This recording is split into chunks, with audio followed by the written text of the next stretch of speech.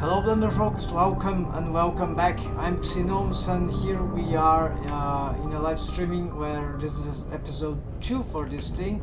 I really don't know how many will this take. This shouldn't be too long. Actually, I want to make this character from this model sheet. It's an OC character, original character of mine. This is the 2D drawings on annotations that I've made for just a front and regular, not so regular pose, okay, and that's it. Okay, actually there's another annotation here with just some another. Okay, so this will be, yeah, because model sheets can be very hard to draw properly, so here's a more natural. I want to try to model this and adapt to 3D. So I've been working on this character adaptation for a while now. So this is, I never tried to model this particular character, at least not exactly this character, but some similar. And alright, so let's continue here. Although I mentioned this is low poly model, actually I'm making a trick that I've seen in some others low poly artwork in CG, that I'm going to increase the mesh geometry a lot on the areas that require facial expressions, or actually more deforms. This would probably be the fingers, certain joints perhaps, and certainly the face, some parts of the face, right, for the mouth expressions, and the eyes, surrounding the eyes. But then in other regions, really, I want to simplify as much as possible, and maybe this will create some strange look to the mesh, right? Of course, there is also the fact that we need to find a way to solve the mesh topology, right? Because then if we have these highly divergent mesh densities, regions, then how we collapse the yeah, you see what I mean, the vertices, the edge rings, so it can get messed and bad for animation if we don't get good mesh topology. So currently this is our exaggerated shapes, so, and this is part of the character design, and I was fixing those face loops here. Of course, in part this is experimental. I have some experience already with some ideas, so currently, differently from the mouth rig live stream that I'm making in parallel to this one I've just started yesterday, if I'm not wrong. I'm trying to make those face loops all around up to here, maybe even around this edgy point here. Yes, indeed, even here around, but now it goes even below the, so the last one will be here, but actually yes, it makes sense that this goes below the chin, so that's okay. The idea here is that we'll probably have to make a lot more here depending on the requirements of the mouth shapes that we want to develop from rigging. So this is not for now. But yes, I intend to rig this character after this is polymodeled.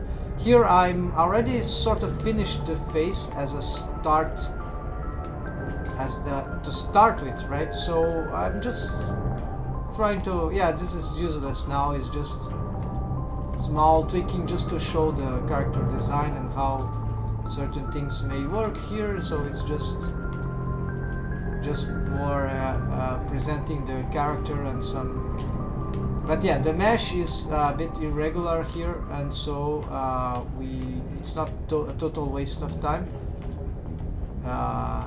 It's like this is on automatic mode, right,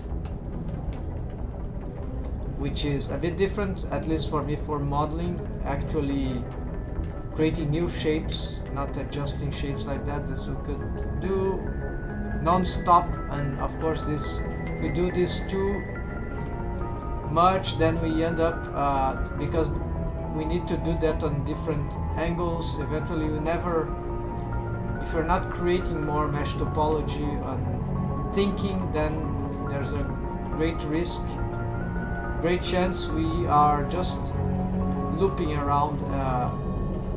And okay, and this happens more of course when I'm tired, or right now sort of not tired, just my day is at the end. So it's also something that I've decided that it's cool to make as a finisher for a day, right? So that's a cool thing. Modeling can be, at least modeling, reshaping models, but no, modeling too. Let's go for the real thing now. Just after I tweak a few more here. Alright, so I'm still thinking how I'm gonna make the hair for this character, because you see her hair is very spiky and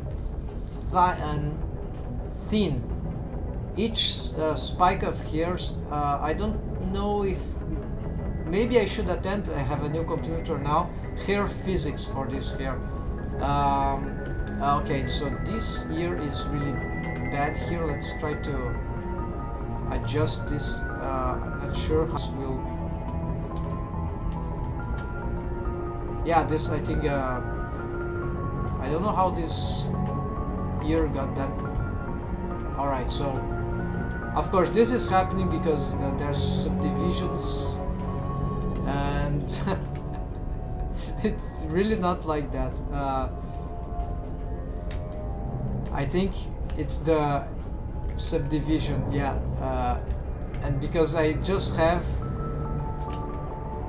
yeah, I don't have enough face loops here. I don't want to make an additional face loop, but apparently we'll have to do this, otherwise this will be very bizarre.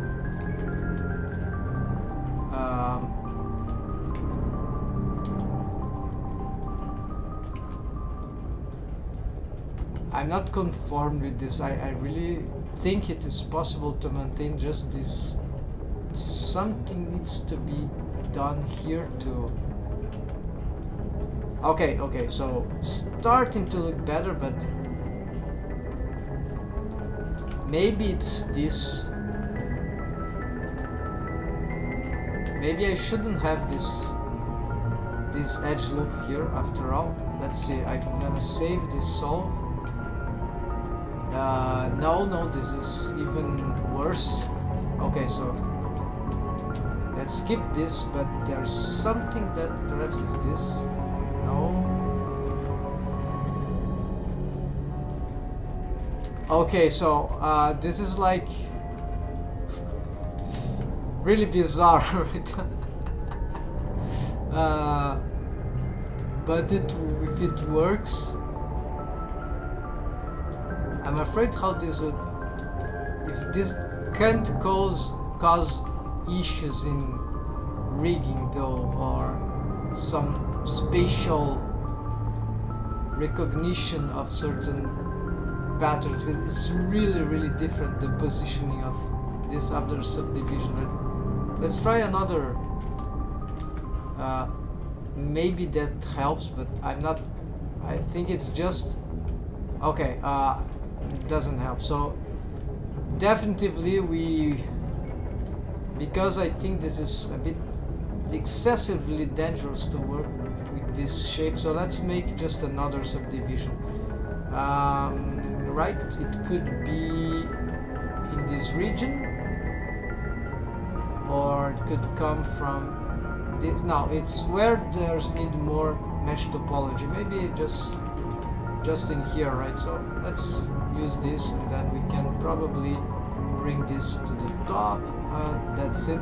Then the eye, I was having some issues solving this because yeah, I tried to accelerate the process, but it takes time to shape this, and that curve here is a bit complicated to do with the vertices that I was using for that.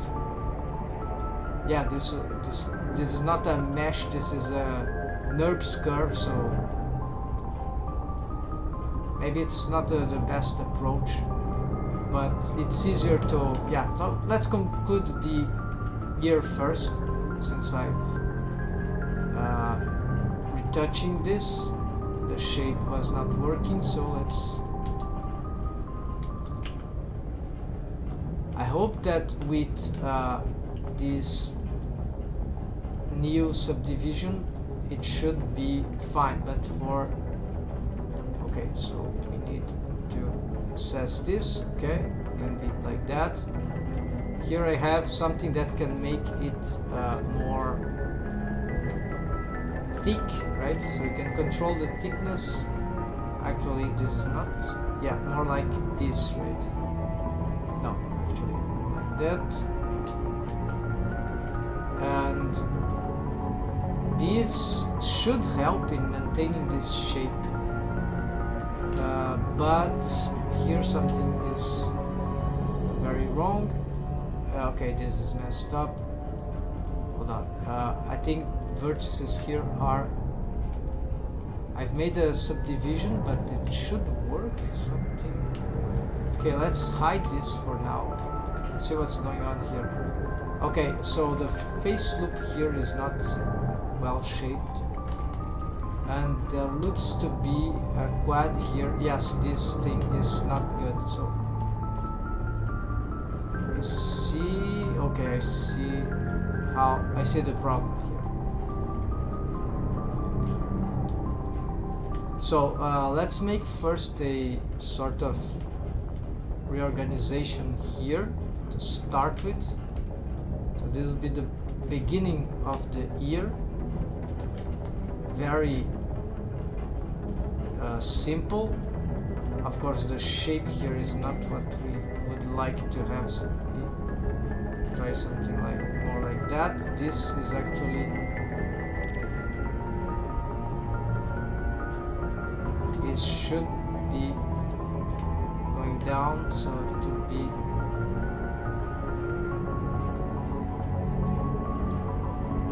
something like that. Now,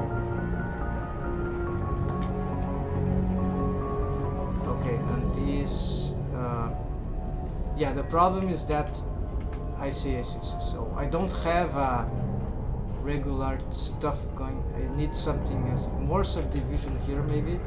Then this loops around, so, and this is the protruding one actually. This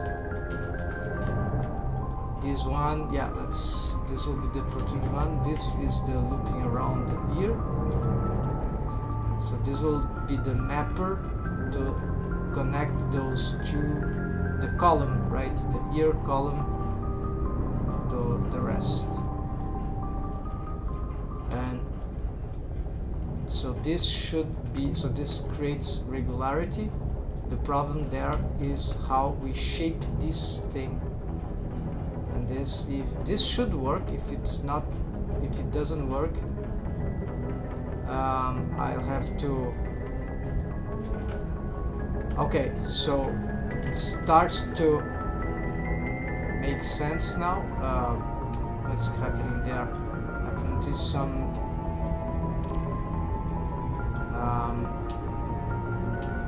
stuff. Yes, now we have new geometry, so we don't need to rely on certain things there. Here is still a trigon, so I think I forgot to... yeah, here it is. So let's merge this. Let's... the ear isn't like that, so this is wrong. It's a trigon, so let's connect something. There's nothing to cut here. Here this goes all the way down, that's fine. This can... yeah, okay, so this is fine. Then it's just that here we need to have this continuation from here. How we do that? Maybe just create a loop cut here, and then we need to dissolve this face here. Now this loops from... yeah, not the ideal loop. Well, actually, it's okay because this is looping around the eye. So it's just that this seems to be going to the top right, but it's not. So never mind, that works. So no need to be no need to care about the orientation. So now this starts to work better, and here of course you need to develop this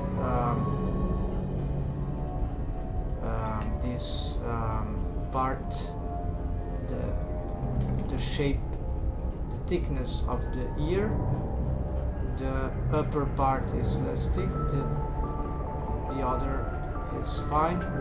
We can certainly end this in a pyramid shape, because actually what I'm doing here, something like that. Actually, don't need pyramid. Just get this face here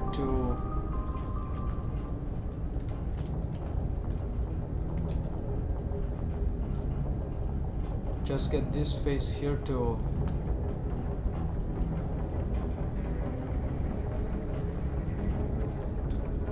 get reduced, collapsed. Oh, there's no. Okay, there's no face there. Actually, correct. Another option is to inset face. It would be more organized, but this can work too. So no need to. Remembering this is low poly. What is happening there? There's some subdivision that is going crazy, or not? Yeah, there's some wrong subdivision here. This solve edge. This is not. This face loop required or unrequired? We'll see. Dissolve. Most likely, perhaps. Yeah, it's required. Okay, so it will be like more close to the beginning, and here we do this. So, and this looks like it's too thick here. Okay, the shape is still not exactly how we want.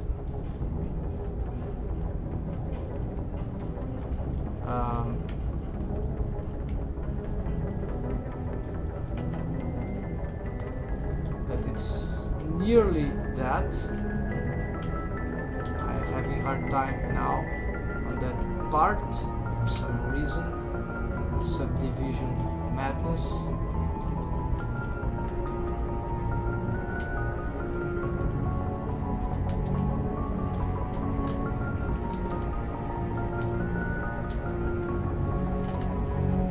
My edge disappeared. Okay, there it is.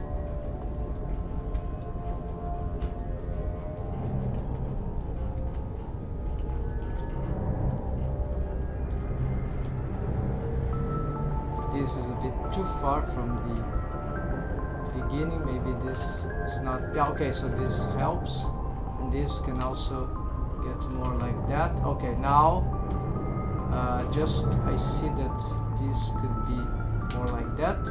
Of course, if we check the character design for first, this is not working, but my drawing was not that good, so actually I recognize this is probably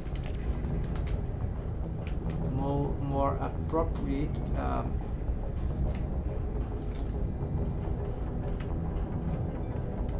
Okay, trying to match just a little, but it's not.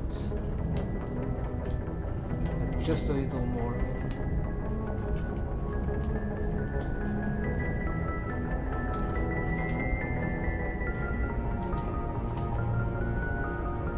Then from side view, it's also still very bad.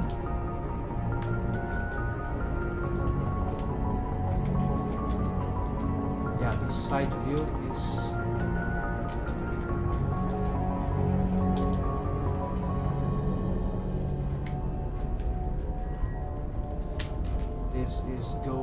this goes more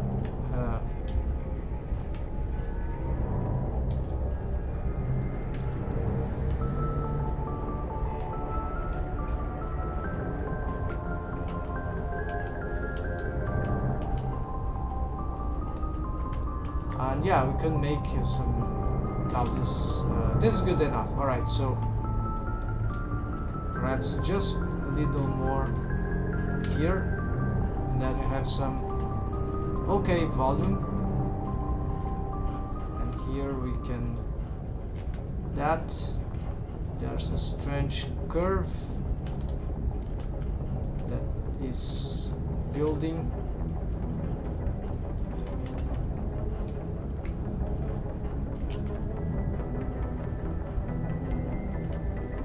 That part here still doesn't look as good, even though I keep trying to make this thicker.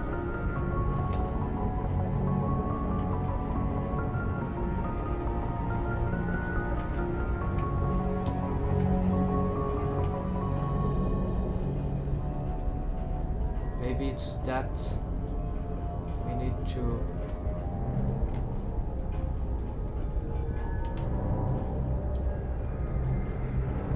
one, 2, 3, 4, 5, 6. Oh, I see. This is maybe this is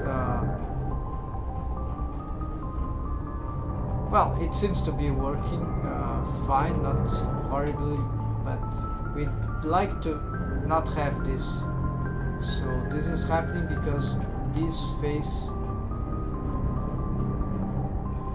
loop is going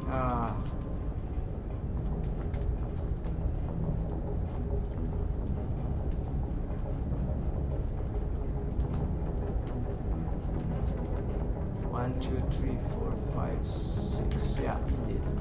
So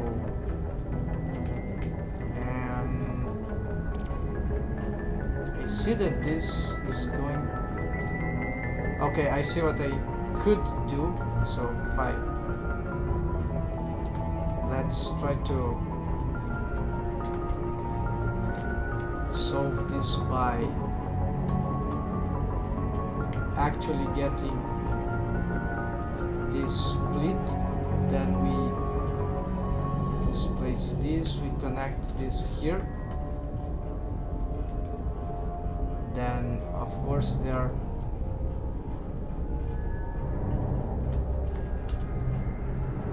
we don't have geometry for solving this thing yet.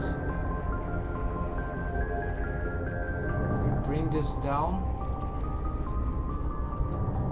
Let's hide this for no, we can't hide that unless that we recognize this. Okay.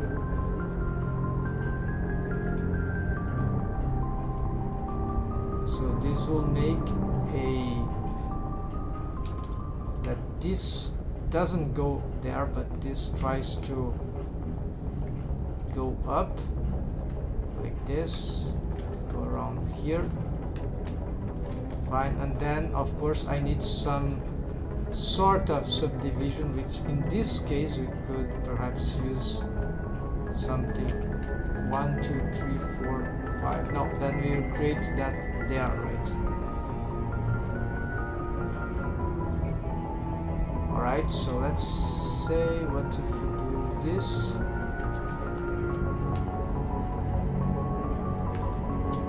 Merge at last, then we kind of got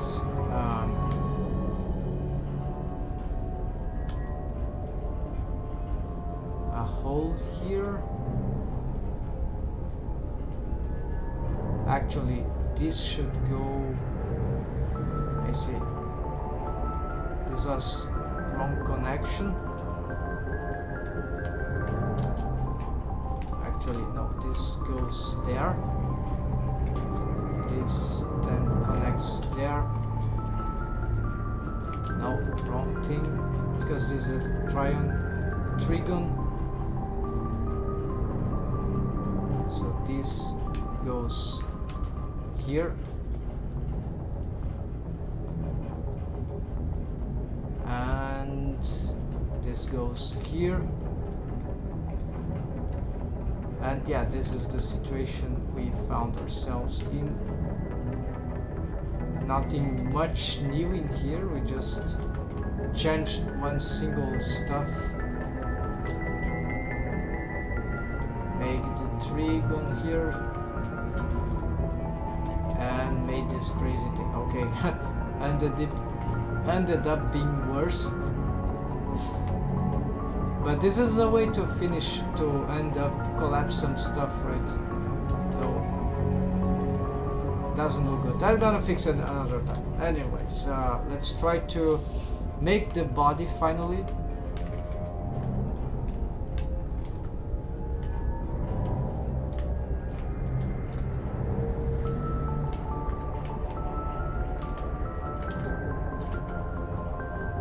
Yes, let's assess the body after we smooth these things. We're going to the neck. This will be relatively fast because I hope, because yeah, I'll keep the mesh topology. You'll see I'm using some references from memory. Here we can probably try to, yeah, so I'll be using a method for the limbs that is just maximum usually just four, like so. If you have just 4 faces, actually maybe it's not good enough, so there'll be a for the neck. Let's see here.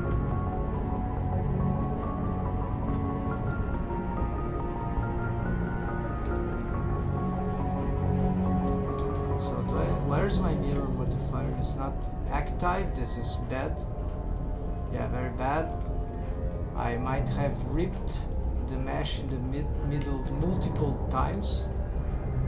Let's solve this if it's still possible. Okay, so just here, then there, then there. Okay, so because it is merging in the center, so shouldn't be a problem, but we see there were some problems. Why I couldn't select this?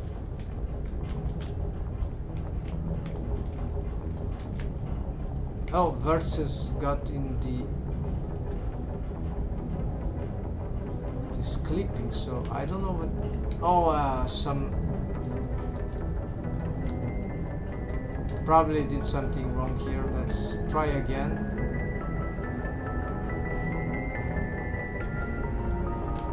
Okay, still not fixed.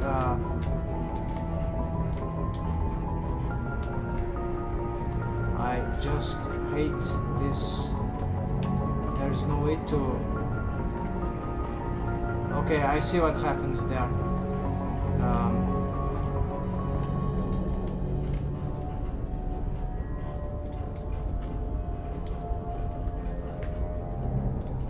Okay, this some part of the mesh there got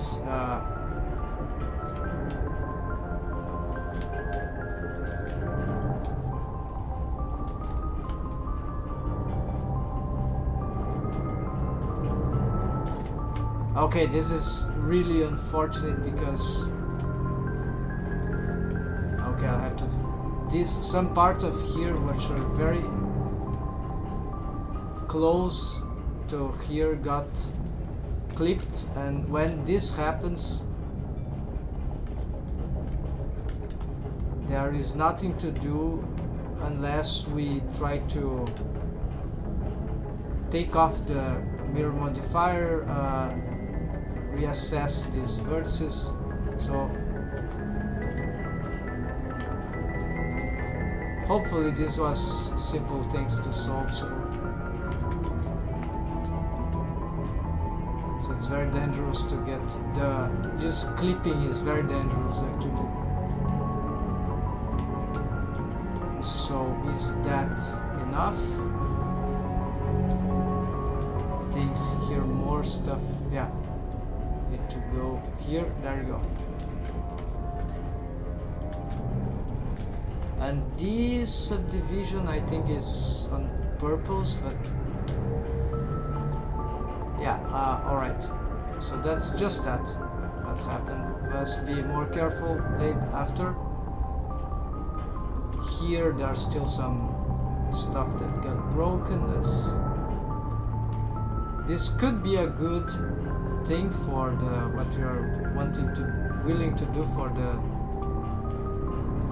for simplifying, right? But we'll see. So the neck will be very thin for this character design, and we'll try to make it as simple as possible, right? So I'm not sure where I start collapsing this geometry here, but we'll absolutely will require it if we want to keep this simple. So here already was tempted to do a bad solution, right? So here is the dorsal,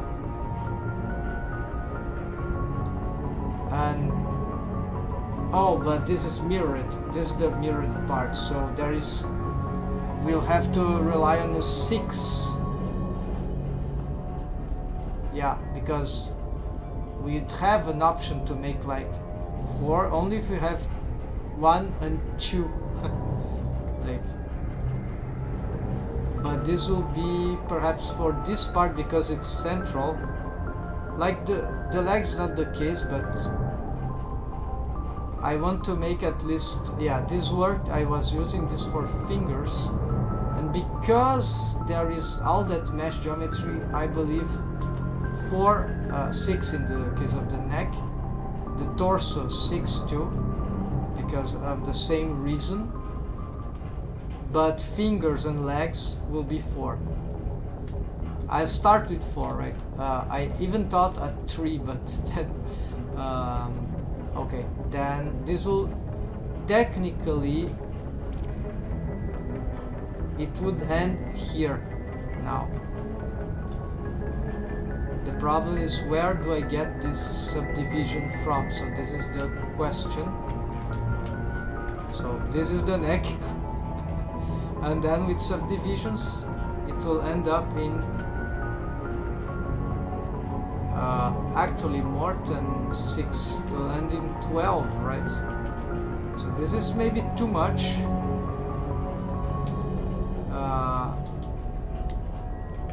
For what I wanted for low poly, so let's try 6, right? Kinda crazy. So we need that, we need the front, but we don't need that, so we can collapse this with this and this with this. Okay, so the neck needs to be like that, right? I mean like that.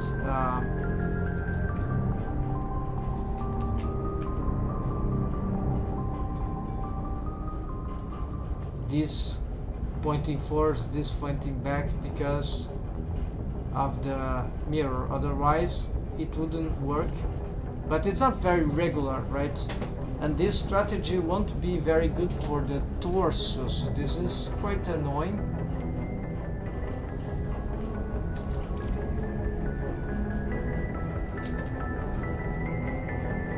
The torso being frontal, it will be the side, and it will need to be, we'll have to make a decision, and then it will affect the arm ultimately and the legs. Yeah. So this is not that great choice. I think we'll give up on this idea, at least for this model. Then we'll attempt things on another. Yeah, we'll try that story differently later. But let's play with some of this geometry here, at least. Maybe the collapsing thing, right? So dangerous to make a quad in a place like that, so let's perhaps act a trigon, right? Let's try to collapse this in a less critical region, so we dissolve that for now. We will collapse perhaps in some place like right before, right? Could be here. So, but first let's see what we need to collapse, right? So here I already see something, a requirement for. Okay, so this is our center. Okay, so this is our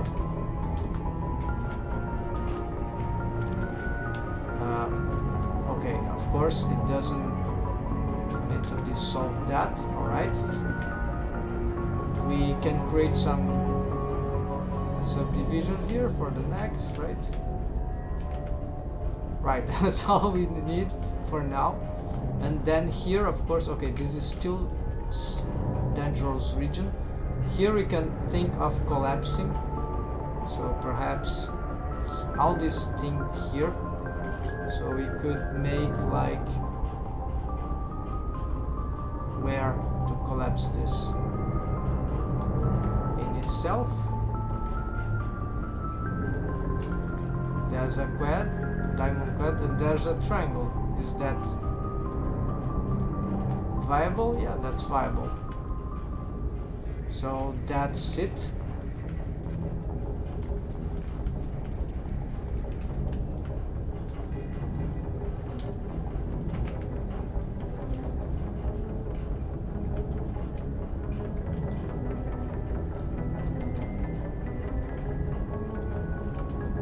Still having problem with this mesh, but okay, that the subdivision, right?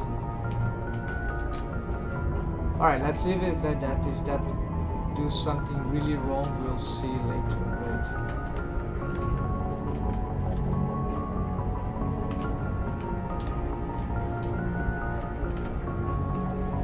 Alright, the shape looks good in the subdivision, so let's continue the model. Of course, the neck is we spent so much time in the mesh topology that we didn't look after the shapes. So the shapes would be like that. Do I need that subdivision there? Yes, we keep the subdivision because it's a marker that, oh, this is a critical region for me. So this a deforming region that will require special attention, but just that, and hope that will be enough. Then let's continue. The neck could be really like that, and here then it starts. What about the shape of the neck? Is that enough? Yes, I think that's enough. Looks good, but I'd like to have a bit more of, yeah, let's try this. Looks cool now. Maybe slightly too tiny, and it could have some small reshaping, right? Some mesh disposition. Good, okay. And frontal view, of course, it also looks pretty bad.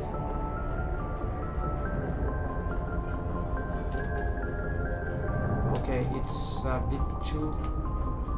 Let's try that.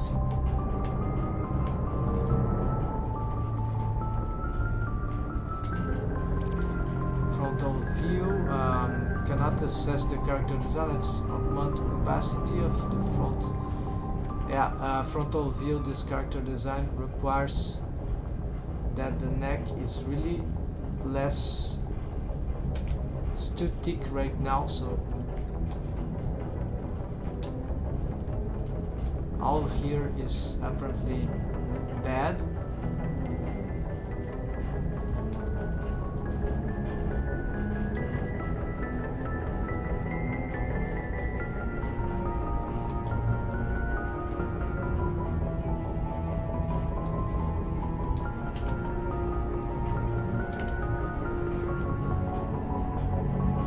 Okay, it's not the character design, even it's not very well centralized, but that's not a big deal. So okay, see how the neck gets theme. This should be okay. Let's see. Okay, that looks good. Now frontal view still not satisfying enough. Just a little more. Yes, okay. Now that's in here too thick, so.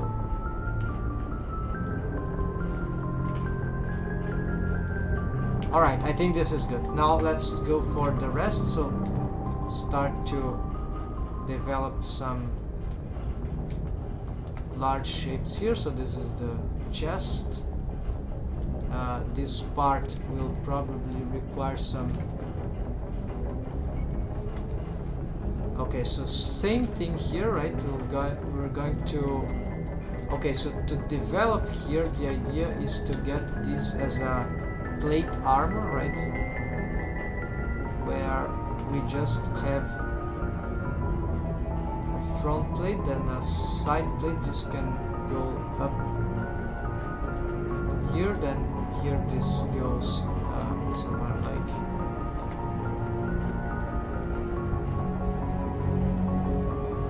Okay, shapes here we don't know yet, but we need a space for the arm, right? So it will be a square thing. Here we don't know yet, so if it's the base of the neck, maybe it's good to have the collarbone or this area. Maybe it'd be good to have another subdivision here, just to mark that we need this, but this actually could go lower. Here it's okay to have this, but I think it's too high here, so let's put that down. This is why I've made perhaps. Okay, maybe this we can develop here. The shoulders is very important, so we don't know I don't know exactly how they should turn out to be in this case. The mesh for the. Okay, so then from a side view. Let's try to build up the back. This thing, of course, there are more parts of the character which we don't see exactly now.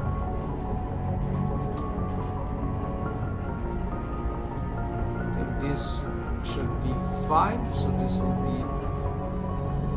The character design is a bit exaggerated here in this curve, so we'll have to make some shapes there for the breast region, but for now we ignore. This could be that region, and then here we could use something like that. Still the torso. Now we are starting to develop the area for the legs, right? So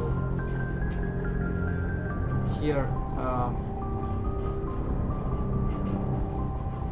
let's see, according to here, this sounds okay. This area could be, as I said, maybe a bit exaggerated. Okay, then from front view, it's unclear if. Okay, let's get the front view.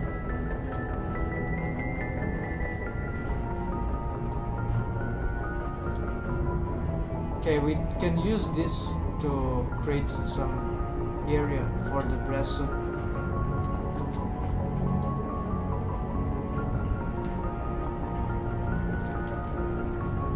Okay, do we actually need this, or okay, connect here already? Yeah, so maybe we could have this for the.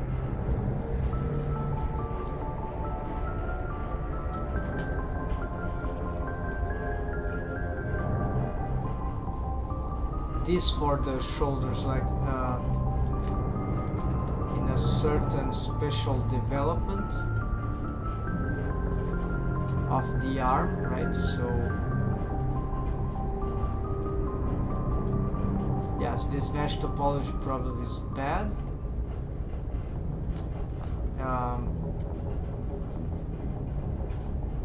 Here we got here.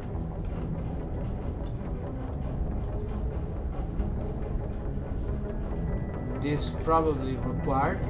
Then this goes from there. Okay. This loop is fine. We don't have mesh topology to make a loop like that, so that's just like that. Here there's just 4. Okay, so we'll try to. Okay, let's keep. Can I do something else from this mesh topology? I'm afraid not. So I'll have to continue develop the arm on the shoulders from this, which sounds like, unless there's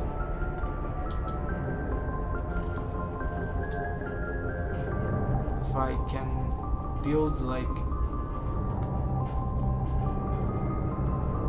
yeah, there is still some chance that I make some sort of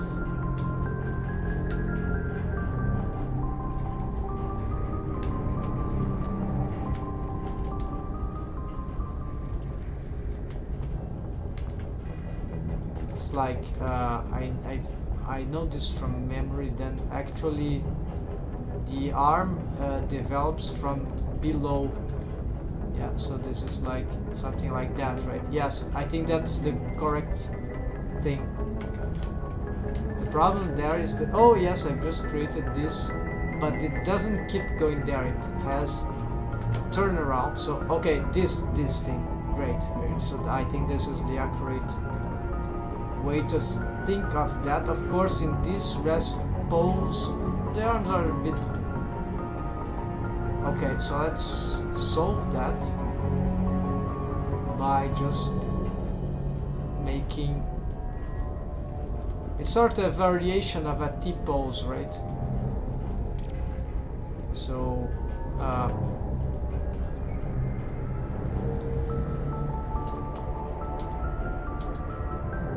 Right, this we can probably got it in some place like that, right?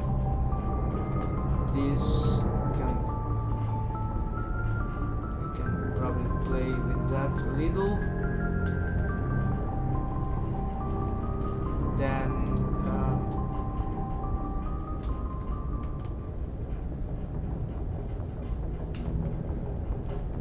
we could play with that.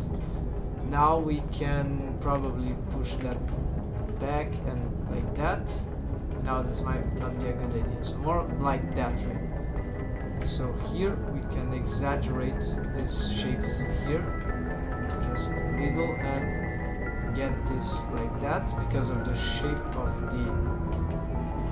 Right. Then I picked this, and now this is probably what we were all wanting to look at. So here, of course, let's develop some anatomy shape here. Except we need probably this to go down here. We can help this even more. And now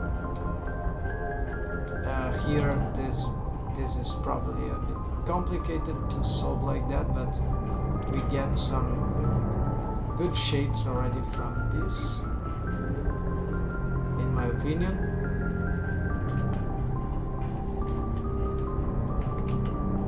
Here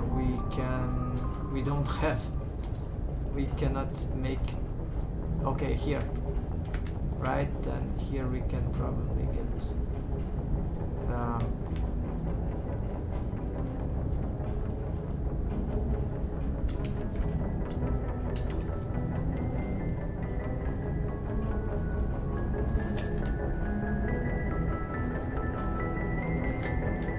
the areas here is the hips joints is another problem for everything, right? But it's yeah, just a little tough process to make about it. It's actually looking pretty good, right, on this. And then here again, I need to assess how I'm going to develop this.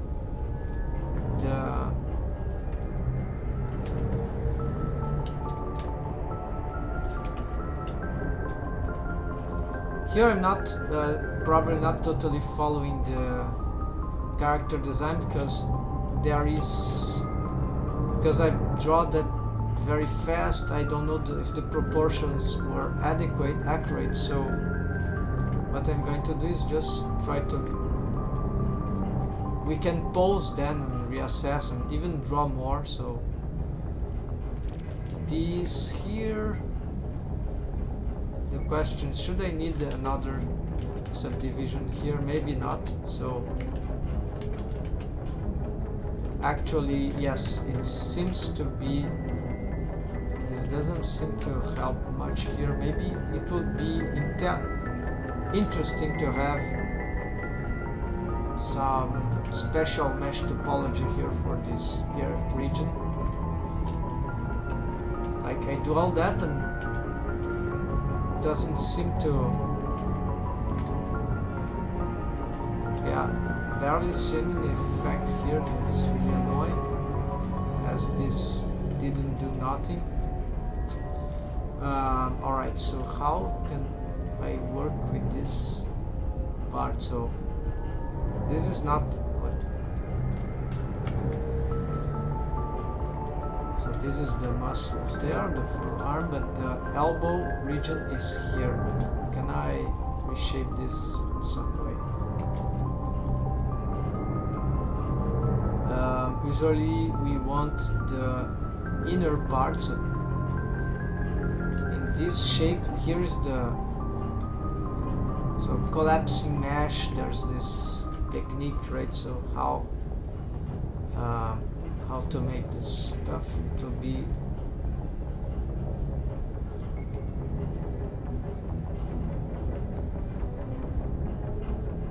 something like that. I think doesn't even make sense with this little amount of mesh topology, but in principle this face here, while this thing rotates, right, should collapse like that. Well, about this thing, we can dissolve, and then it's could be just like this, right? So trigon, and face here to collapse. And this is just the and then here we expand this mesh. Let's see how. Not good, but looks like shape here is getting a little better, at least.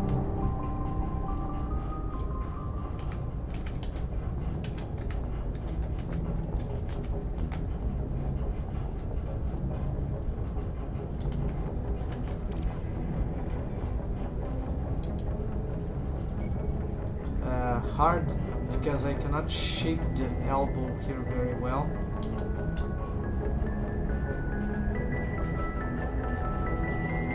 It should be somewhere like there.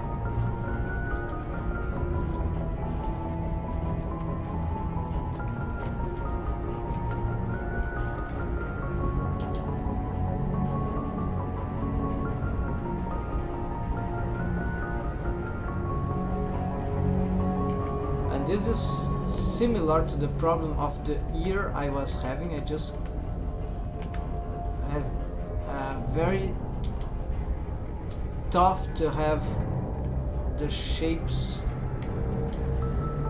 developed like in this subdivision. Maybe this helps.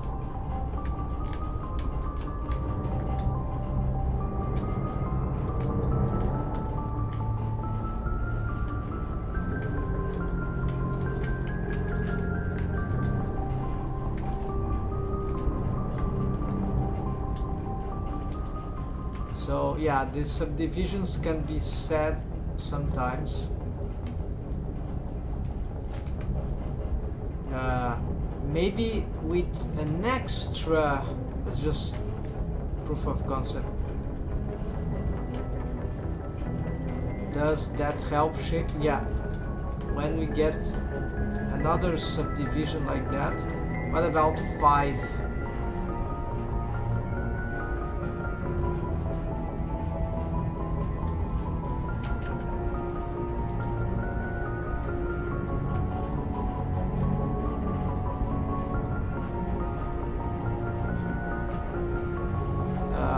Sounds more accurate, right?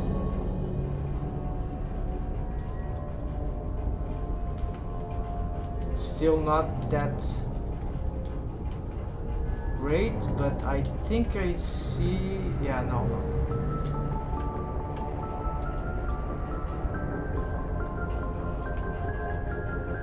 Yeah, it did slightly improve, but I think it's the next level would be with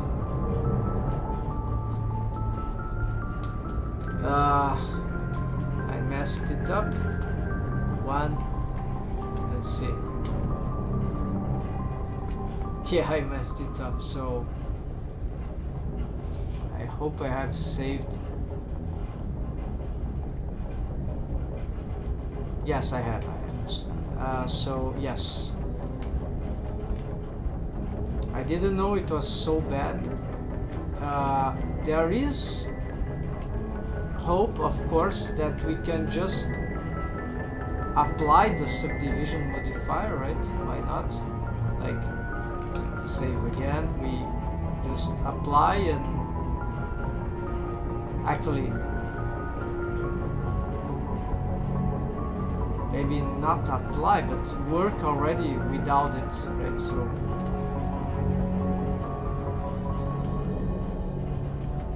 right now I don't have it. Let's see.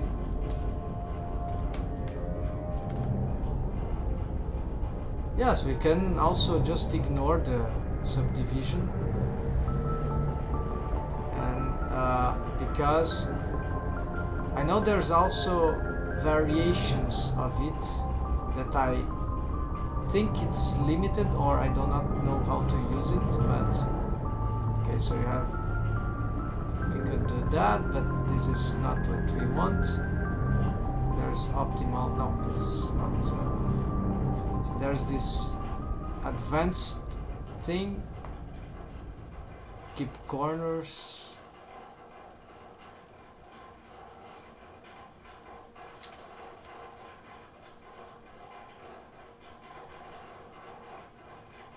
Quality,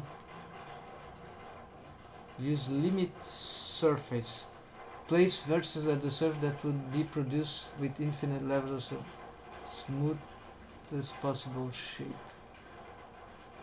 Oh, I see.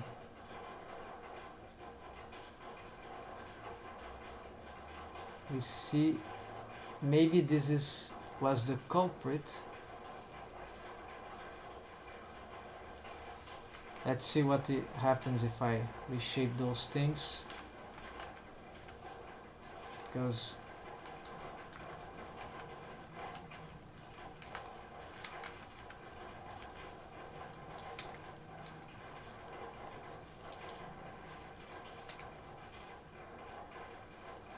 aha. Okay, so this is even with more quality, and those things maybe don't help, or I just don't know how to use boundaries, keep corners, use crease. I don't know how to use crease, but yeah, I know some, we could test that. But now use custom, interpret existing custom in order to result image. Okay, this I don't know even less than use crease. But boundary, include corners, all. Okay, so nothing helps here. This helps a lot, so maybe this is the way to go for the style I'm trying to achieve. Yes, it's more accurate to the low poly, right? And if we turn it on, okay, turn off, okay. And then I'm curious about the subdivisions because, okay, no, this is continuing making this good subdivision here. Alright, good. I didn't know about that. Got indeed some improvement.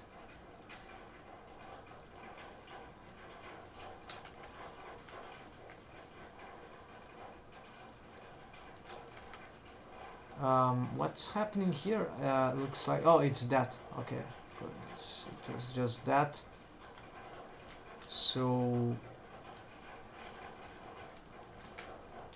yeah, here with that it's, we can still see, but look how much I need to.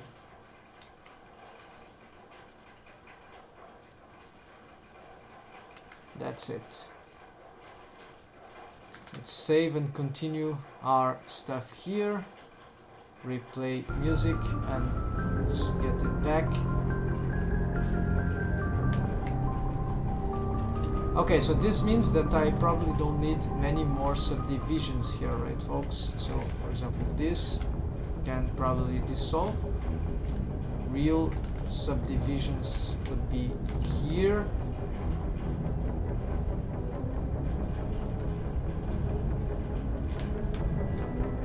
Actually, maybe it's important just, but we're maintaining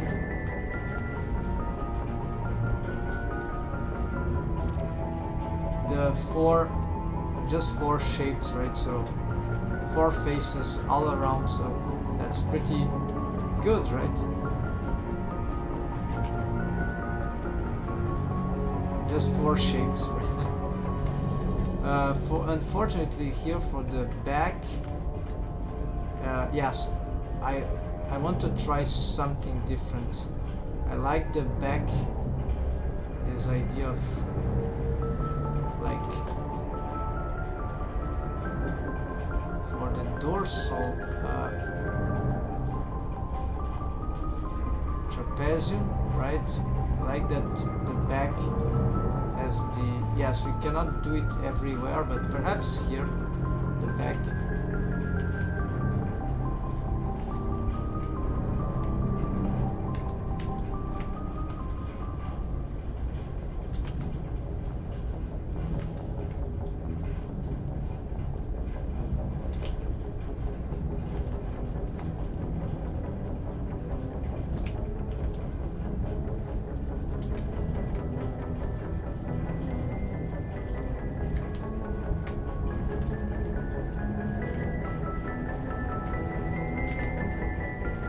Yeah, here should be a bit careful. This shape is slightly complicated to get here. Alright, so the shape of the back here is...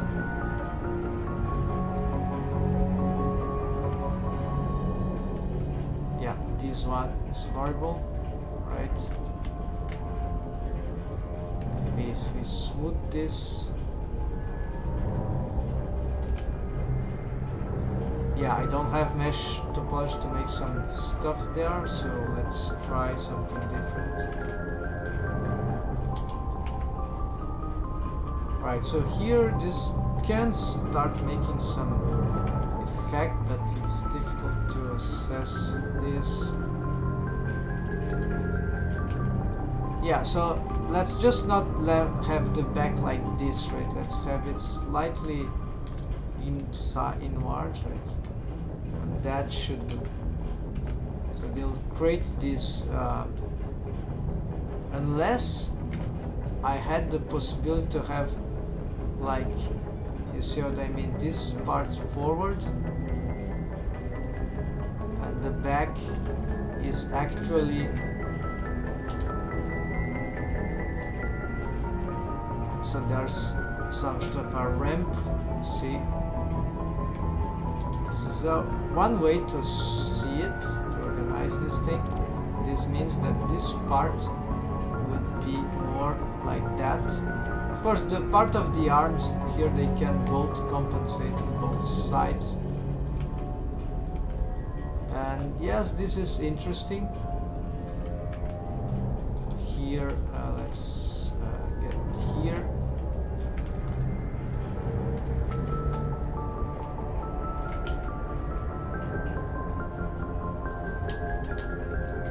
Yes, I kinda like, but let's get back the model sheet, otherwise it's very hard to...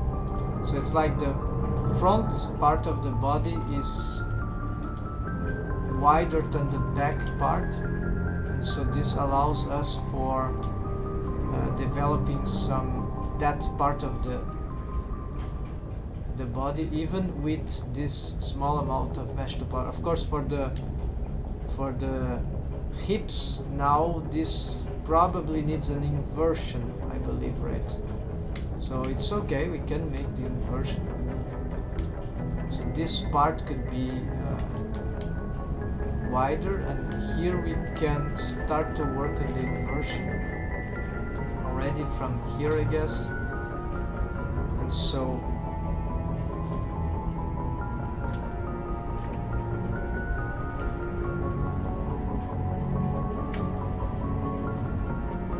let's try to smooth this out.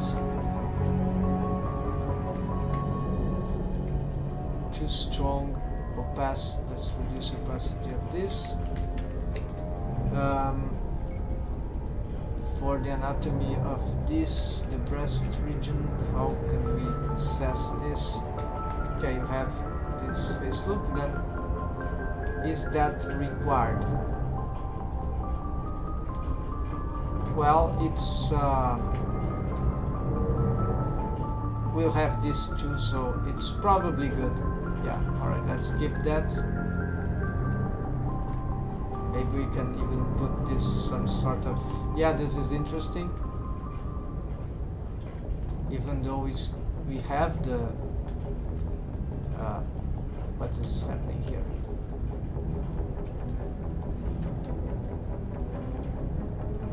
Even though we have this edge loop here, face loops here, having this could be... Yeah, actually it would be here. So we don't need really that to be doing this motion. It could really just stand there though. So the advantage, I don't see yet an advantage of this face loop here. So this one here,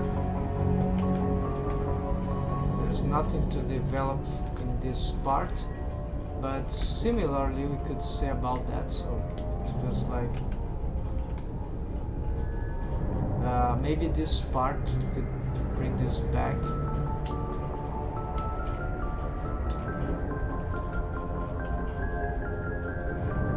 Yeah, this part is a bit terrifying as it is. Let's try to just compensate with building this thing backwards, like pushing those mesh like that, so it gets more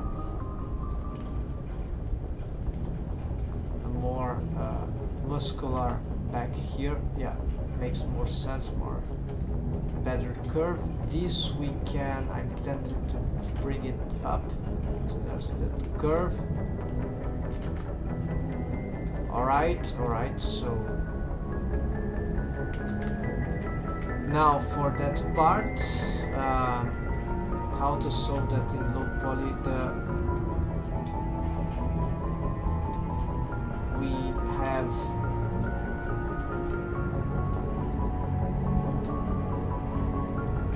okay, I see. So we have duplicate here. Then let's do some subdivision of this. So this will be our actual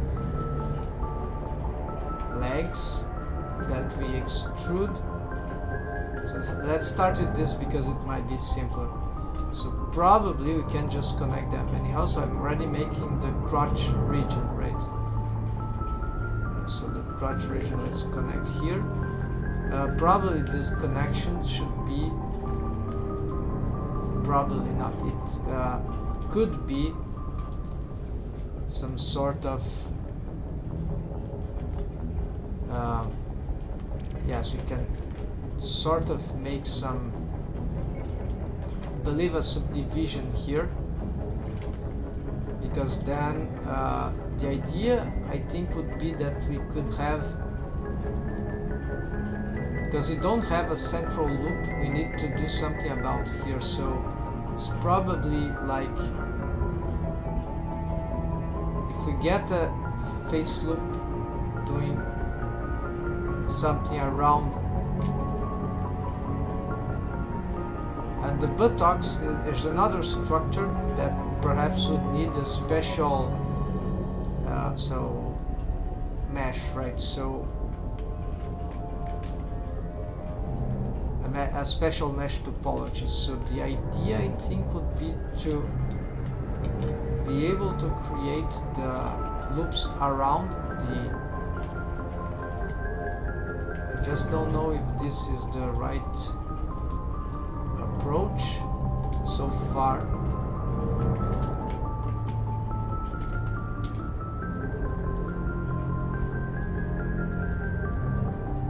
This sounds okay. Then here,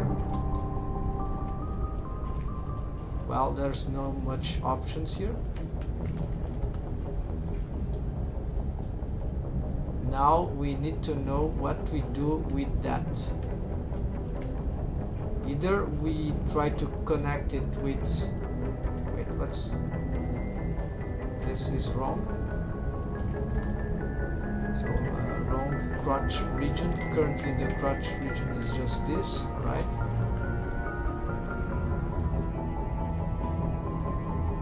So either this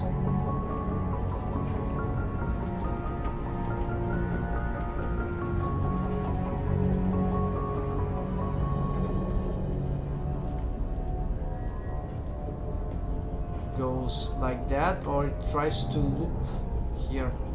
If it tried to loop here, first we don't have, let's try last. So now this will be, well, it is looping, so this is not that bad, but then what we do with the rest, well, we just try to do that, and then here do that, and then here do that. But then is this good mesh topology for that part? I see that we have this spike there. Yeah, this is very inaccurate.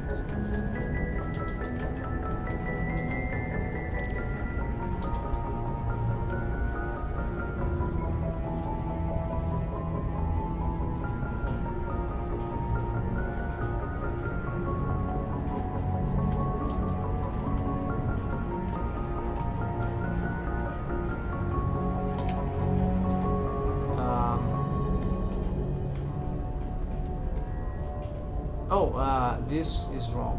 Hold on.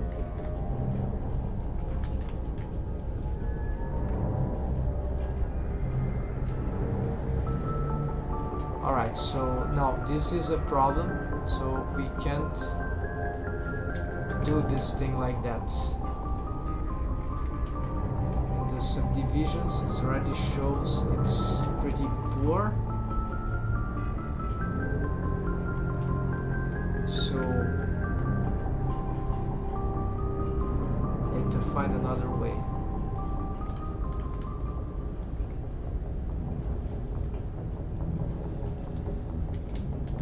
So let's delete this face loop here, and let's make, delete this edge.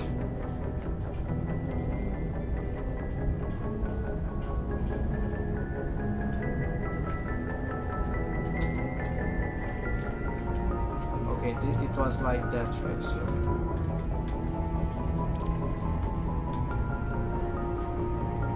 course there will be clothing and clothes and other features. Then we don't need to solve this in a perfect way like it was medium poly, but I'm tempted to. We probably required some extra subdivisions that would then,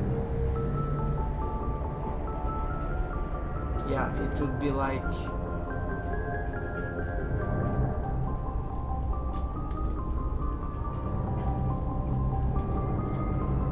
okay, so we can try something like that and then attempt the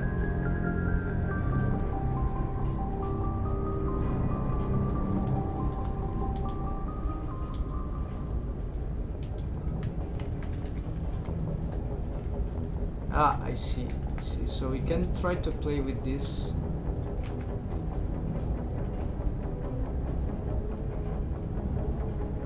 Then perhaps here we can have some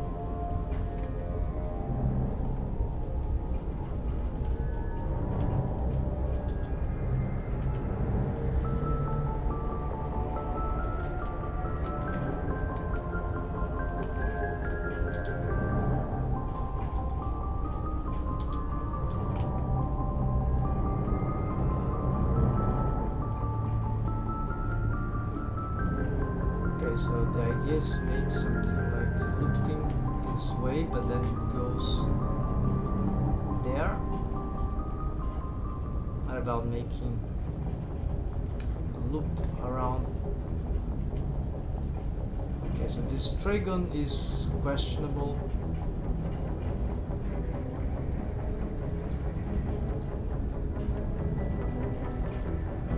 I started to develop something interesting here. So this is not looping very well.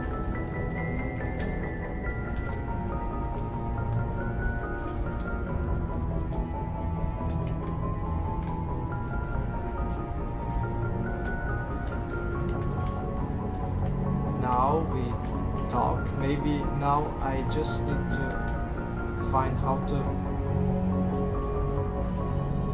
Okay.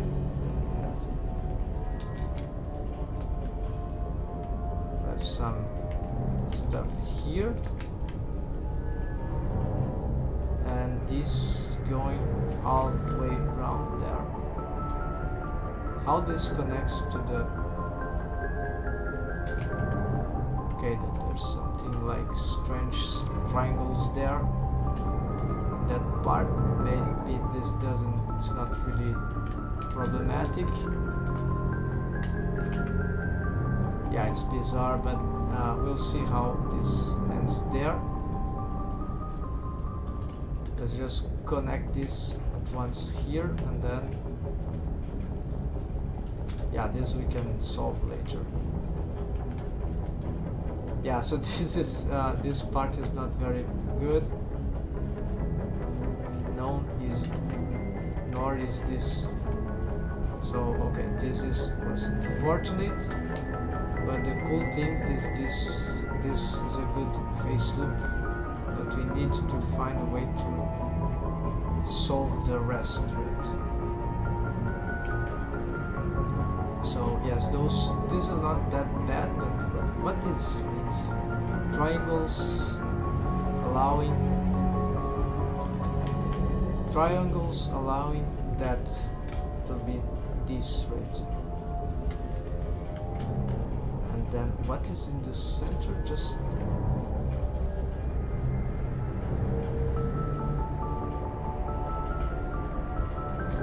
1, 2, 1, 2. Disconnects in the middle and go. Okay, but this is the buttocks. don't have the same structure there, so it is not the kind of, this may work here, but here we need something different. So even though this loop is good, must consider differently.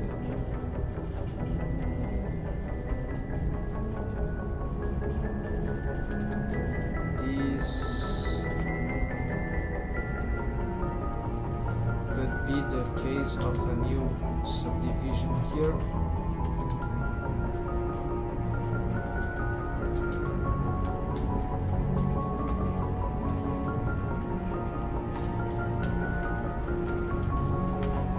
Okay, this is more natural for this part, so it's different, but here it can still loops. It does, this just don't require to be exactly the same structure. So we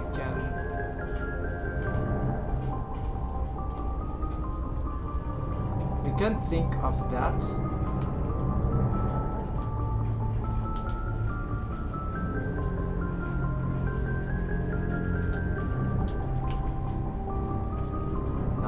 Still not good. So maybe it's just here.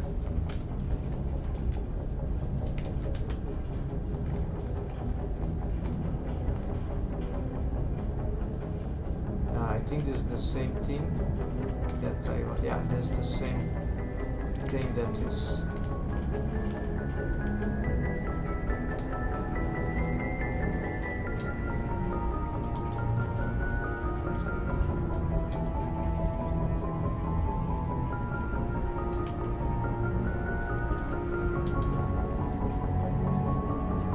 Try a quad here.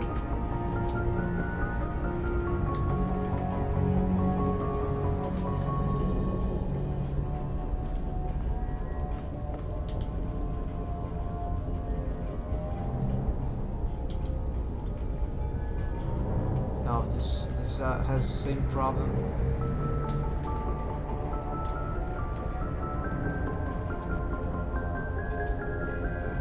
Yeah, whatever face it will have to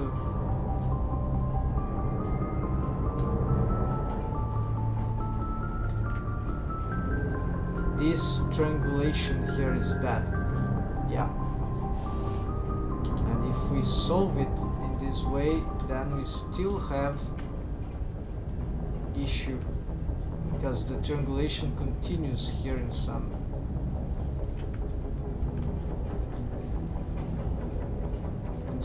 way because of how that thing loops around.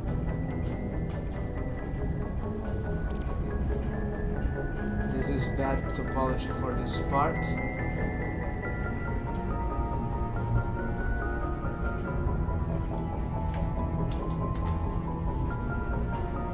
Because then, yeah,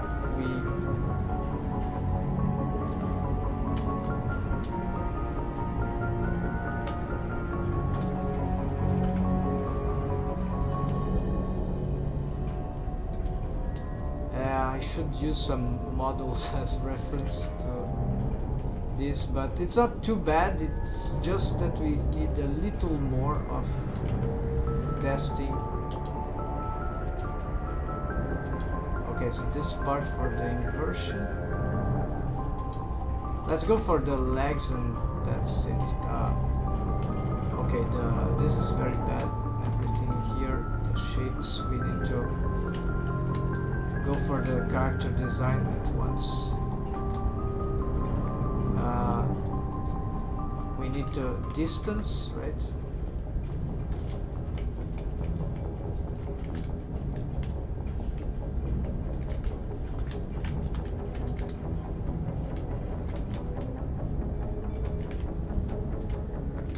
Let's use proportional editing here so we can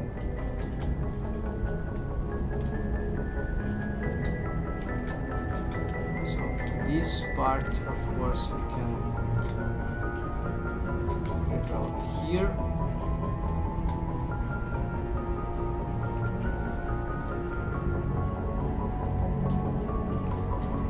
Also, let's work from the side view. Okay, I see that this is much lower than what I was working on.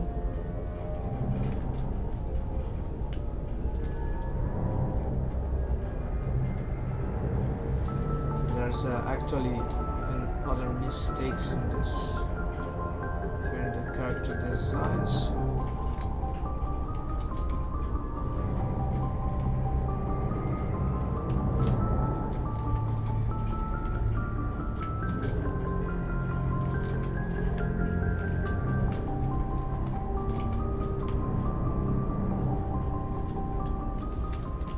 maybe I could use here another subdivision for this area.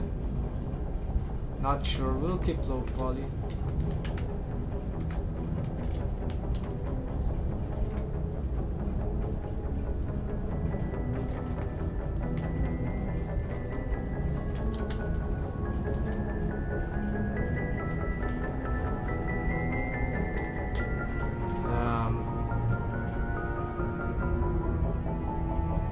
Trying to make some assessment of clothes, maybe. Yes, I see the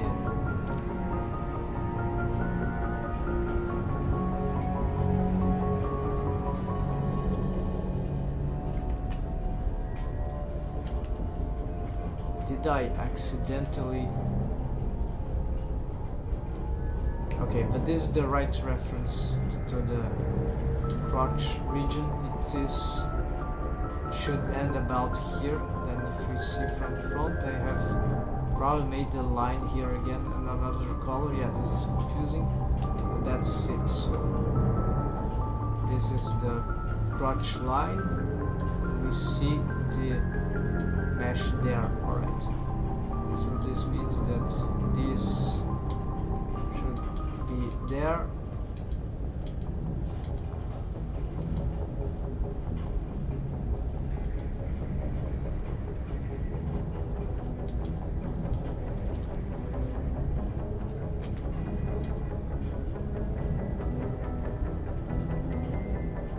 Let's fix the thigh at once. So this is this shape here. The belly or some area here we need to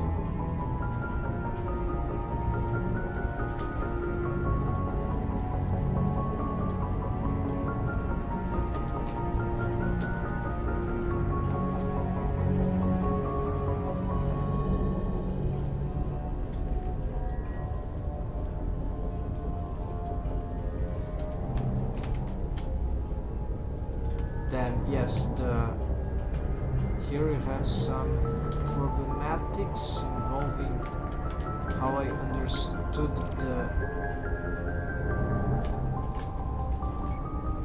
this whole region. Okay, that area is a bit confusing. Now I think it's good.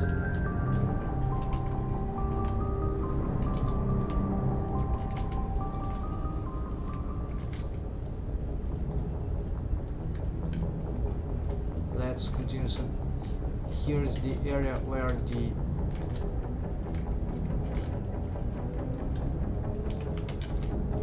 so for some reason face loop not working, so pick the whole face instead.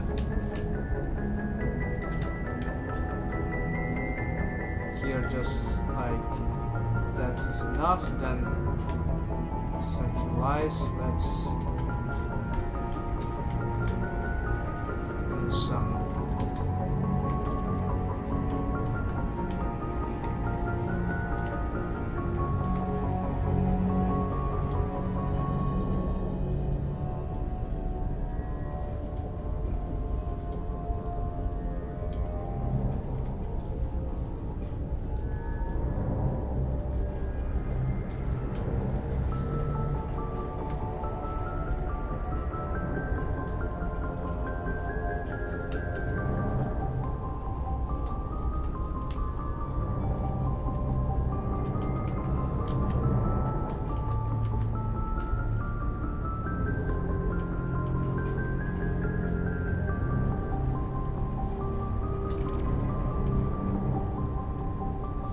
Yeah, so this is the part where there's the inversion, so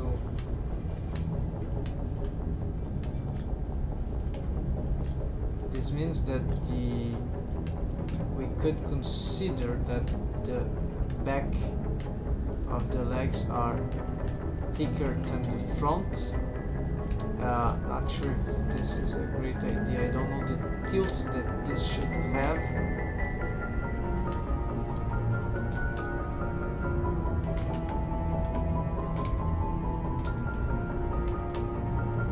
It's clear that I need to do something.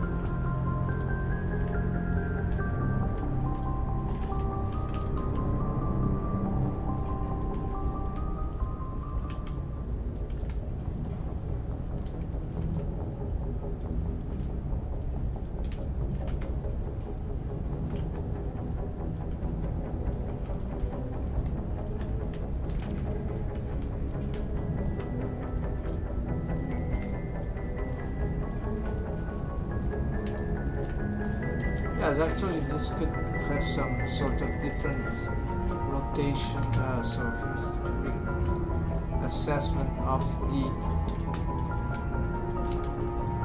joint of the knee.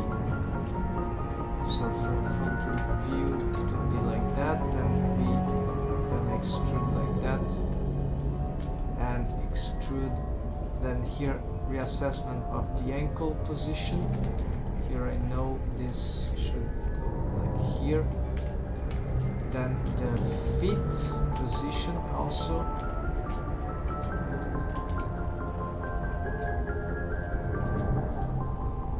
It is much lower than usually I think when I draw the first time.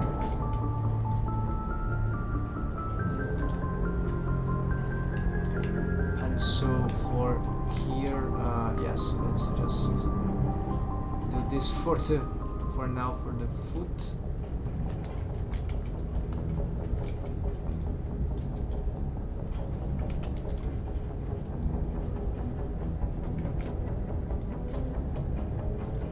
Yes, this ankle joint is here, but it's all strange. Let's bring this back. This is here. Here, probably good to have another subdivision around here.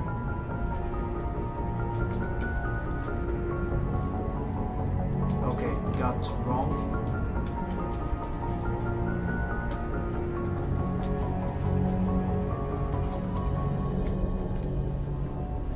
What's happening there? Subdivision not working. It's like what's happening with this thing.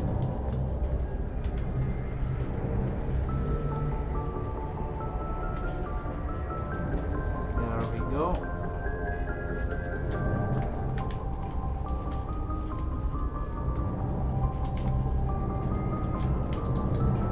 This more here.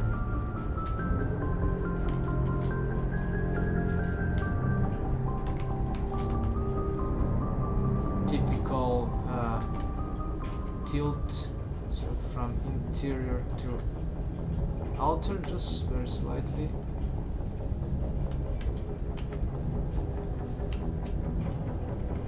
Then here, of course, let's fix the geometry simplest way possible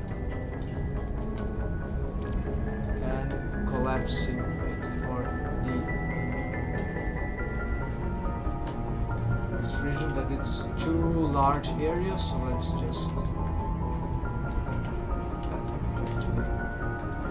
yeah, so let's do that. this can also connect here.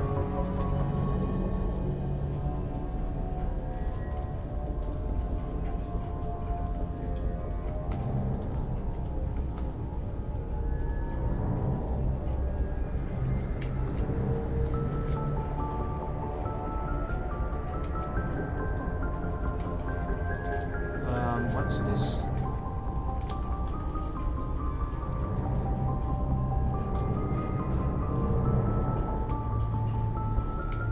Yeah, some wrong extrusion. I hope I don't have some loose vertices anywhere. So let's save and let's select the mesh,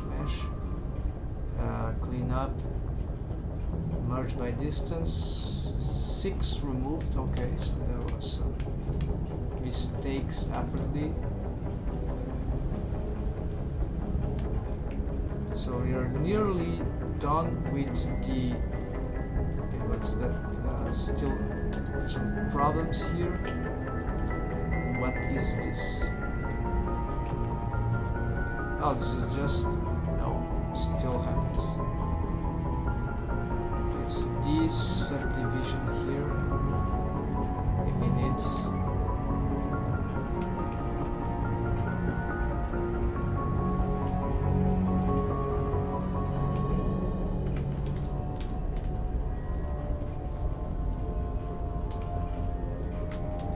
Yeah, okay, something is not liked here. So what about this? Like, or the opposite?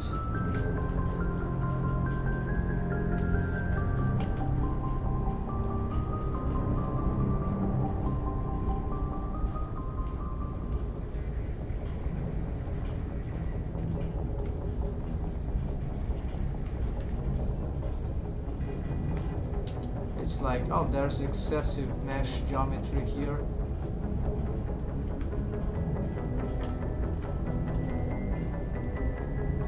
We could also consider some things like perhaps this to create some. Okay, except that it's not working. Okay, so it will be like going from here to here, not working.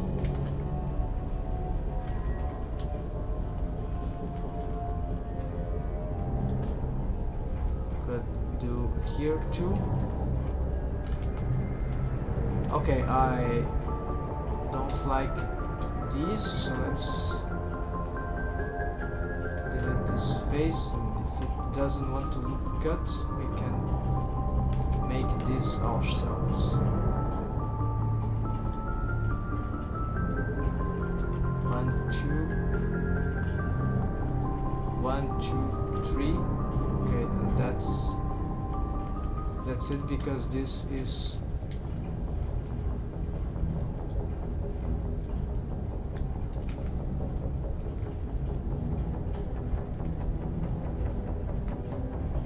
alright. So did we get rid of that white, but other problems arise and we should pull that up. We won't get rid of this thing easy. This subdivision here is a problem. Let's try here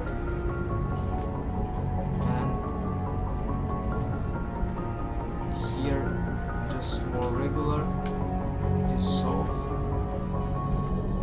No, it really doesn't like what's going here for some reason.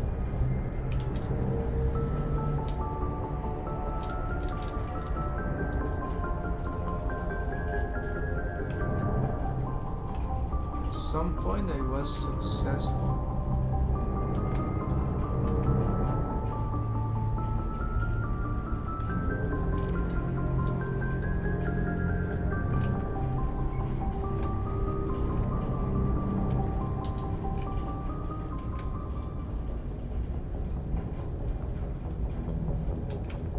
Okay, so basically this, what kind of, this is protruding, so this needs to be sort of a pentagon maybe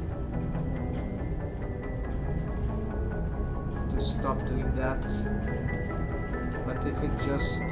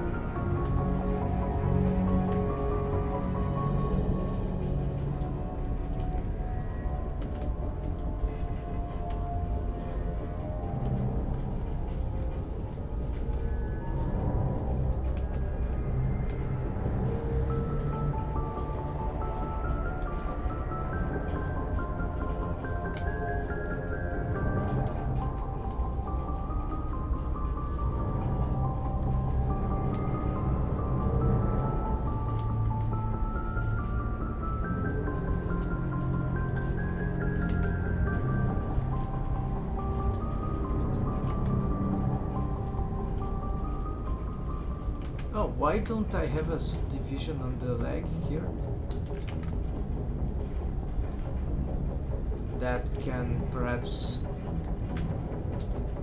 help solving this limitation here.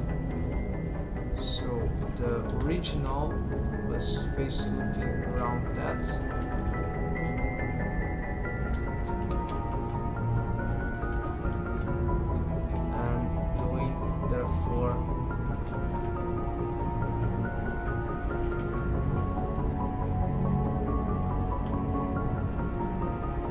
Okay, this is not too bad actually, this thing dying out here.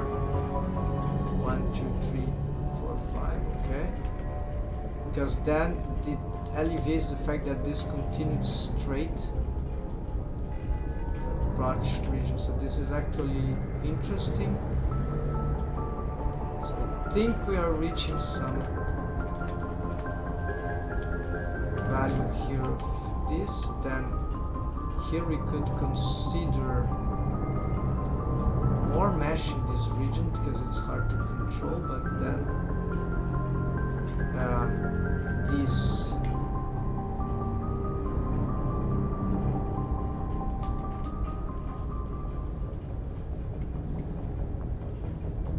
just hard to know where.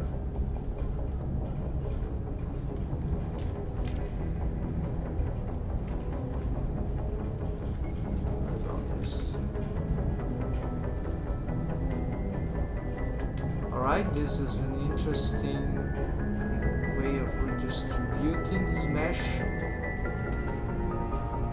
Good. Now this area here is very bad. We need also some sort of triangulation. But it makes sense. Perhaps not this. But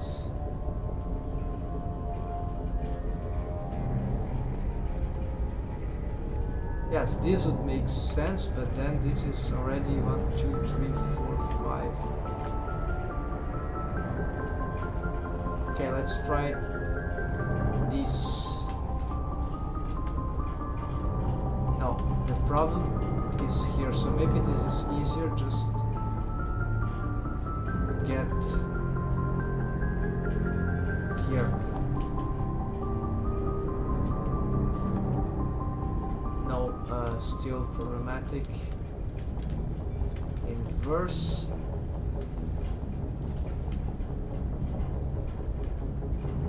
Still bad.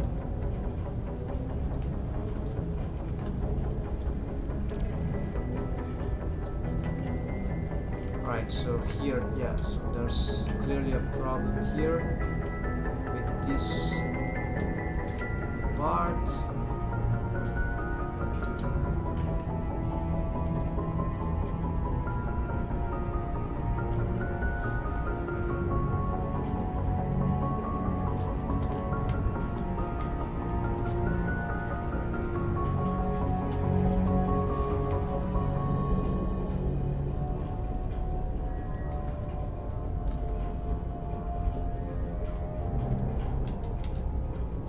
this is a too big face, so maybe we can do something about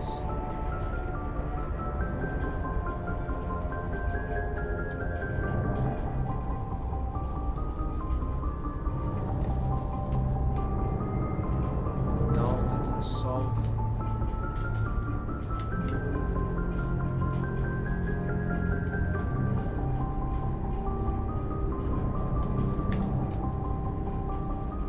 Nearly.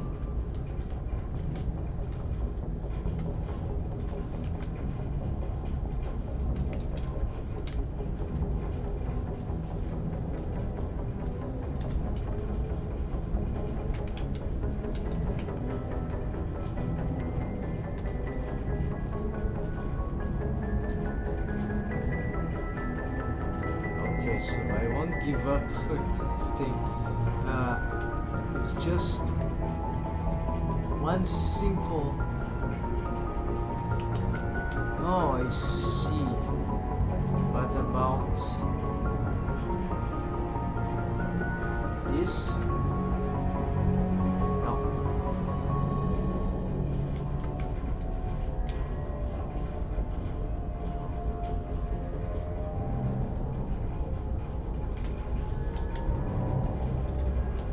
Okay, it's a terrible, unfortunate thing that is happening here, and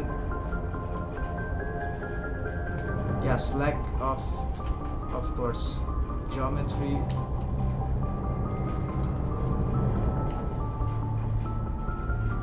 On this part, right? So this is as good as it can until we reach this condition.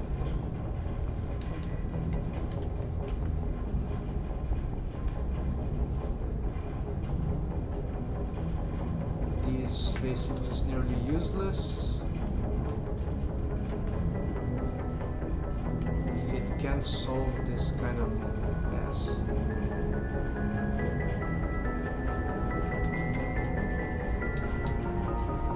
Yeah, so it's something about this facelift, right? So we need to. This is why making this thing actually helped.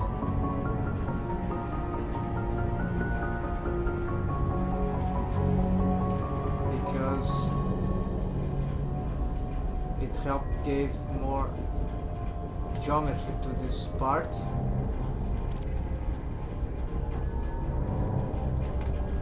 Allowing to reshape this thing in a better disposition. So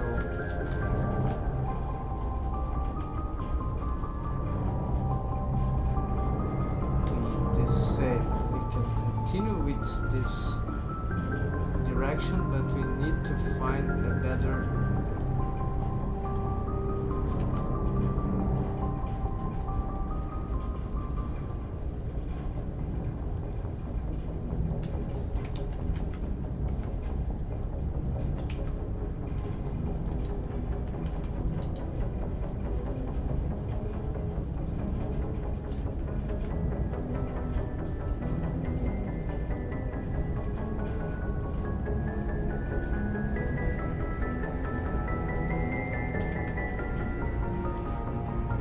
this is certainly not good, but this was interesting.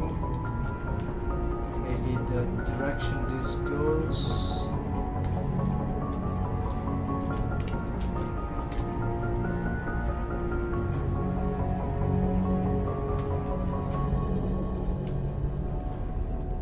Here, then here, then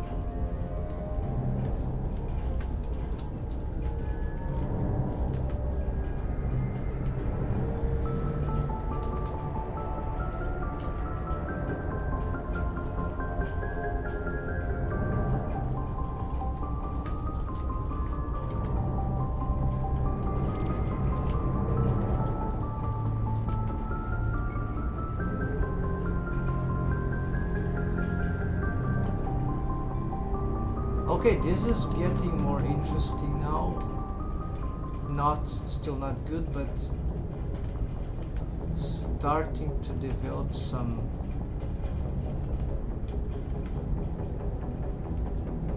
interest. I think this could work if we just tweak a little more. Oh, still problematic region.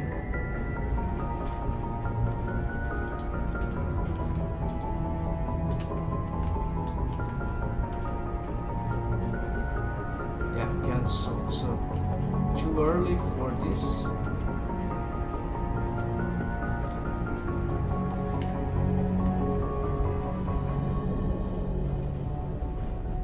This trigon seems to have been relevant, though.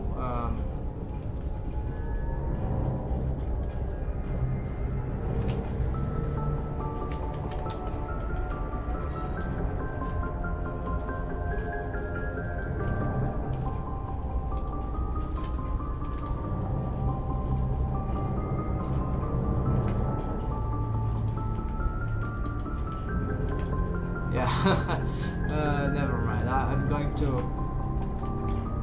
have nightmares with this. It's just a fucking thing, low poly thing. Why so difficult? By the way, there is still the idea that we could just again ignore this subdivisions and rely just on the shapes, right? The real shapes of the low poly, and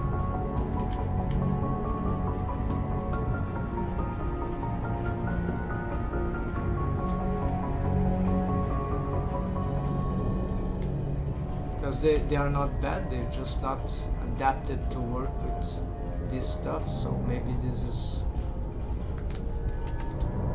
actually acceptable.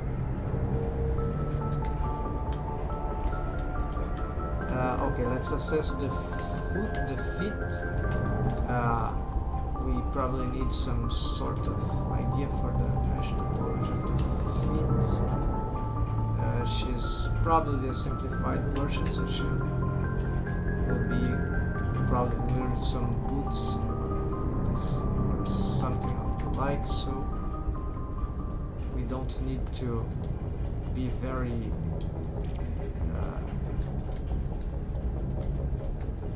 sophisticated here about the shape of the toes and all that. Actually, it's just to be more like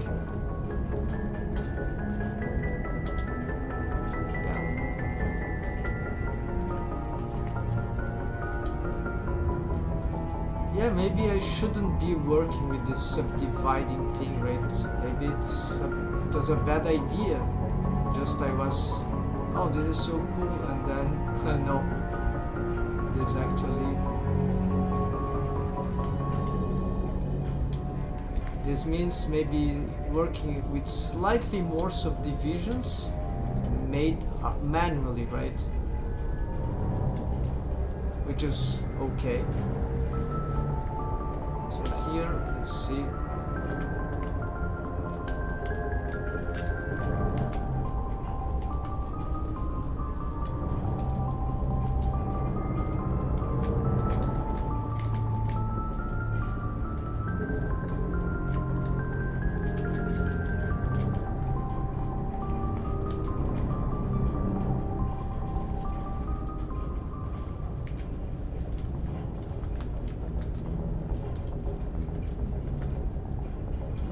These don't need to be exactly high heel shoes, just slightly high heels for this character.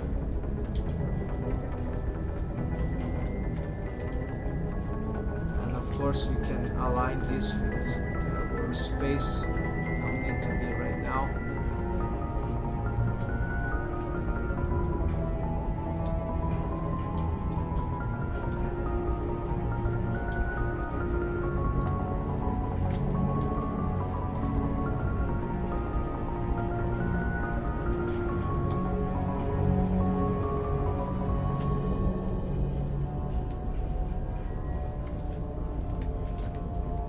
this is an area of relevance for deform, so at least one extra face loop here. And the mesh topology here also is not very good for this, so let's try to fix that like this. And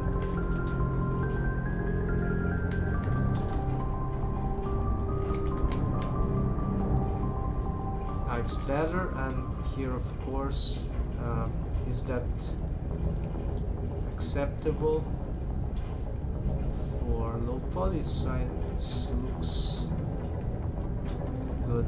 We could also, why not have a inset faces here?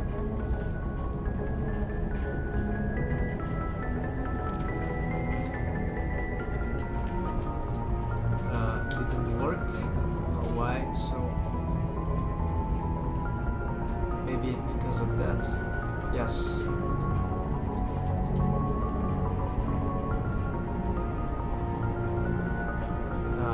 Here we could also play just for statics,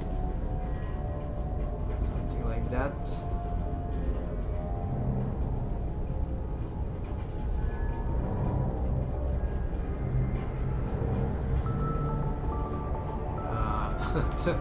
This is bad, the size here.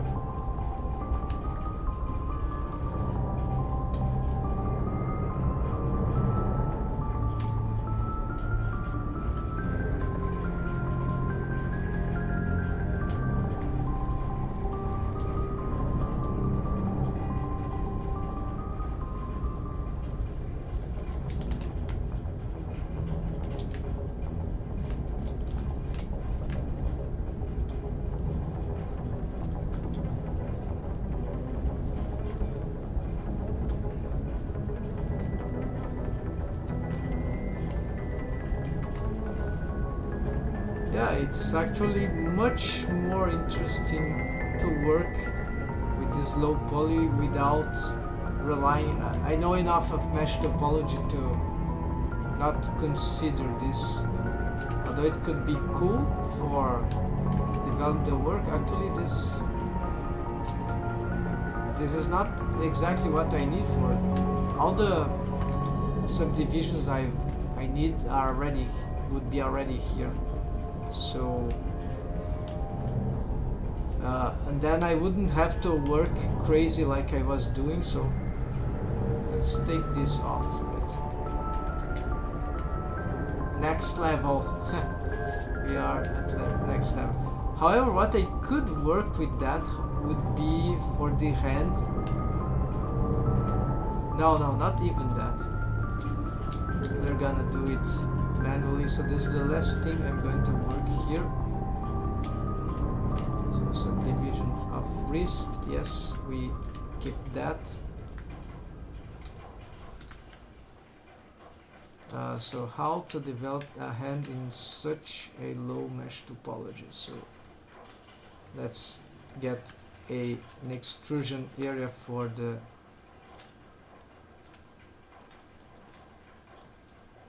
thumb. Then let's get the palm here already.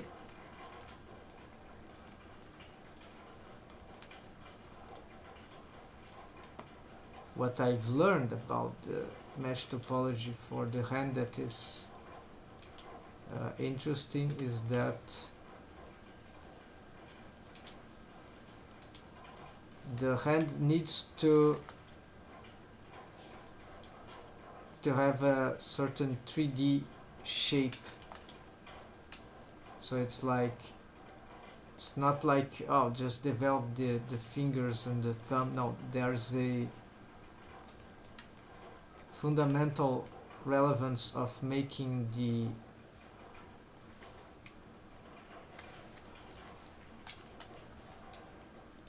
the volume of the thumb here, so that we can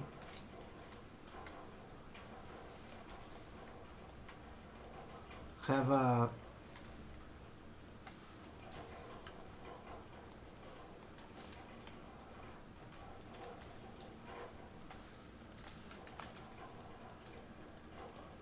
hand that actually works for picking objects, right? So it's the thumb, is really something that has a different, so it goes down, and this is the most important thing for the hand. It's here doesn't matter the match topology that much on a low poly, but I could get it good. What really matters here is that the thumb has three-dimensionality. It doesn't mean I need to align it like on any special way, but it's easier to make it when we have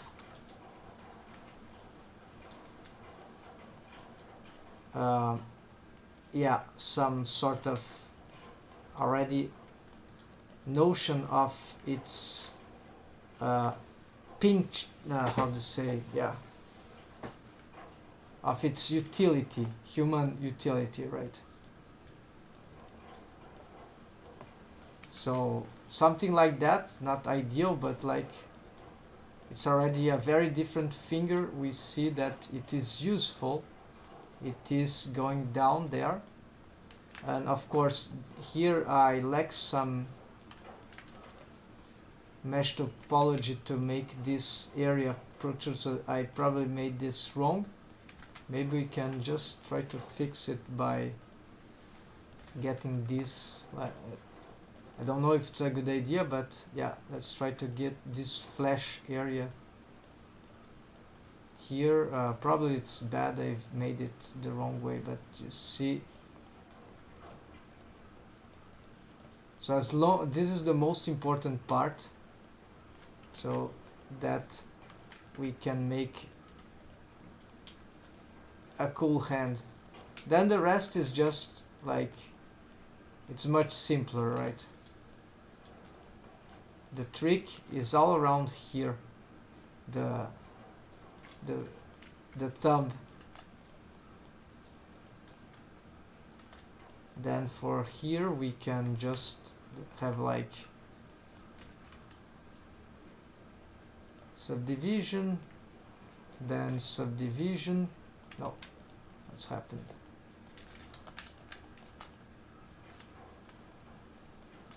Yeah, okay, then I can simplify here with just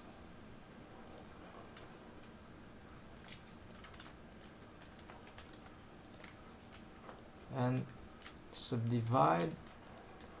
So we are here for the fingers, we get those three things, and it's good to have them aligned, but we are gonna be slightly more organic than mechanical. Try to, so this, the finger of the middle of course is the largest ones. This, the pinky for this alien character would be there, and the indicator of course, index would be here. So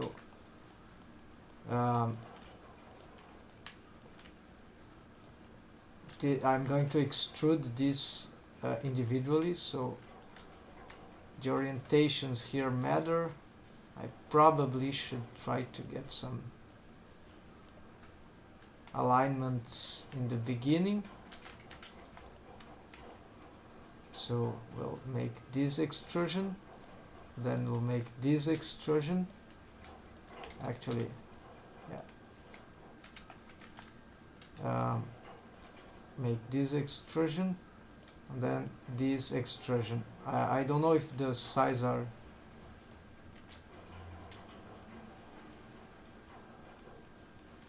so. Then we can already start to shape them in some way. this will shape everything at once. And then we start the, yes, so since we are, the indicator can get slightly away. And I like to make this shape, I don't know why, because in the subdivision this works, but I'm not using it anymore, so, but I'm still using, I don't know if I'm going to, so about the subdivisions, this version would be just, we don't bother, so for now I think that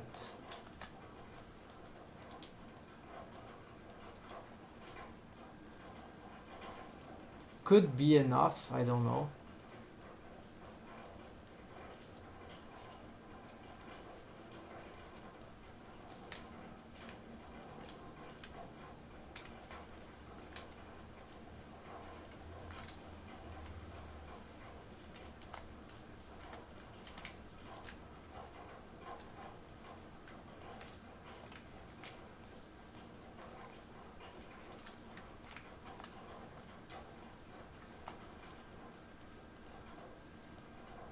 Also, let's give this kind of,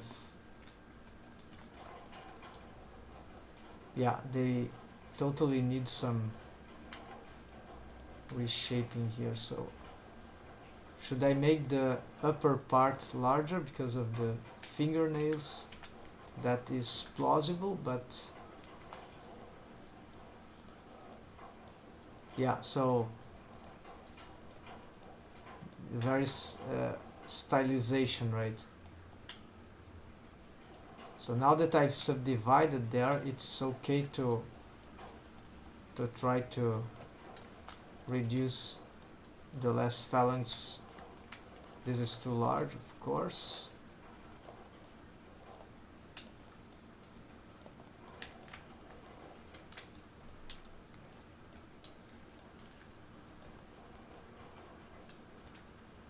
And here, what we can do,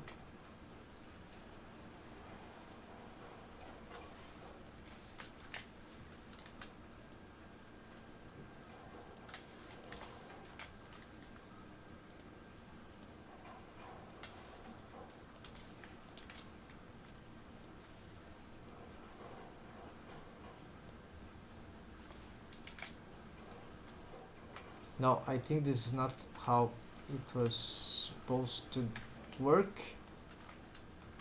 Probably I did something wrong here, or it's just that I need, yeah, it doesn't matter, it will happen the same things. So I need to have a different, unless I end this like this, but this is not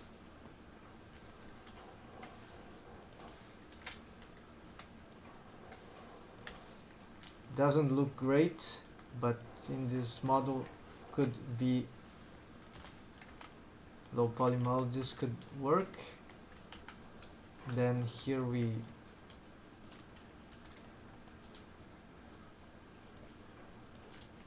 get this up,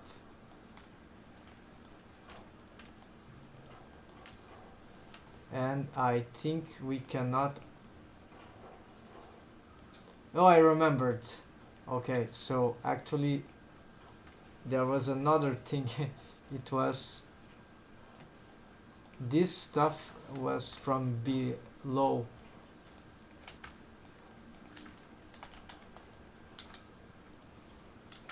Okay, so let's make an attempt here, like for example for the pinky, let's take this off, the solve edge, right? Then let's assume we had this theme.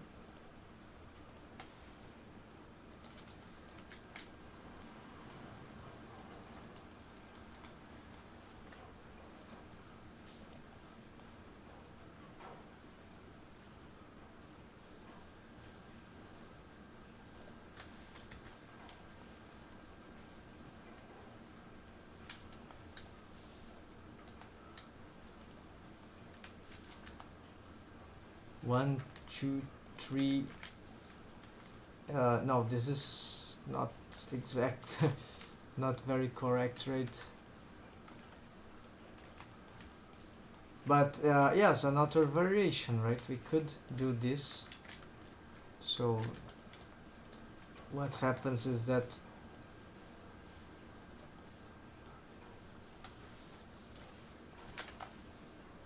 alright, but now this is a bad.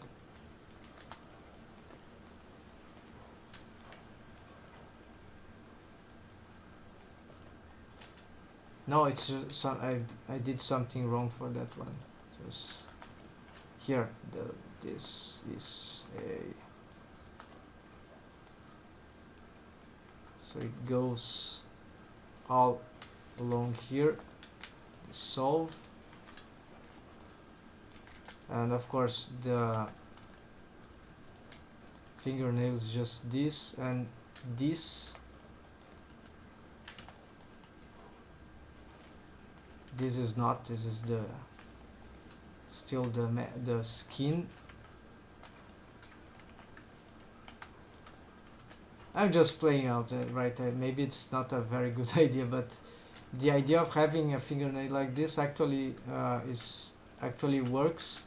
But the all revolves how we solve the rest of the so having volume here and is actually interesting.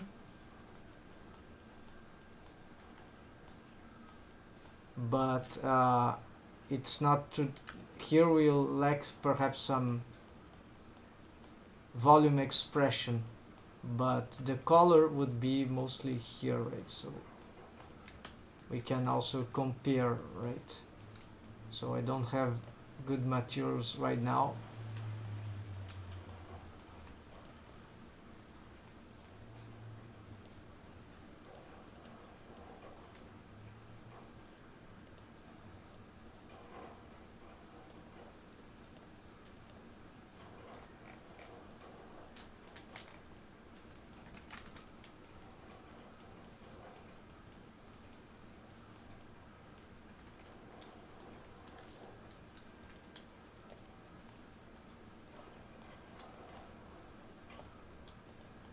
Yeah, so this is a good thing about that thing. That's right. Very subtle, but that's, yeah. Then the problem here, as we see, is that that part is not fingernail. So limitation. We can make this pointy, maybe.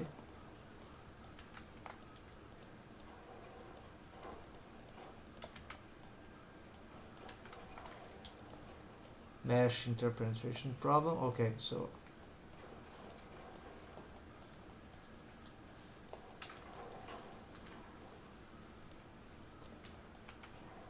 just with a little more mesh topology here, we can loop around here and have better fingernail, like instead of what I've done here. So I've just made this different approach for its finger just to test out, but this looks better from distance, I think.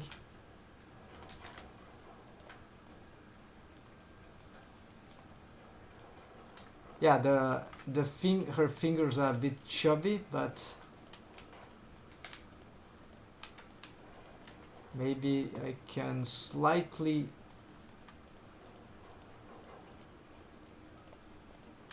reduce the scale here, especially this one.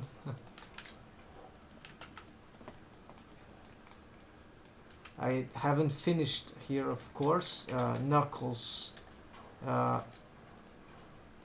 so not sure how I make the knuckles for this character. Usually we'd like to have some sort of circular surrounding shapes. Because it's low poly, I could count, if I could make something that spikes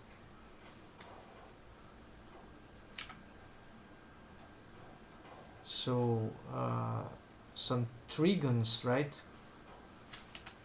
But where would they start? There'd be something like that, right? Actually, yeah, something.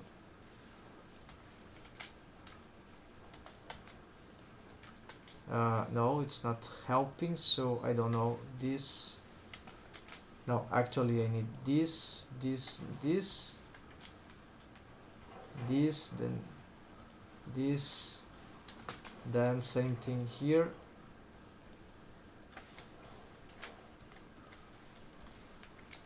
The problem then, this is like, okay, so this is what should spike.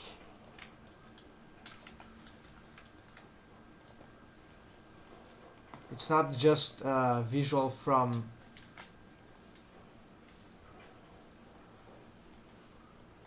here, it's also in rigging when we. So now should I, now here I'm not sure if we should make this. Now this sounds not adequate because this will spread apart this face. It will not get in good shape. So yeah, the option here is just to do this, so that the 3 star poles are here, and yes, they can even give it a circular shape here. This makes a face loop all around here, and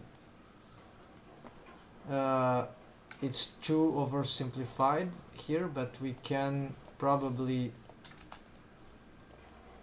have a reorganization face loop here.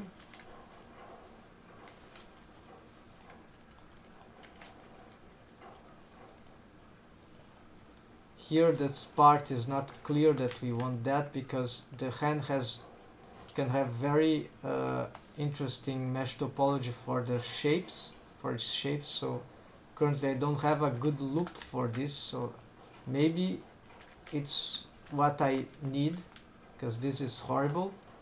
So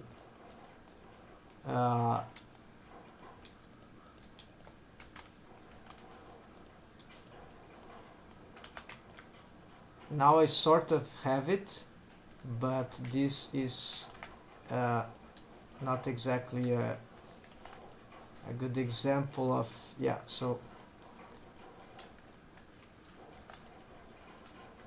maybe I want to subdivide this, and then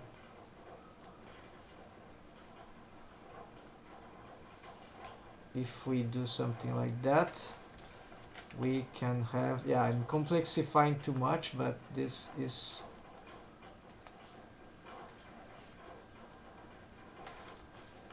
so let's try this. It will be irregular, right? Except that we have a trigon here, but in this mesh topology this could work. Then here I'll have, unfortunately, to find another solution for that. Then we need to find out another way to loop this. We should not risk that part right now of the wrist, which is regular, but we'll probably have to. That's why we have this, but this is strange. Yeah, it's not exactly very interesting. Subdivide. We could try to do something with this. Then this could grow in that direction. Here we can try to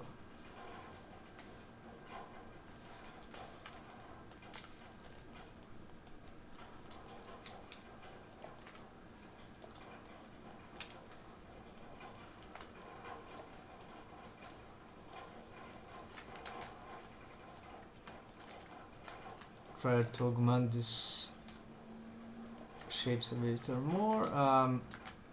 Okay, so the knuckles is that, and behind it will be just like this and this.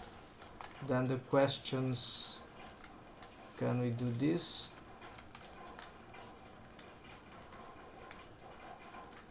Okay, so this is good because this part goes inside in terms of rigging, and so we should try to make these parts go like that. And okay, the flash of the hand. So yeah, kind of cool hand, very simple but stylized. Could be much better if with more time and experience. Here we could try to give an end to those ones. More, the diamond quad here is C, so easy opportunity to fix that. And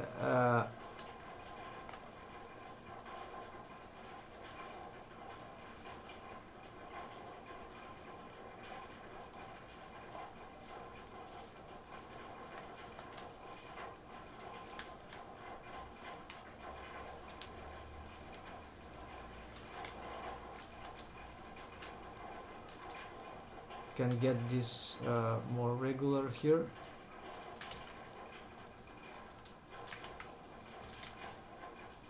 I'm not sure here, perhaps this is a finger with joint, so let's make a little more subdivisions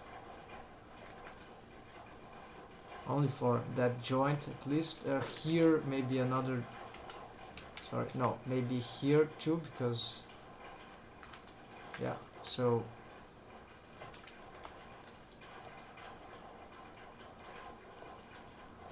this is horrible what's happening here to this part of the hand. I have no idea. Bad assessment of the shapes.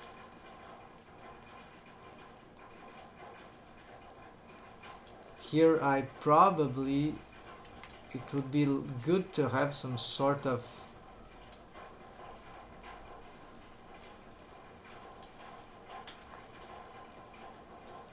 yeah, it would be good to have some sort of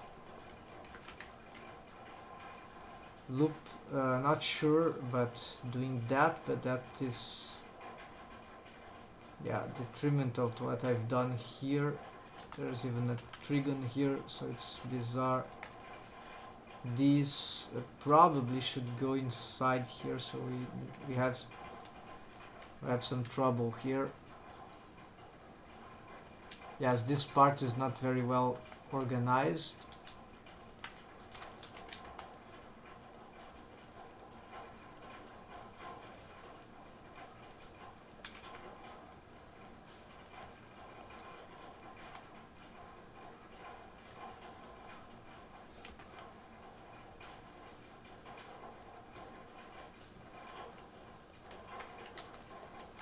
Yeah, so maybe here there's no way.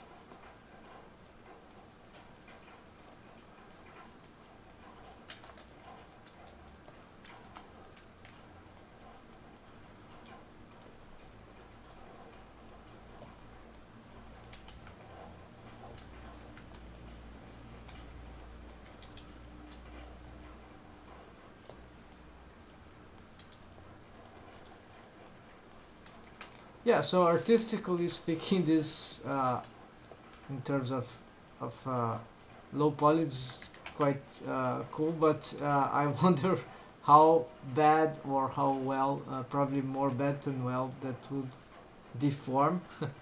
Still not satisfied, not very satisfied with the mesh topology solutions, but it's there are some interesting solutions and some not so interesting. In the end, the rigging, of course, is affected by the mesh topology quite significantly in certain regions, but in many, often it's more about the rigging solutions than mesh topology. Just, I mean, you can have excellent mesh topology and still have very problematic rigging because it doesn't really matter that much.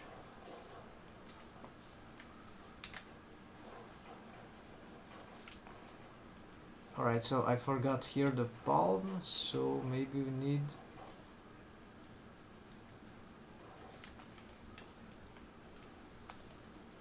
I see, let's make some work here, subdivision. You can use this in our favor to get something like this and this. And then we can have some regular shapes here, and that's it. Wow, that's going.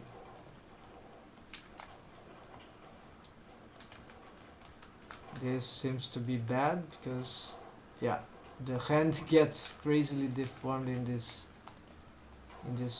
parts, right? So instead, let's... Does this happen now? Yeah, it's still happening.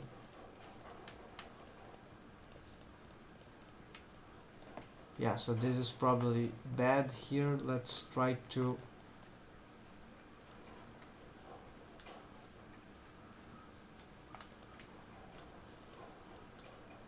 I want to know if this is part of this combination here.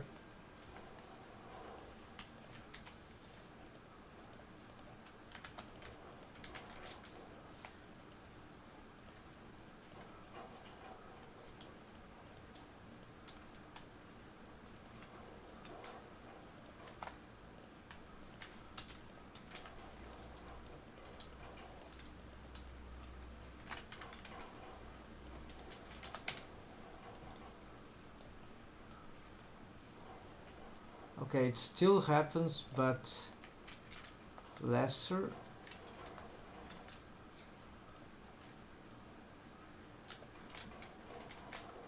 Or it's just an impression, so maybe it could be that this part here is bad too.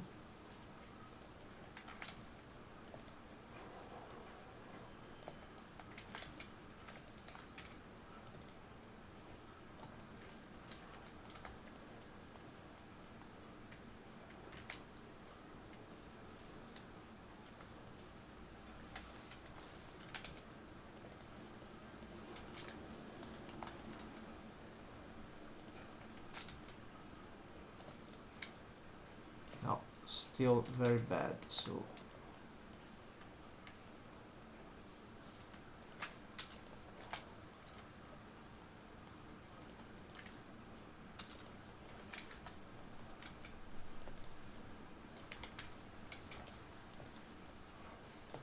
yeah, so this combination here seems pretty hard.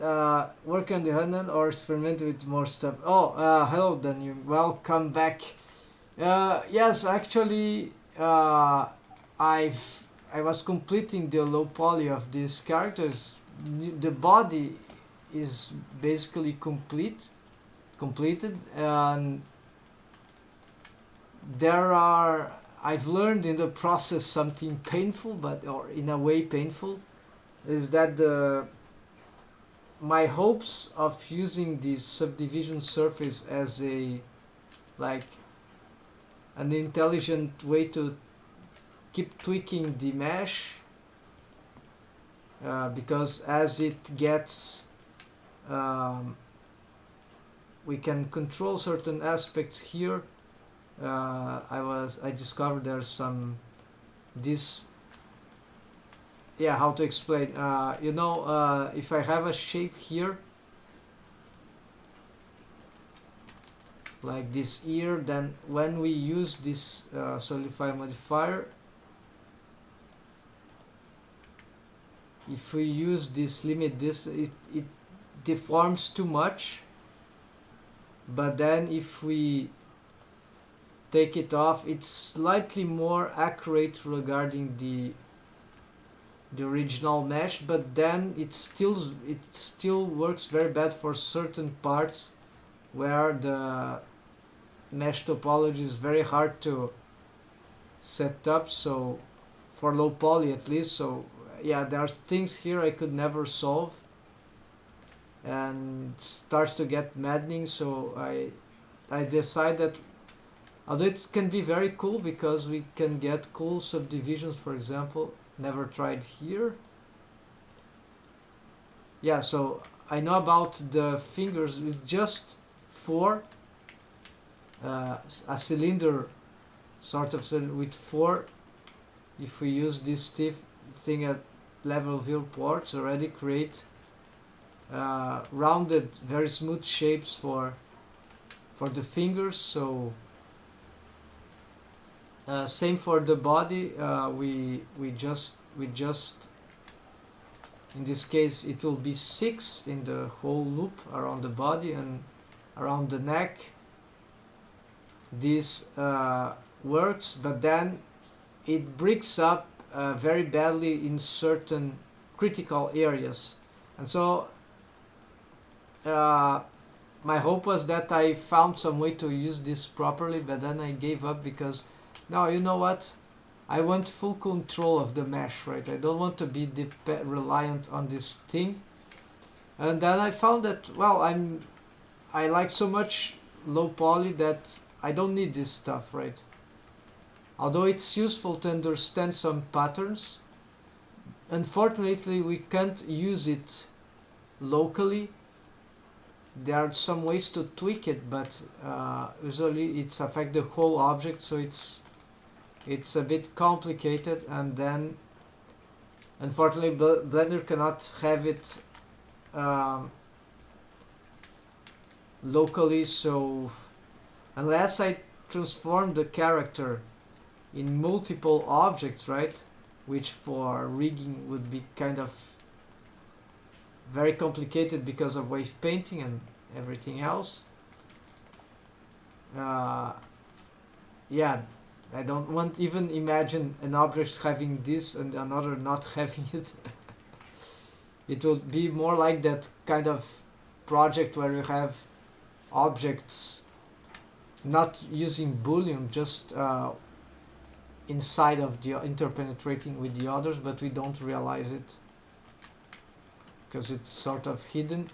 Okay, so this is what I was doing. So then I've decided, no, let's hold on, I don't need that subdivision subsurface modifier. What I want to do is just keep low poly, but work the shapes with, according to the character design, only with low poly. And yeah, I'll figure out the shapes with low poly, with using trigons sometimes, and will not try to match the shapes with the subdivision stuff. So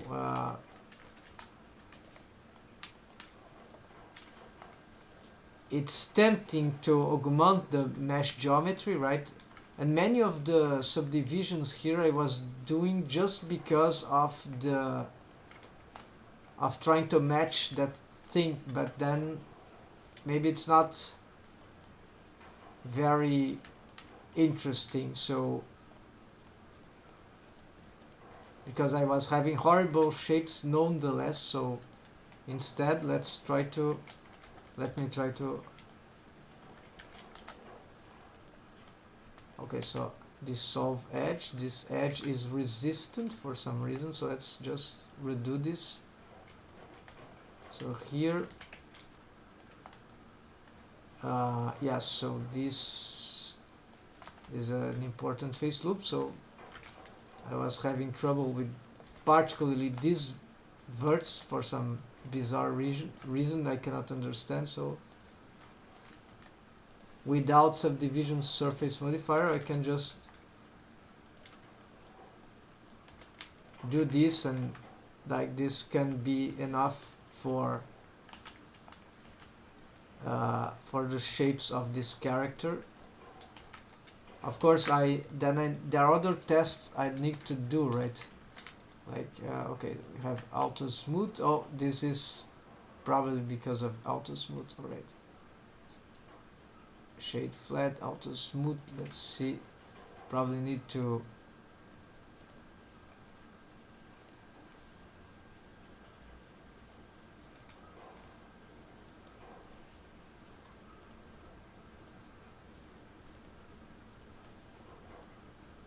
I don't know this.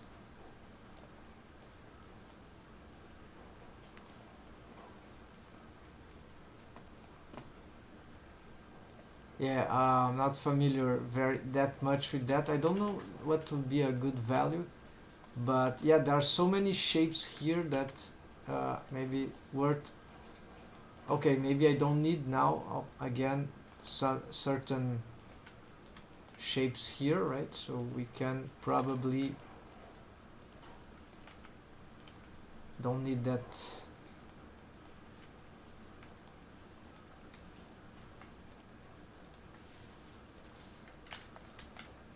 Trigon here, and also here we can also probably get this going there. Alright, so not we calculate outside. Yes, so not perfect. Oh, here apparently this was an old loop also. Yeah, we see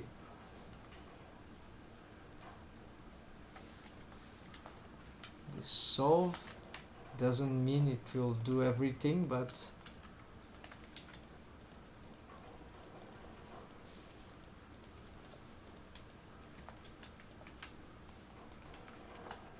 then here probably I can, oh yes, they are, so perhaps at least this can end that way. No, still too bad. This, yeah, this part is the crotch here that doesn't work.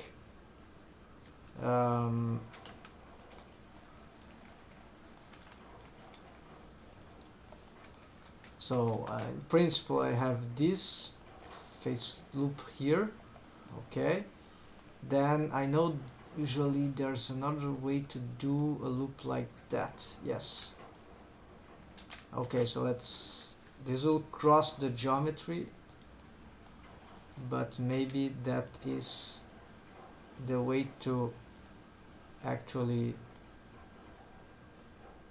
solve this thing. So let's see, this goes there, it ends, okay, trying to go like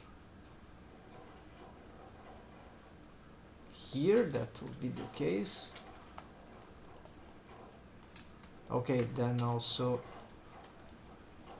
we can do this differently now, and dissolve edge, let's see.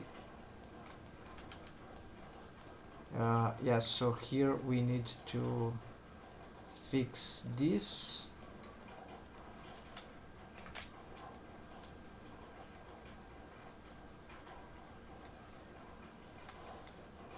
Don't need this trigon here. Okay, it's still problematic, of course. In great part this is because, okay, there's still clipping here, there's no stuff. Yes, alright, so what if I need some sort of subdivision here. That is not clear how I'm going to. Okay, I need to connect clearly this to.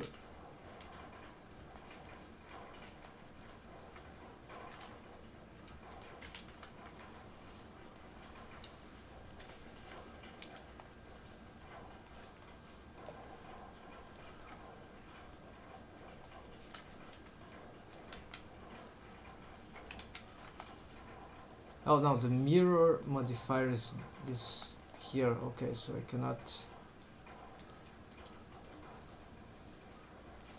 I need to do something.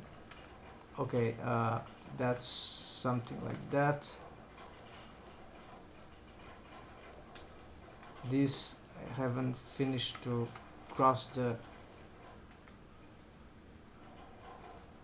Oh, I see. So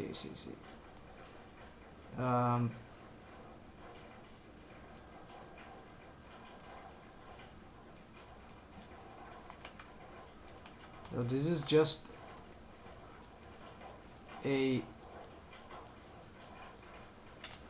face loop, right? So if I keep doing this thing, this will really not become a low poly anymore. So, but yes, actually, maybe it works to keep making slightly more mesh topology, because without the, so I wasn't thinking when I started this, I was really considering keeping this stuff, but now I've changed my mind. So it's no more about making low poly, and that using this is just like getting a good low poly with shapes with the, yeah, could be auto smooth on the minimum sort of minimum details, but still we can detail a little more. So let's try to do something. Okay, let's assume I keep this here. I could probably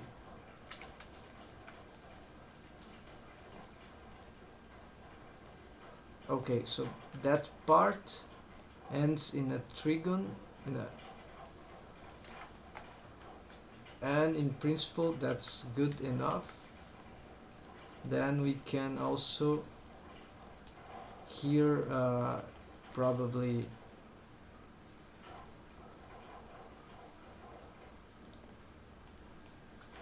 yes, this can go here. Then we should have some other, yeah, this part is too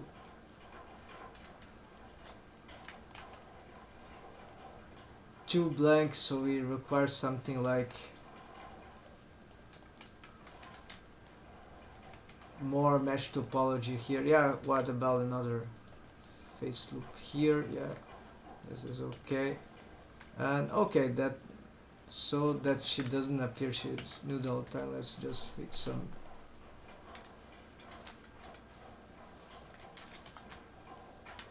I have a material here, probably.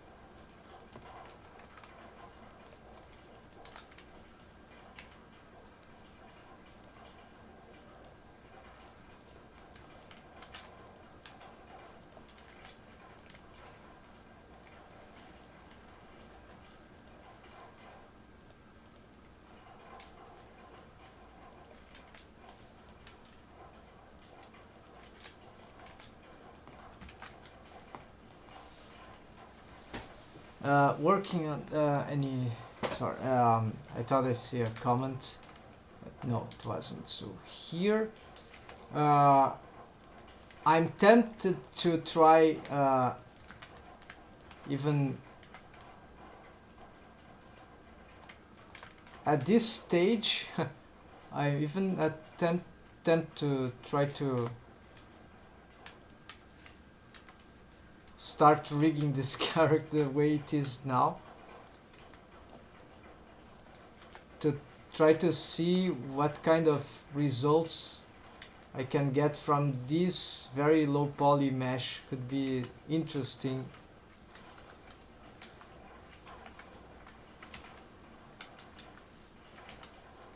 Scale on Y, no. Okay, just push this there.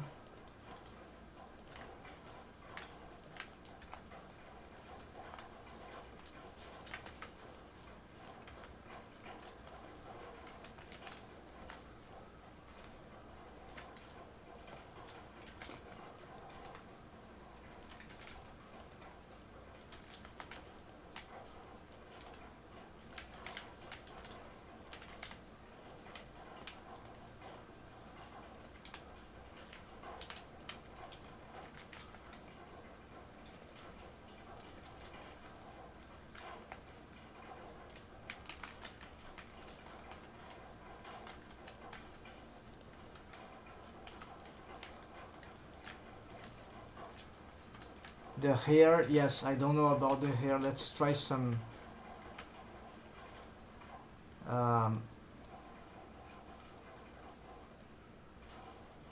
okay, there's the lattice. Can also do something about this, right?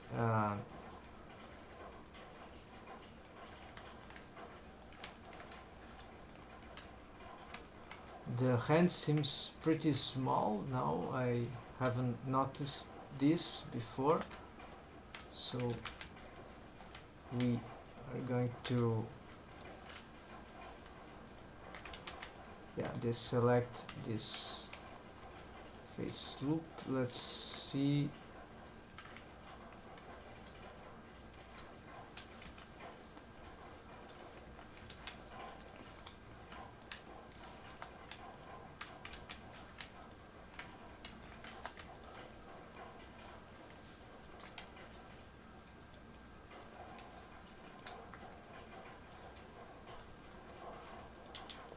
I think I scaled it too much now, especially on the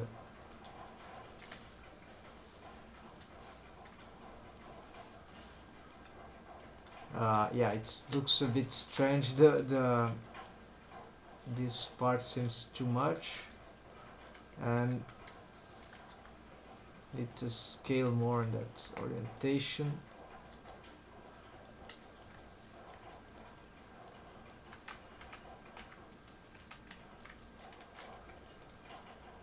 That part of the mesh topology is confusing. It's bad for smoothing.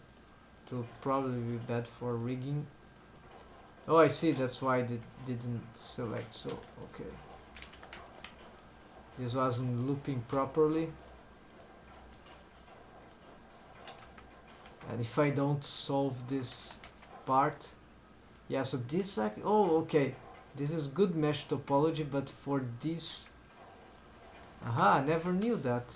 Yeah, so this is not going from the right side, right? We want this, but we would like to have this for like here, right?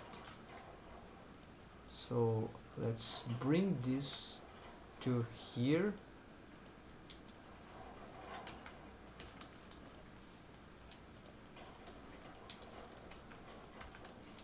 And of course we need to make some adjustments here. This trigon, maybe we can just change this solve,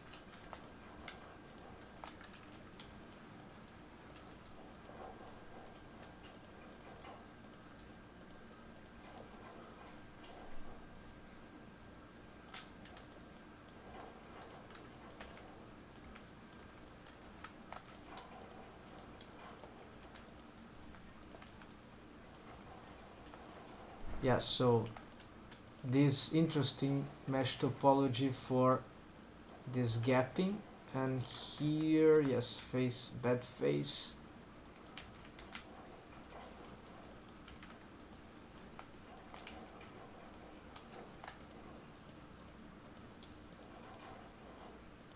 Okay, that we could probably make looping around here, good idea. So we'll start to sacrifice this face here for a moment, the wrist face.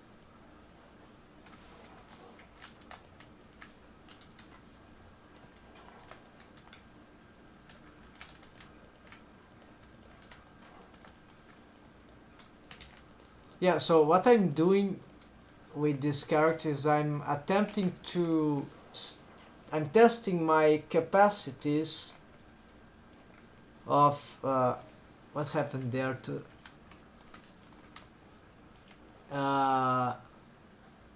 no, what happened? I think I've picked those vertices accidentally. Okay, we can do something here. So hold on, we'll make this. We will try, let's see if that still exists. No, I already destroyed it, unfortunately. So no going back. Okay, but it's not, it was not, it's still there. It's just that we need to understand what's going on. Probably one or more transforms that got it in this condition.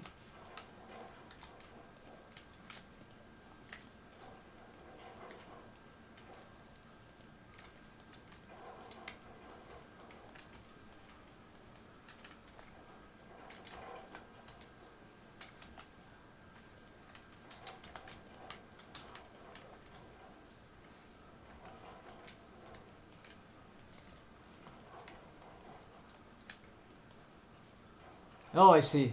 It went up. That's all. Is that all, really?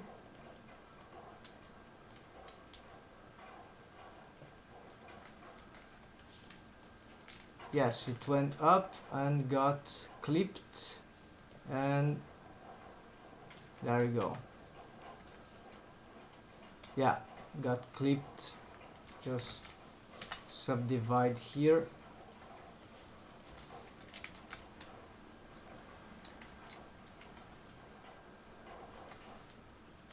Can this solve everything here? No, actually.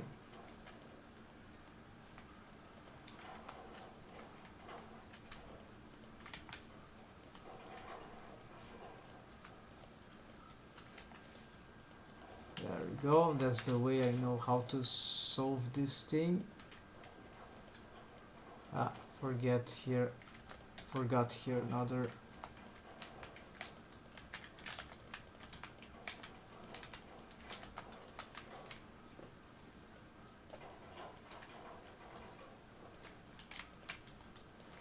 Okay, so I was explaining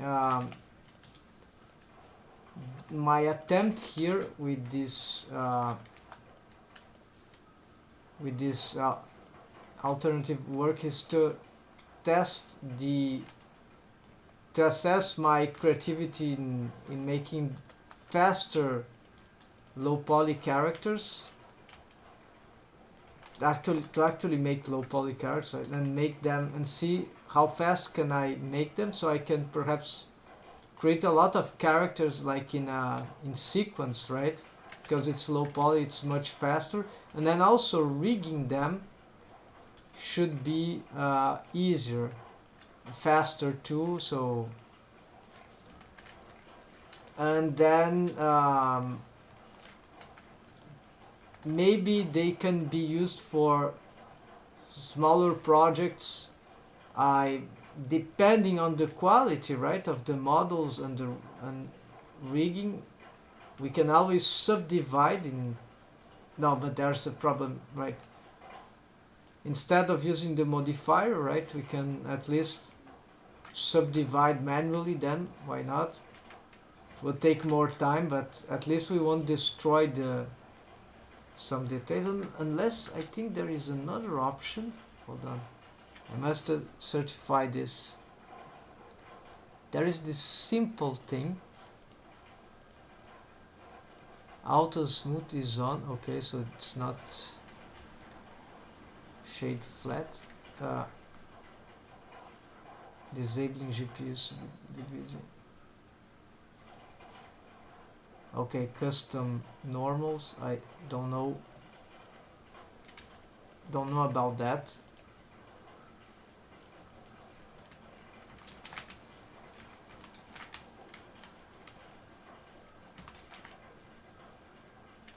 Oh yes, okay, so this creates subdivisions automatically, so I don't have to create them manually. However,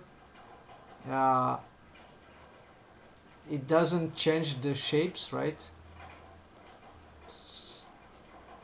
And this doesn't, I don't know how to use this. Use crease, this I have a slight idea of what it does. If I could ever have those things working, let's say.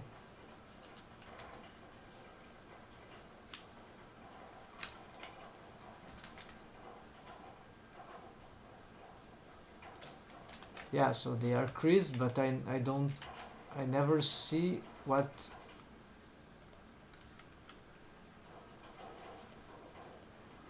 change that does. Just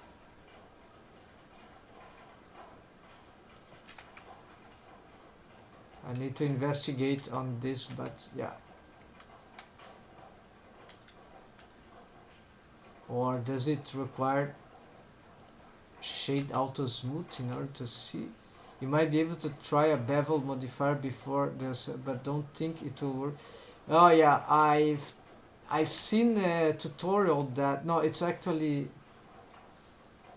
I think it was in a forum. Someone explained something like that, a combination of yeah, exact something like that, a combination of the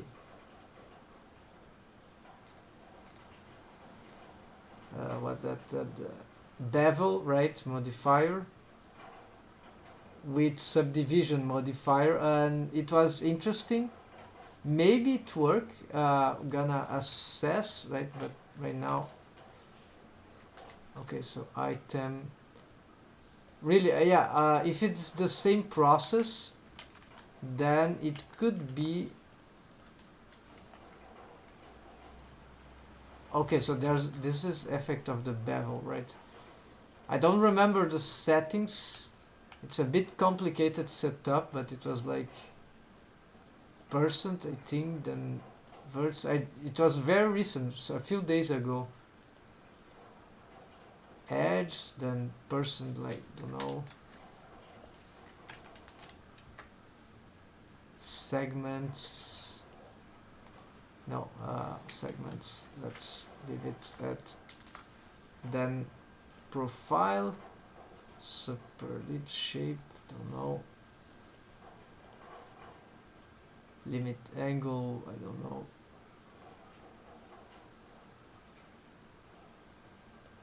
Profile, custom, no, profile, whatever. Geometry, then sharp, I think it was grid fill.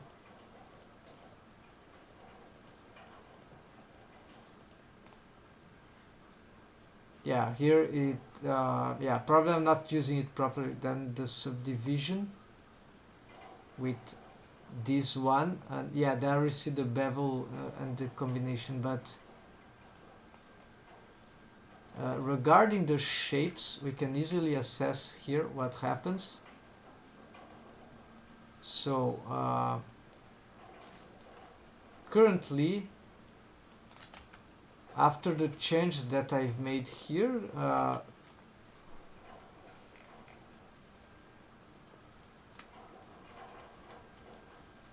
yeah, the shapes after I okay, the shapes are a bit better now in terms of deforms if by having taken off this. I've deleted, then I added it again, and okay, it's not so horrible this region after I've made a few more subdivisions, so that problem was solved, but it's still annoying how it operates. So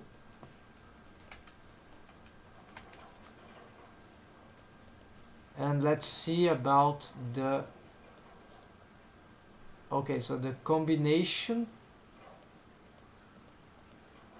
With the combination, indeed, what happens is that it sort of maintain the shapes while it makes a lot of subdivisions. So it look, at least the way I've used here, right? But it looks like just as a, it looks like a simple use of the yeah, the overall shape though doesn't change, so it looks like this, but without some complex stuff there. So for the crease, take it off. So maybe if there is advanced settings here that I'm missing, I think this is very complicated, and on my previous test it wasn't worth use it. But yeah, it produced interesting results, but I think it's very complicated, so it will need research to know better. I don't know how to use this myself in a workflow. And so here there's still this option here. Okay, the crease, for the crease, take it off of simple back to complex, and there is a crease edge. Okay, so going back here, and so you mean that if I get, for example, perhaps this face loops here, and I vertex crease. Oh, I see, there you go. So it works along with this, right? Ah, so maybe this is how it should be done. Okay, thanks, great information. Thanks for the, I think this is what I was requiring actually. Use crease, right? This I don't know. So this is the purpose of that. All right. Okay, so then I was having, for example, horrible shapes being, I was losing some stuff there. Then perhaps if I just got some, I don't know, some added mesh here with, let's say, some,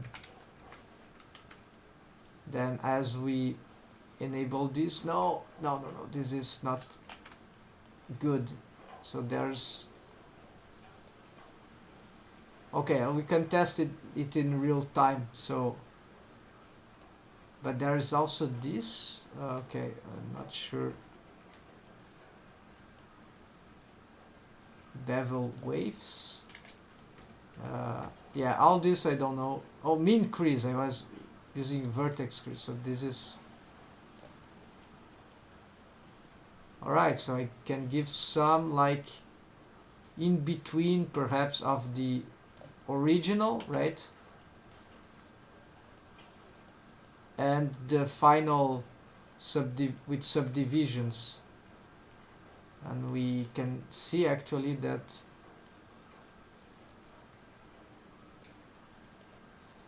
this in real time, so actually you can compare. Yeah, there we go. So I can have an in between, and so yeah, so this will preserve my low poly features, shapes, but at the same time will create subdivisions. Here also would like to obtain some. I need this. I need a subdivision here. A face loop, I mean. Oh, I don't have the face loop. Alright, so. But I see it there, I just cannot select it. So let's. This one, alright. Let's add here. Yes, then add mean crease. Yeah, so that will be maximum for low poly preservation. I see the mesh there. And this will be, yes, with subdivisions in between. Yeah, that's very good. So something about 0.2, right? So I could put that 0.2 for all the mesh. And then we get, this is what I wanted. Yeah, thank you, Young. That was great. There are more features here, so this is how it works. Finally I got it. I've researched in topics on, even there I don't think it's never see tutorials on this. It was pretty simple but not readily accessible. It was used need a combination with subdivision modifier. Okay, this is why I'm kind of noob in Blender on lots of things like sculpting, some aspects of advanced modeling, shading, but I focus on other rigging, right? Rigging 3D animation, and I know some basics of video editing in Blender. Vertex creased will harden a vertex. Somewhere there is an edge crease that will let you select an edge, and I think it may be mean crease. That is why the big studios have a person in each development. Yeah, great point. Those CG is very complicated. Okay, so what we see here is the actual mean creases, right? I think that I have added to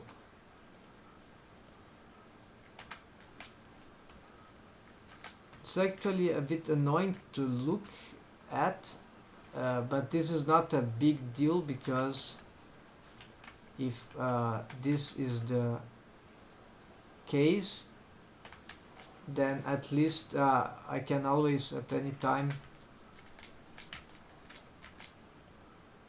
take this off, right? Or just keep it low, provided I don't need to mix those things.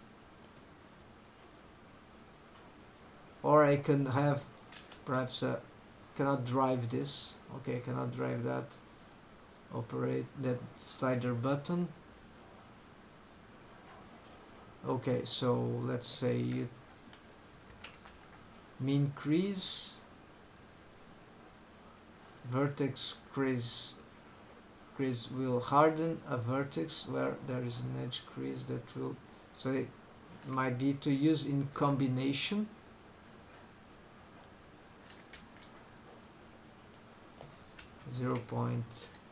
Let's say 1. This is a vertex with, okay, vertex crease. Okay, there it appears.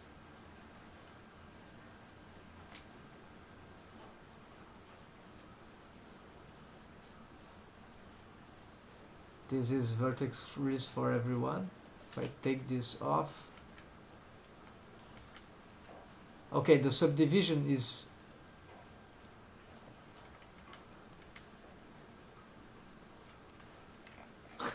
the effects are cool though, but no, not what we did. So okay, vertex crease, so it's not like this is complicated. Apparently this create more okay, then if we add this, and then this, yeah, same effect, right? No.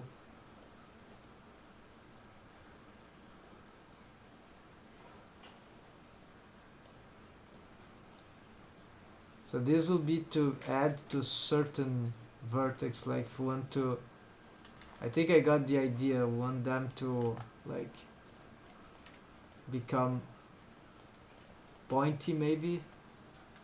Let's see. Yeah, I see. Then we can do it, perhaps this one too. What about these ones? Then when you check here individually, it has vertex crease 1. Yeah, mean crease is the vertex crease, but for I see. Oh yes, and that the bevel waves probably relates to this, to the bevel thing, right? I see, I see. Thanks a lot. Really, this is a game changer, but it will take some time until I adapt to use these features. Take more time to develop everything, right? But yeah, it makes a lot of sense, so we can start working with this. Yeah, helps. Sounds pretty valuable, right? And without this crease, it will retain perhaps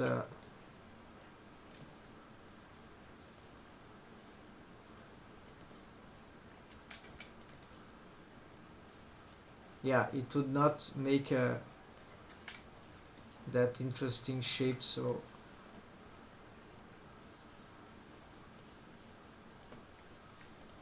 pointy shape, and these ones at the bottom, they could just be like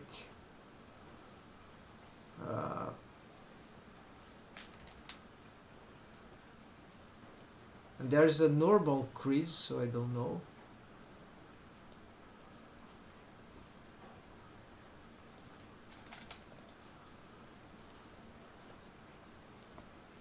And they can crease with bean crease, and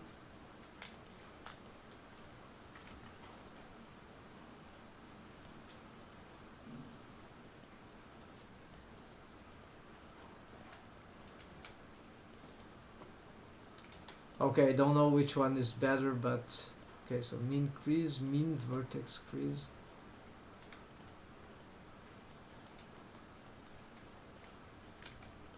Well, first of all, we want them to have the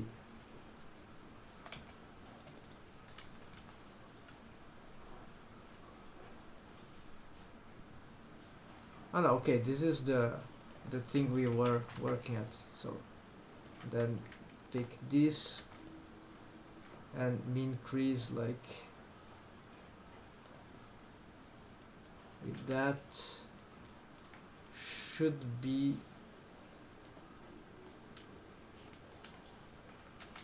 although it's not doing exactly, yeah, this is a bit dangerous if put randomly, so I'm not sure which one should be. Maybe should be that one.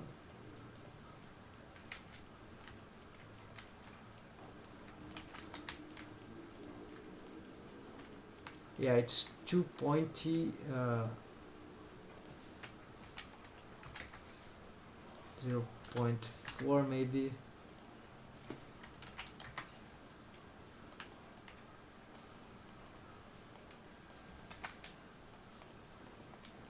Is there a hole here? No, it's just an impression, it's a face. Oh, there's a double spike there. This is what I'm... Okay, so it's just, it's more for a single vertex, right?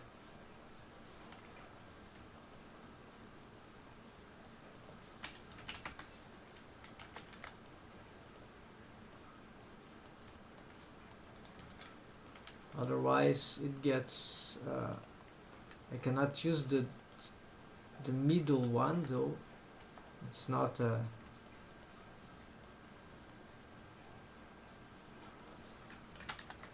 Yeah, this won't work.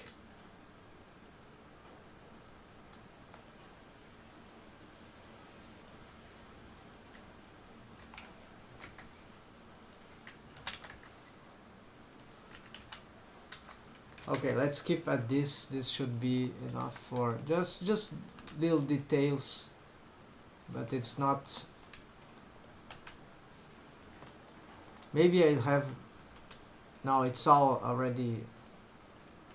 Okay, I know what. So this could be augmented here, and that would be enough. And if we want more, then yeah, we could pick this and get some. Well, it's nearly that, so this will make that spiky just for one, right? But this is more regular, and we can use them in. Okay, I usually pick an edge, right click, crease, edge, right click, crease,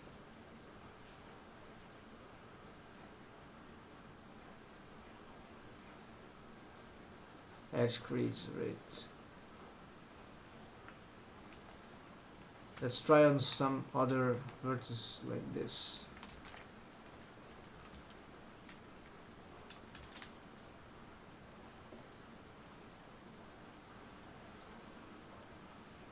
Oh, here we can change the Shift E to crease. I see.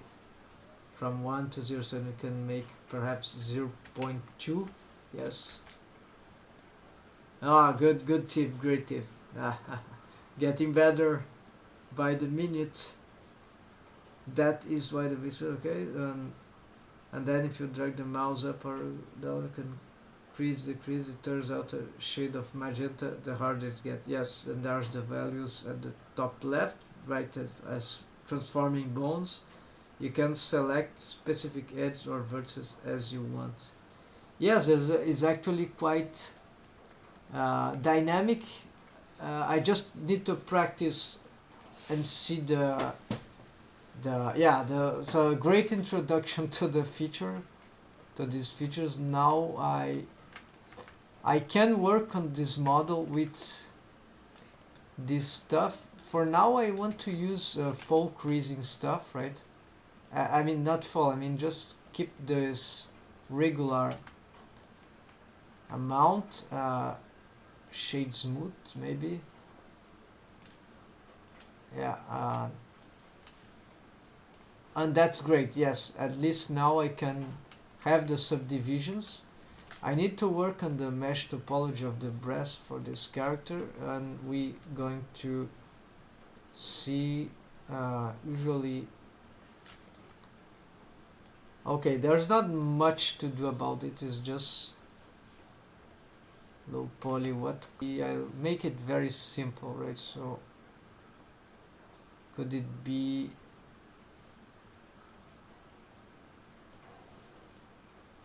Okay, I'll start with a shape like that, but this, yeah, then probably we'll see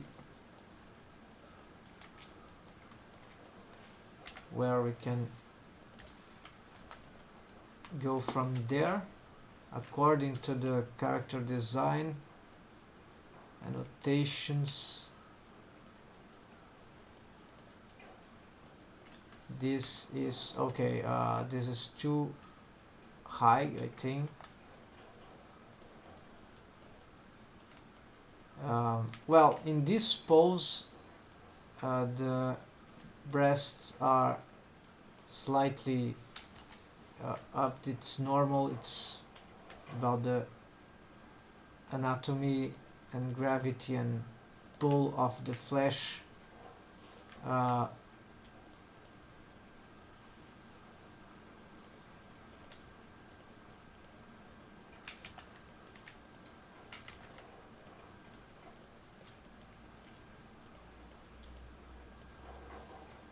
However,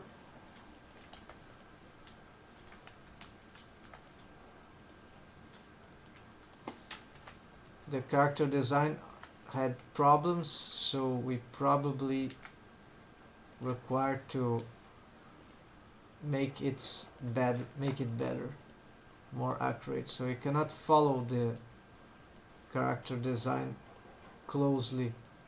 We'll have to adapt.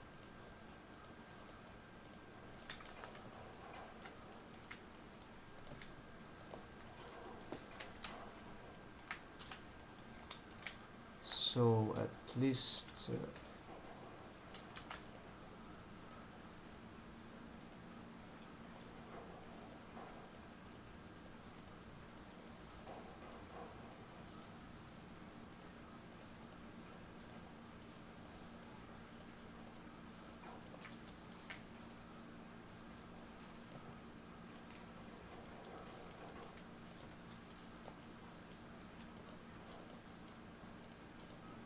yes, and here we could have some structure that. Now I'm a bit confused how much low poly I need that thing to be, right? So uh, let's see.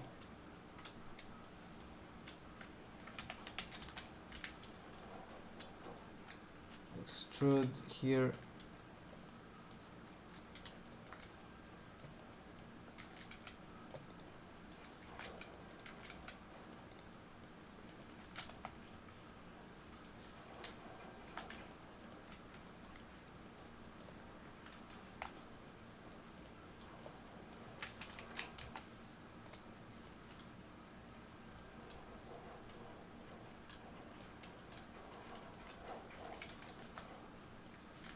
Proportional editing, of course. This can probably, yeah, need to. We can have probably more, a bit more.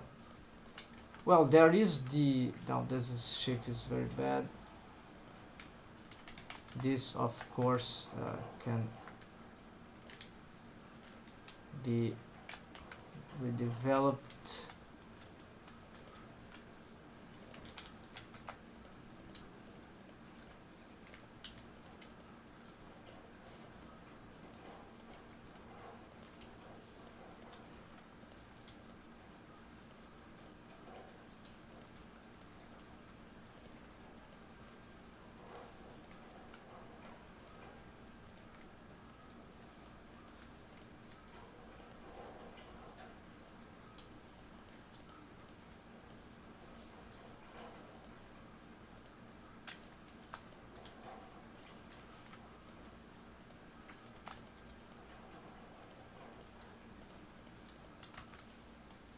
Alright, getting better here.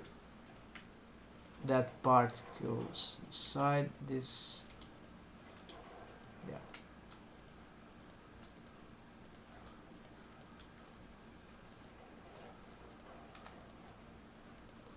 Okay, I see. And according to here, we can't solve this if this thing is that in that position. This needs to be, yeah, or it's really a question of mesh geometry at this point. I just have this lateral thing that no, not enough here. Yes, so let's make a new subdivision here. This will create the, allow the creation of the thoracic box or cage that will help into making this, the character design possible with some more level of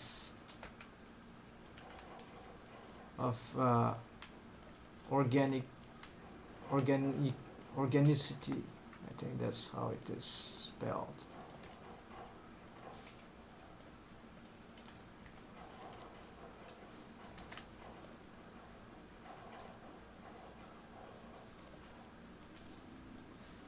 Alright, so now, yeah, this is 2.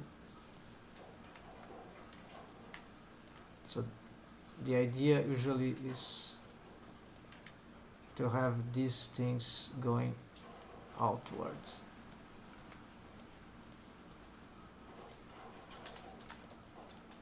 And of course this needs some tilting here, and we should probably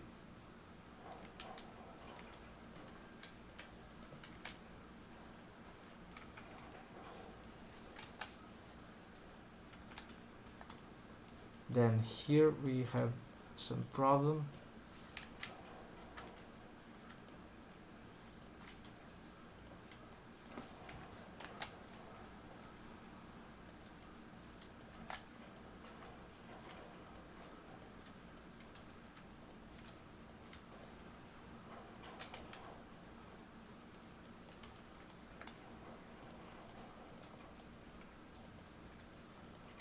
Here now that I have this should be more rounded.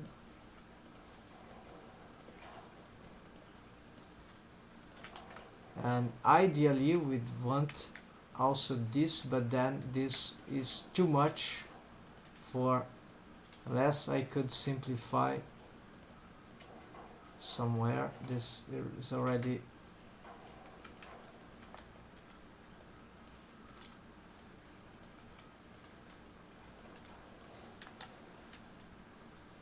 alright. Then we can have here this.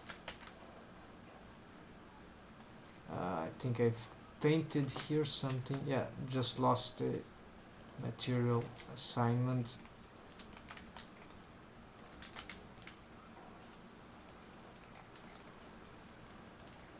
Yes, this is looking good. Thanks to also this new setup, right? Great thing to work on low poly indeed. So this opens up a large I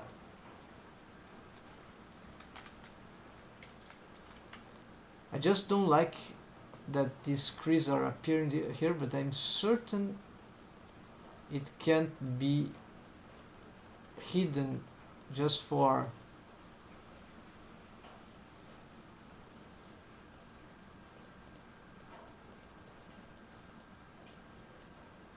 Mesh edit faces edges. Oh, here, yes.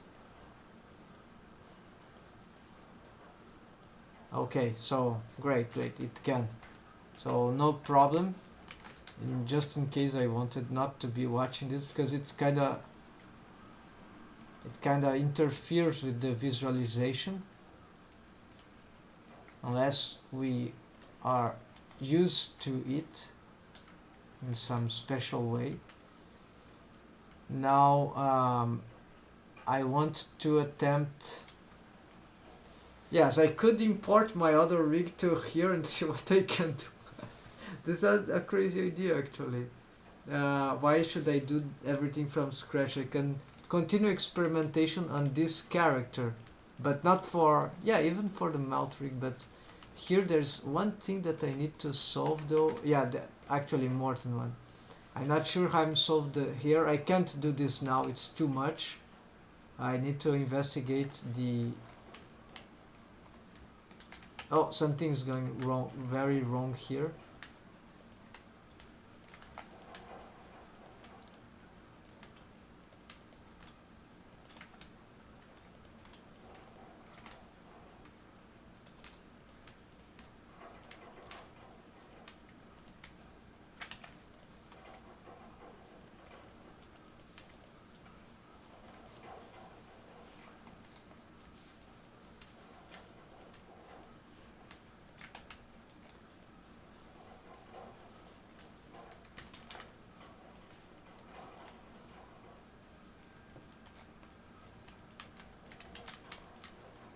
Let's risk a little more subdivisions, just curious. Let's hide the annotations and take this off. Let's see.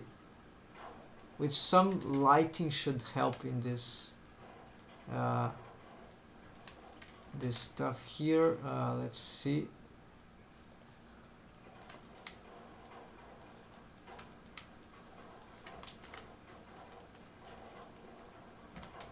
Yeah, that's really good. Okay, but we don't want the subdivisions, even though the crease now is more is helping, right? This stuff. What I want, yes, we need to do something about the eyes, and we need to solve this stuff.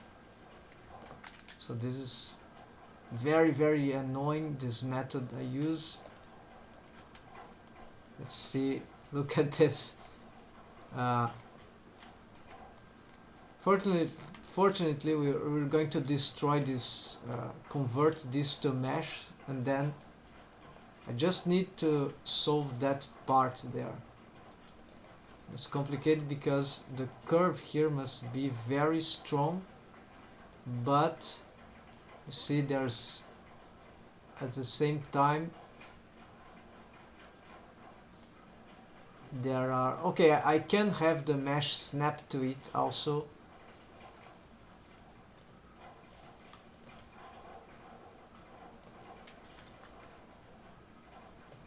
Doesn't need to be everything from this.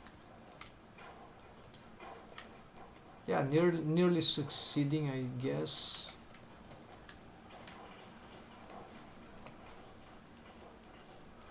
Okay, here we are already having interpenetrations with what? With the ear. Yeah, so here at the bottom we need to move it there, but then yeah, then huge problems there.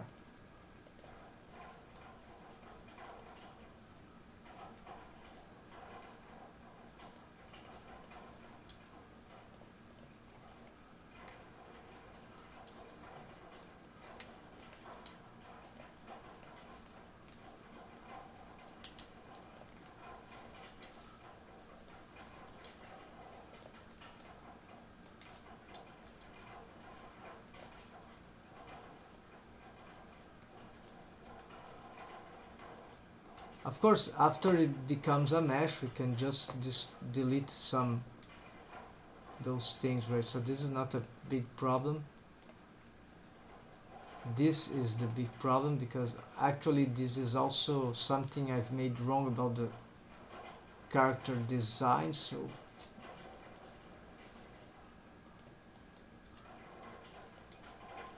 these shapes, maybe I need to get them like here,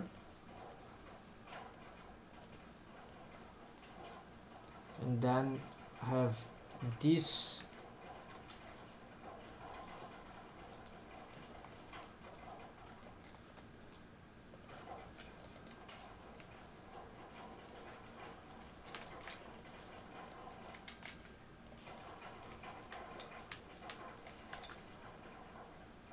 go back as much as possible.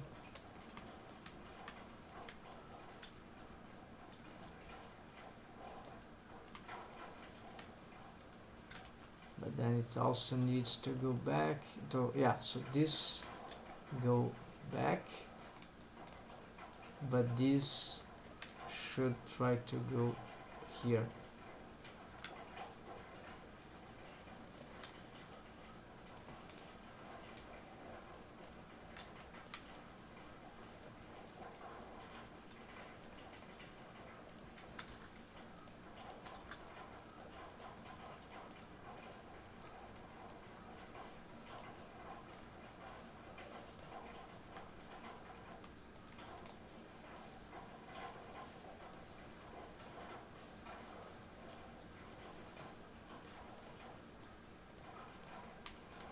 Okay, I'm about to succeed in this attempt here. Just a little more effort here. Right. Maybe push this more there. And that part I can just reassess later. Maybe expand the mesh here, and yeah.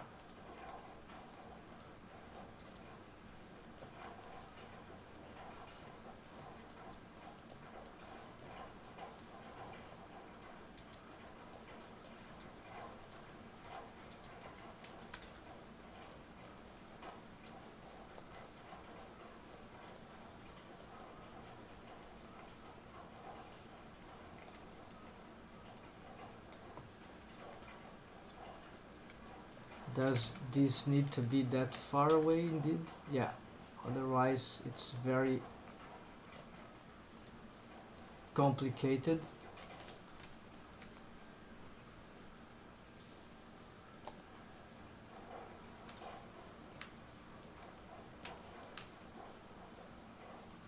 Right, so now only the top. Yeah, basically that's, of course there's actually it's more complicated than, let's say, the character design, which is not that great. Let's try to pull this. Yeah, this eye could be more in the back, and from the front, yeah, from the front it's fine, that's enough.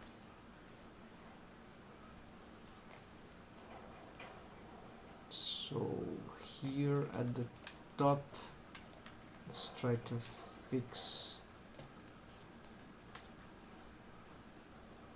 that. All right.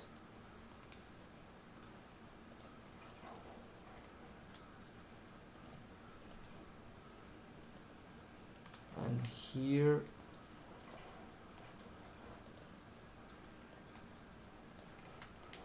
what about this one? No, this one has a very strong influence.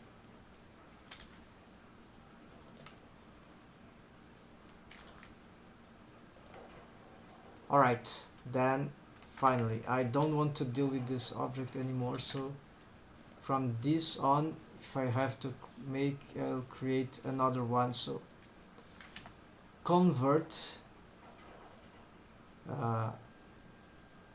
to mesh, then let's start to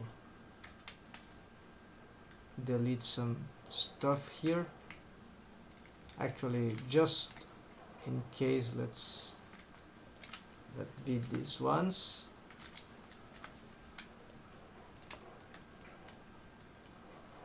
Oh, actually there's no way. I have to get rid of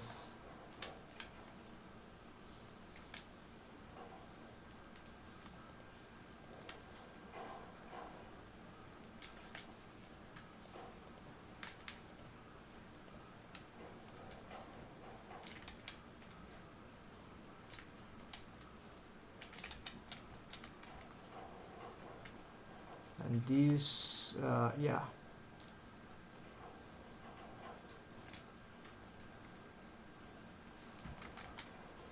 So I'm not sure how I'm going to solve the rest. Maybe I should for this case only. Okay, but not yet. Let's use a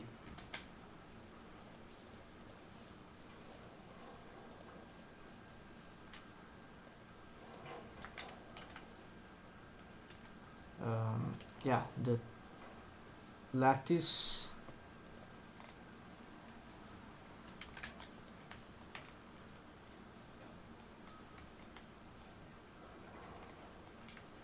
And let's get a lattice object.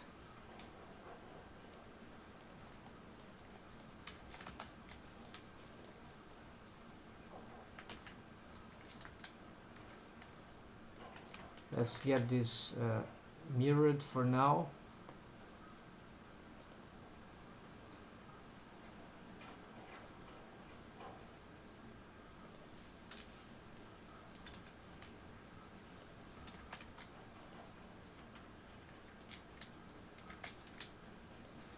Place this like here, and regarding the front, let's see where frame of everything there, somewhere like here.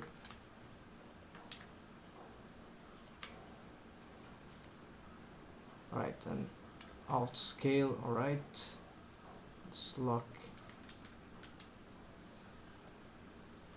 stuff, and then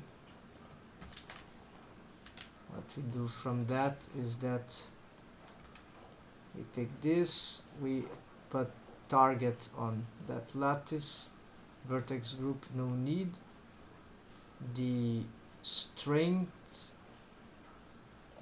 I don't remember exactly. Oh, the scales, probably need to apply scales. No,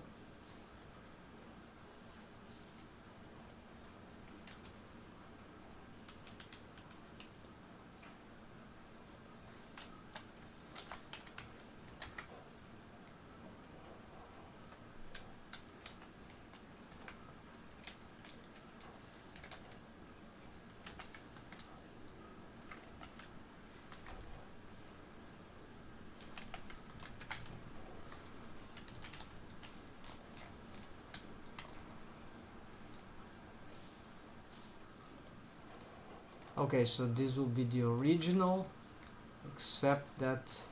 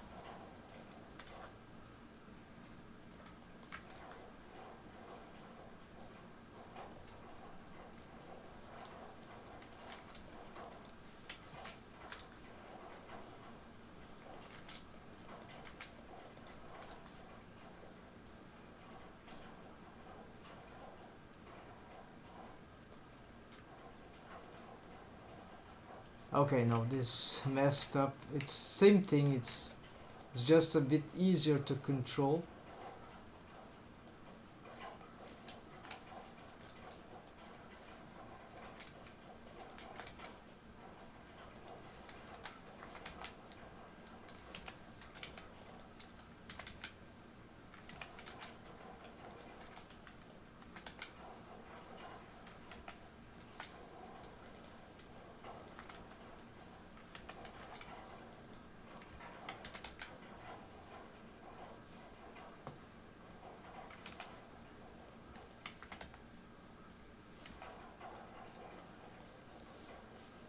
Maybe I should just move it manually or return another day to do this. This is just...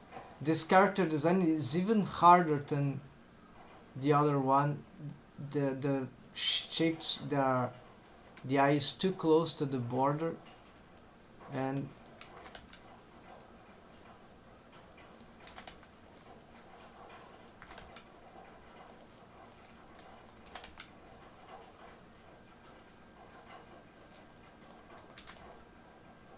yeah, but we can solve it. It's just that it's very, very crazy.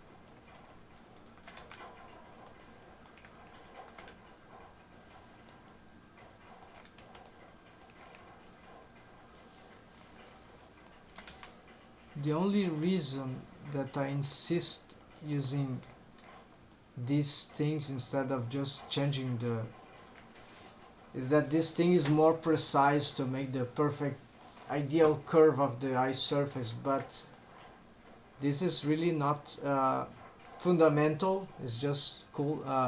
What up, Antonio Borobia? Welcome, welcome. I'm making this low poly character here in Blender. I'm soon going to attempt something about rigging, but I think not today. But yes, we could try because I have some. I could use some cool stuff, but I'm trying to fix this eye surface here. When linking a rigged character scene, is it a library override that I am looking for to allow it to get to pose mode? Well,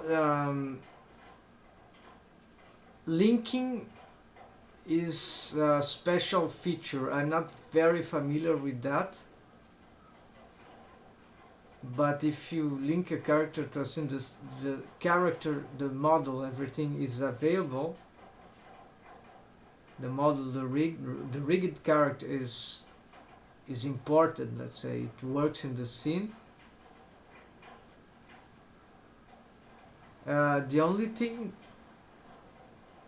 because a character, it contains an armature. If the character is rigged, it has the armature. If it's rigged with an armature, usually that's it. There are other ways to rig character, but the conventional way is with an armature object. So you have the armature object along with the model in the of the character in the scene, as far as I know. But I've heard some people asking or having problematics such as, can I control a character from without the armature object that I put in the scene, something like that. I'm not sure. I think it's not possible, and because the armature has all the controls for the, and even if, and the bones for skinning algorithms and all that. So if the armature object is outside of Blender, or it's, let's say, can provide it is accessible in some way, in maybe not the scene, in principle it should be in the scene, the armature object. So I don't know if you link a model, a character, a mesh object that was rigged before. I assume that it comes with the armature object. If it doesn't, then you probably need to bring both.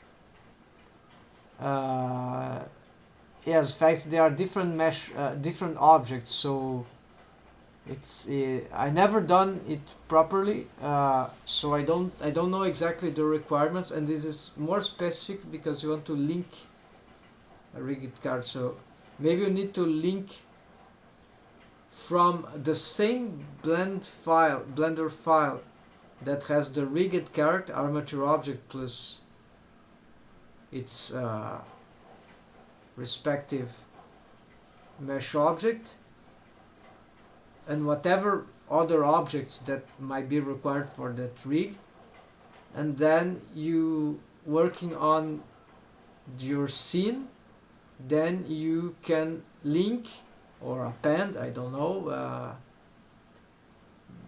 the two objects from that file, so that the relations between the two objects should be maintained, I assume.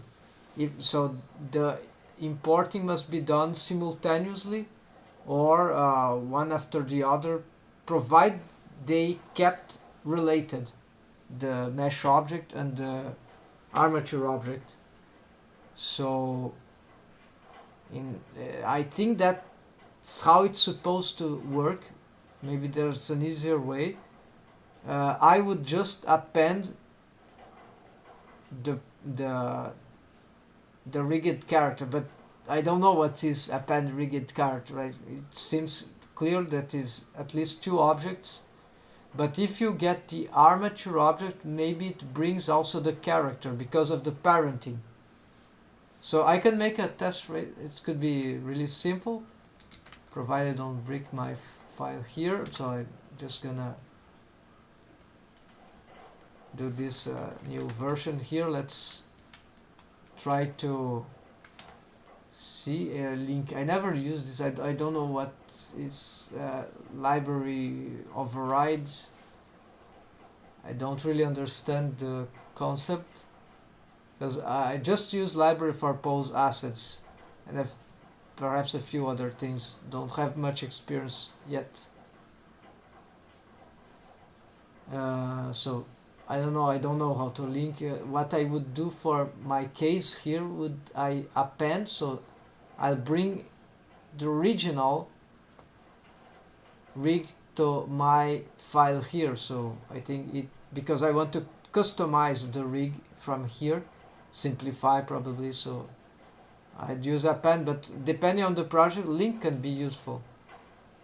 Yeah. Link, I think, is when you want to be economic and you have some sort of organization, specific needs, then you want to simplify stuff and just link away and not bring everything new stuff into the, you just keep it linked, so it's like you don't but it's strange because it's like the files should play in the scene, but then they are not saved in the scene from the scene. They are or hard to explain, they are linked, right? So the original is not in the scene, is elsewhere, and that maybe it's a way to economize memory for the scene, I don't know, data. Okay, so I have the file here. Let's get character. Then if I get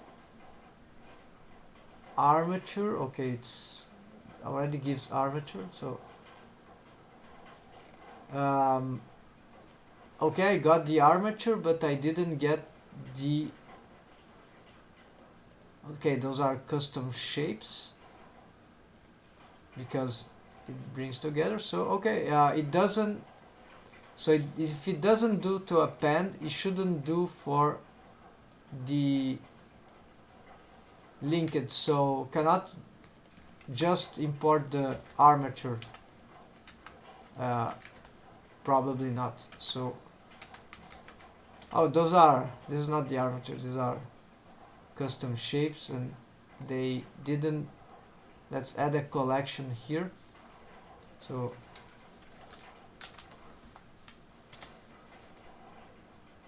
let's all bring this, probably the ones that are being used. Then there is this, that is the how the surname is, Nixo.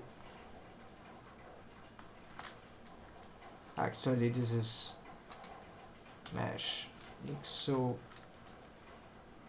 I don't need that, we know it's a mesh Nixo. I left because we'll create the other, nice, that Nixo lattice, I is lattice. Then this we don't need for this file. Strangely, yeah, okay, apparently that floor had some relation to the rig, so maybe it was parented to the rig, I don't know why it come here. Cube, oh, this is Nixo.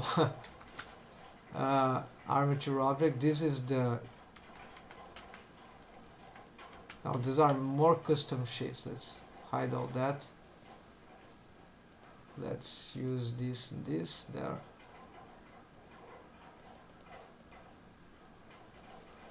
So the other, okay, this is not, this is for the other, not gonna use, not gonna use, not gonna use. What is this? Armature, what's, okay, I assume the other rest of the armature is here, so yeah, it's here, so there we go, thousands of bones. And of course we need to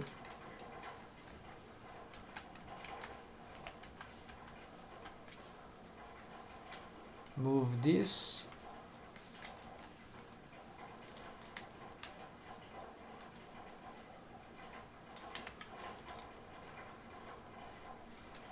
This is not rigify, so the adaptation would not be that simple. I will have to think about this, everything here, because okay, I can, at least I can scale, right?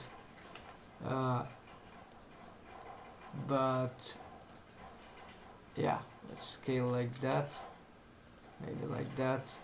The proportions of the characters is like this, nearly the same, so shouldn't be.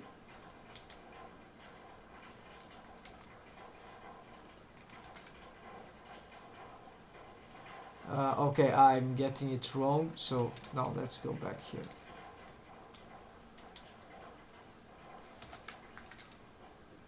It's because of the legs. We don't see the legs, then it's okay. See the foot rig, so that could be a good reference. So somewhere like here we see that it's sort of matches, but then the eye is probably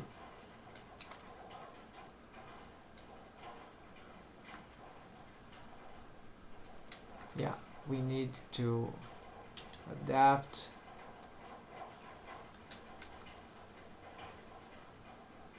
I never tried that, so I don't know the best method, so I'm just doing by visual thing. Yeah,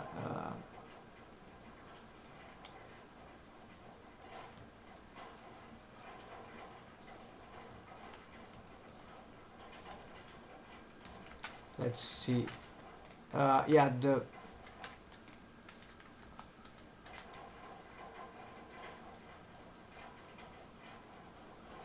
this is because of the transformations.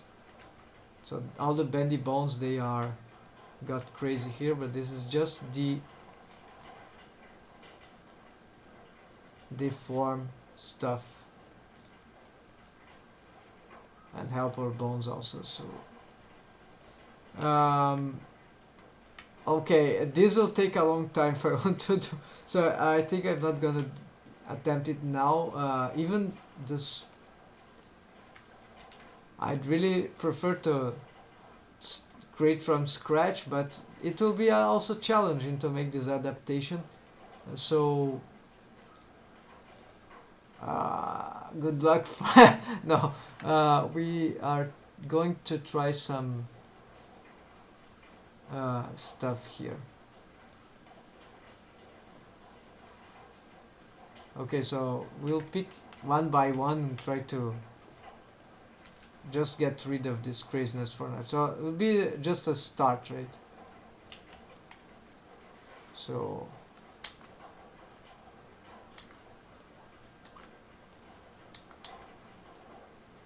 there should be a batch thing for that, right?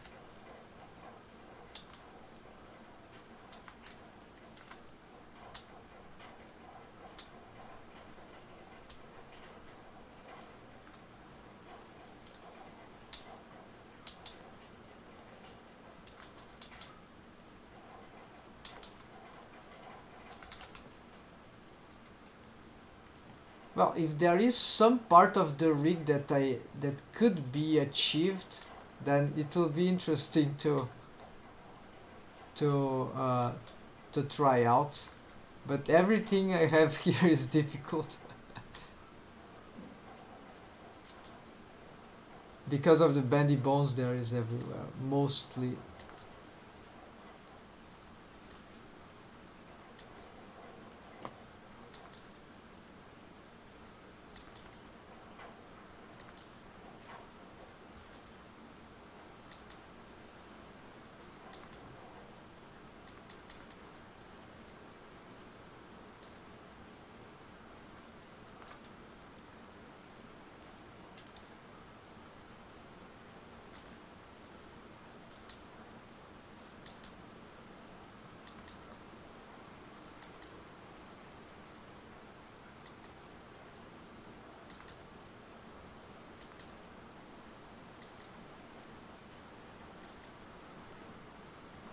It's possible that some bones got lost. Some things here like this makes no sense, so they cannot find their way. Oh, it's the probably the shrink wrap stuff. I don't know.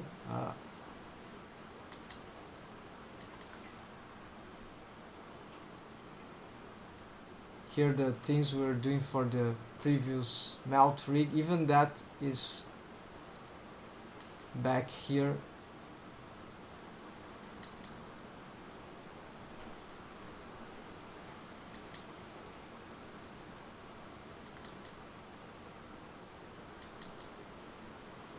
Okay, I think I got that. Then we still have what other stuff.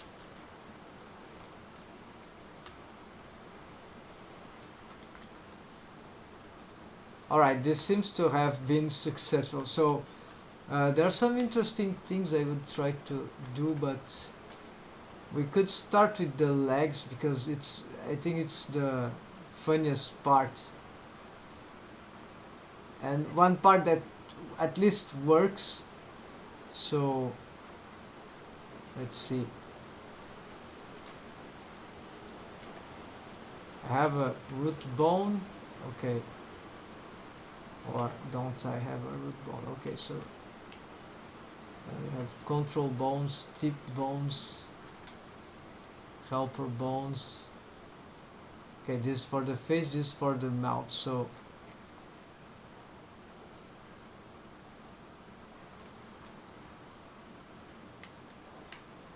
I'll try to ignore the spine because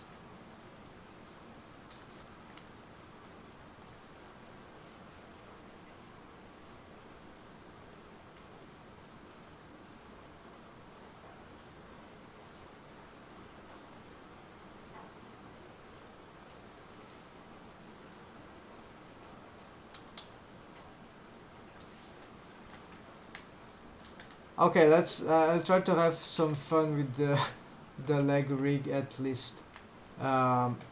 Because I've just modeled this character, I don't want to change her rest position right now, but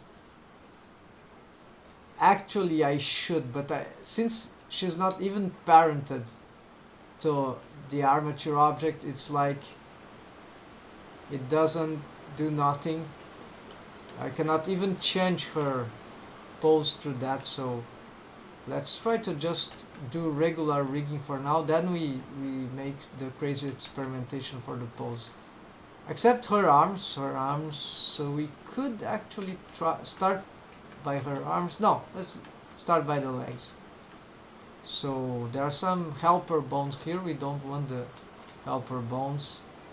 We'll start with the deformed bones for the legs. So apparently it's that, so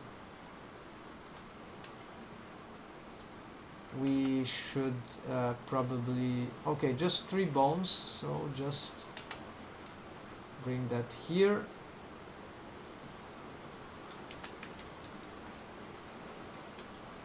We'll assess the is this on the same? Yes, it is. So, and that's certainly the same thing. Alright, so this way is easier. Then we bring all that, no, not that way.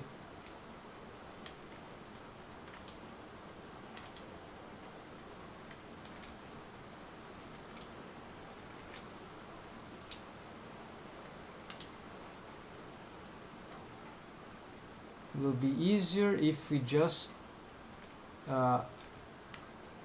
temporarily turn that to 1. So no segments, so we can just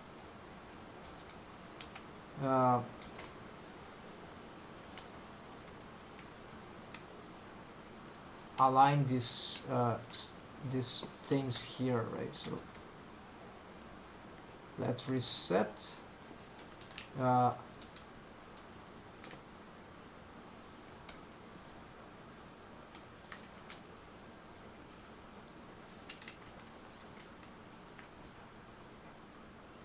The x-axis, the z-axis, usually I prefer to have it in front, pointing forward. So let's roll this like, yeah, something like that. So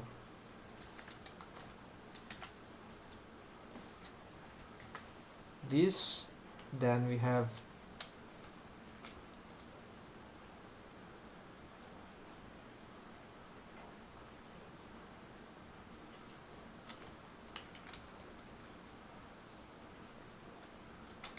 reset roll, then again this.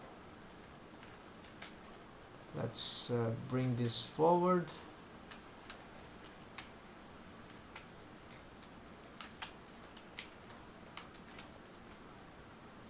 Yeah, very regular rig, nothing special until we reach the most advanced things, right? Which unfortunately I think it won't be today, unless, except for the feet. So if we are the leg rig, so if we are lucky, we will be able to address this stuff. Alright, so here this doesn't seem regular roll, so you have to adapt. The ankle, okay, the ankle is here, and here let's just align this with that, and then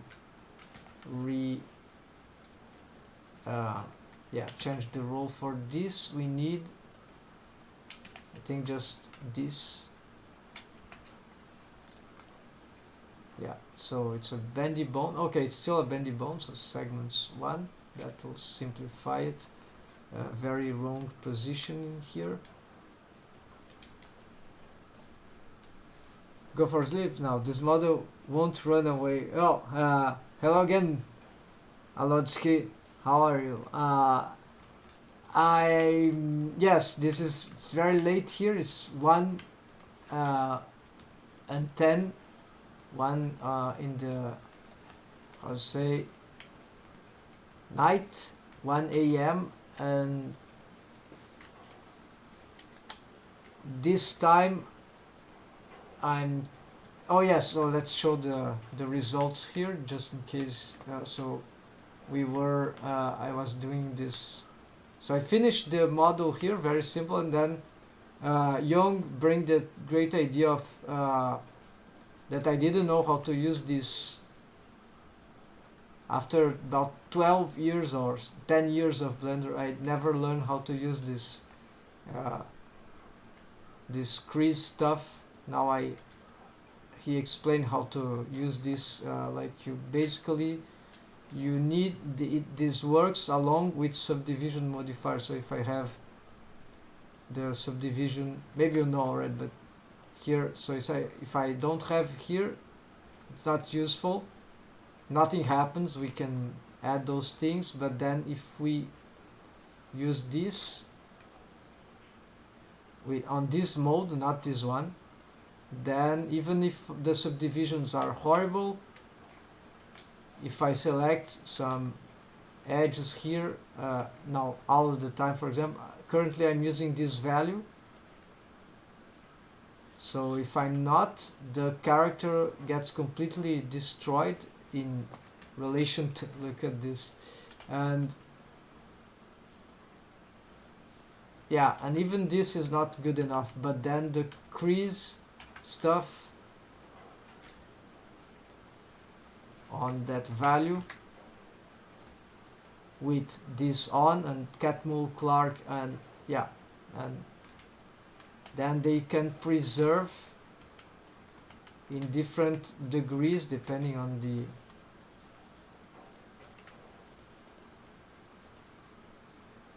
yeah, and we can even see in real time if we do this. So yeah, so I can sort of preserve the original shapes and using this default by value, and that is good enough smoothing out, and then that's it. I've just learned how to do this today, and now I'm able to work on this low poly stuff with much simpler results. It's already morning here. I then slept and had breakfast. Yeah, breakfast is good stuff. I'm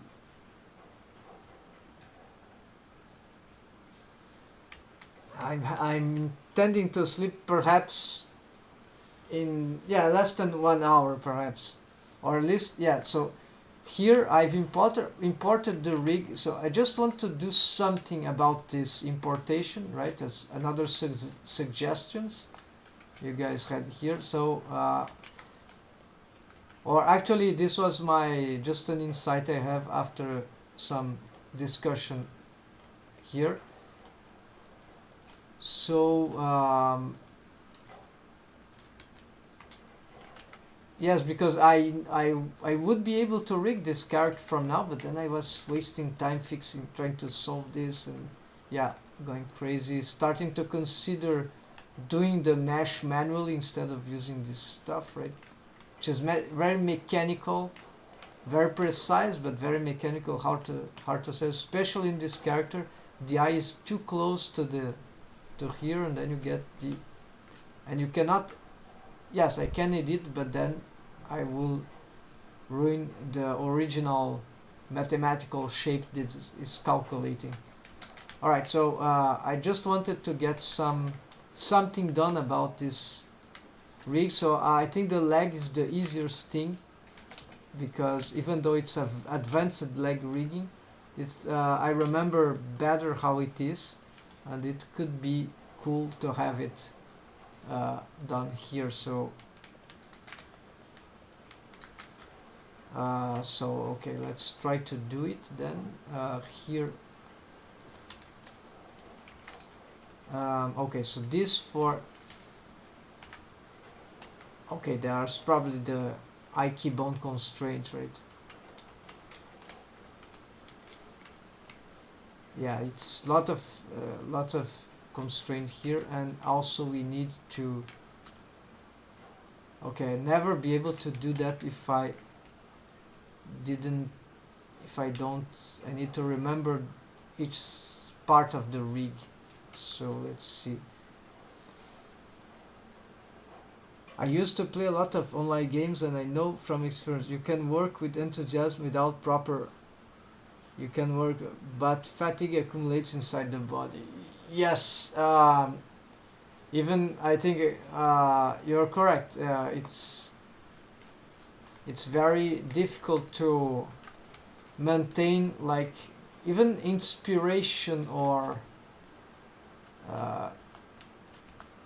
more than that, it's difficult to maintain focus, right, when we have, and eventually things start to get not very optimal, right?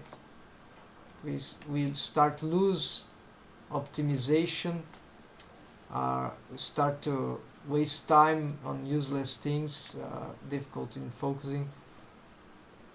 So maybe I should be trying to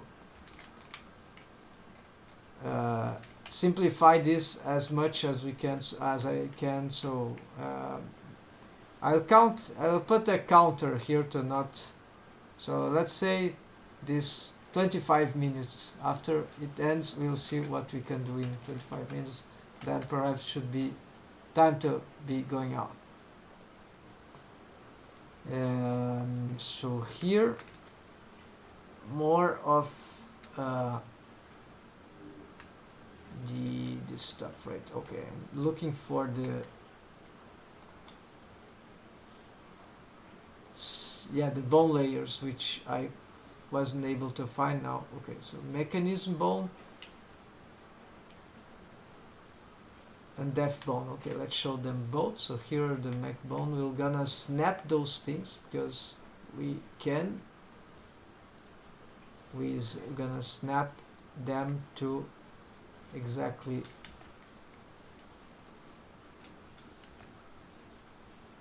that here. So this is a very original rig that allows for leg rig that allows for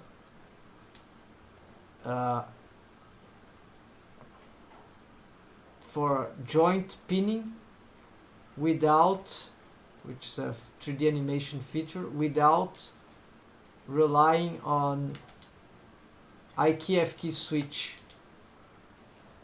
It's maybe it will be hard to understand map ankle and foot. Okay, warp foot. We're not using warp foot right now because we are fixing the rest. We're using a regular rest position, but we could so let's align this with, okay, so first actually this is the mechanism, so let's pick this instead, be larger, and the mechanism be thinner. I think this is the more adequate approach. Then same here, we pick the mechanism. Now this is the depth, then the mechanism will be thinner, okay. Then we pick this, the mechanism we align with the big one, align here, okay. So fixing the alignments. There's no mechanism here, actually there is. The warp bone is the, would be a sort of,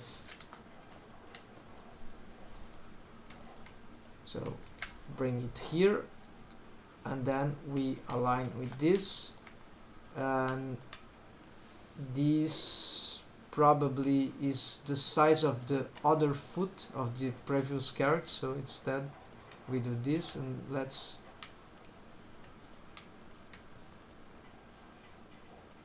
realign here, okay, and then we switch those scaling factors. So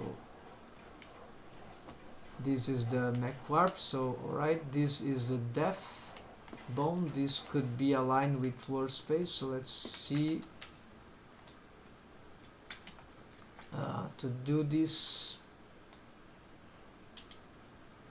Yeah, be like many ways to do that, but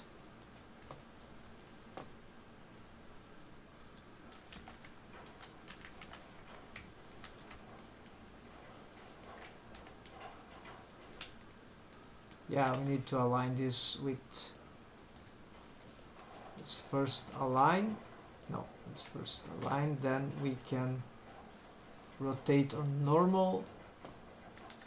No, it's actually like that, and this is where we could use some other align bone if we have any, like this, except we copy this, flip, align this to global axis, Z pointing global, then we pick this and align with,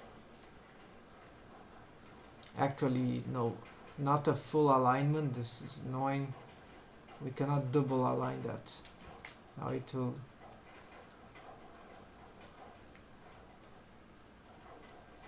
yeah, now it's,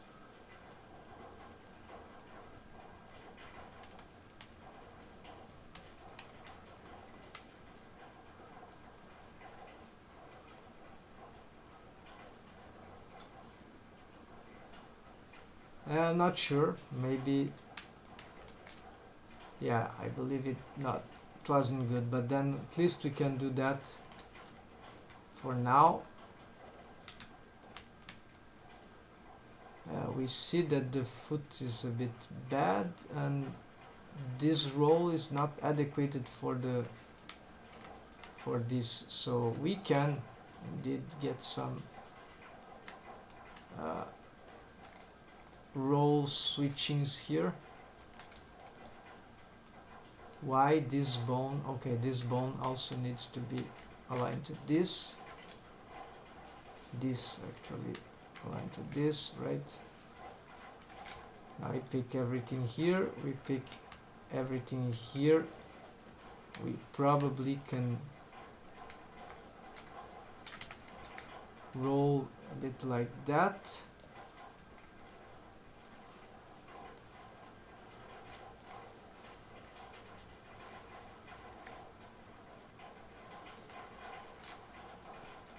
this we can still, yeah, we'll have to do it again. So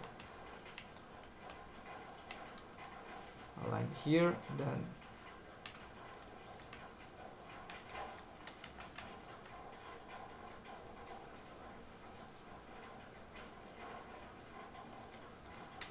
no pivot point in the 3D cursor there.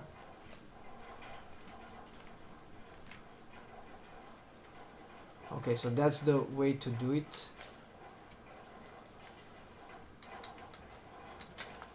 And pivot doesn't matter if it doesn't, it's not aligned, we'll solve that another time. Then these bones here, map ankle, okay, map ankle, so let's just align here and let's put it,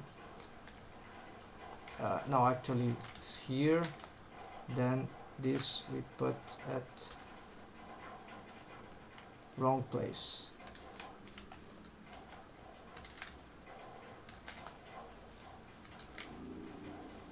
There.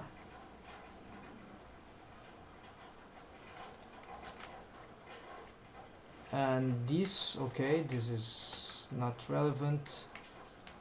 So for the foot rig, all the mechanism bones are already set except for, oh, this one. Okay.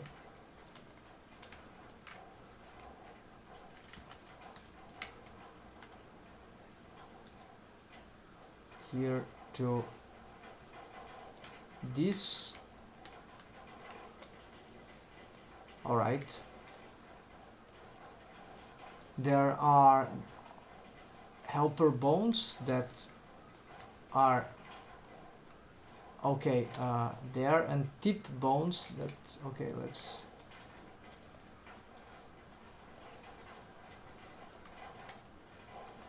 so they'll take some time, they are all rotated in strange ways.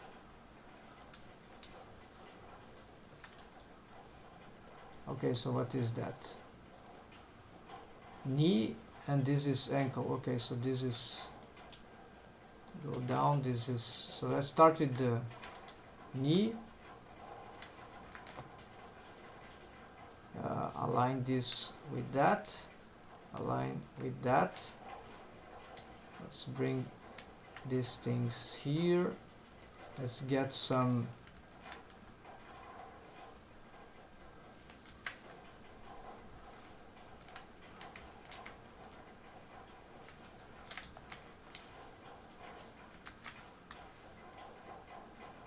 now this will gonna snap.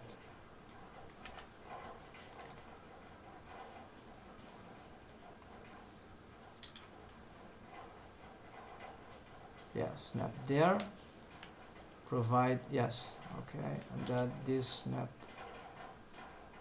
top. Then we need to align this, and okay, let's not show the mechanism bone for now, so simplify. Align the bendy bone to this, and this is already aligned to this, and then this is also aligned to this. Alright, then we got here, and okay, that's it for now. This means that the roles should have been solved without resetting. I assume that's the case. Okay, they have these roles, right? That's fine, that's fine. Then here, control ankle, so B bone start, okay, so this is the beginning here. This we align with this, and this we align with this, and then we place this here. We go here, go here, we bring that there. We should along normal, provide we align ankle, get there, and okay, we pick that.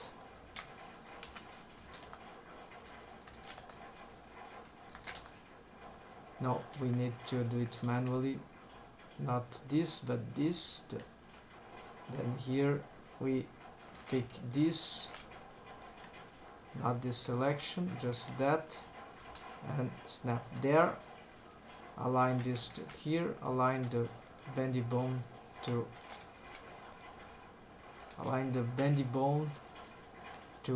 this, just making sure, align this to this, then align, just snap. Great, so we are getting close. There's still one helper bone here, one helper system. We're gonna okay, this bone should it probably must, so deform bone should go here. This system here, how does it work again? Oh, this doesn't need to be that way because yeah, the leg is going down, so actually this should align with that. Go here, let's move it here, then this I don't know which align this should have. Reset row, let's get is that a positive row or what? Yes, very a positive row, so let's get then z-axis pointing to the side, right?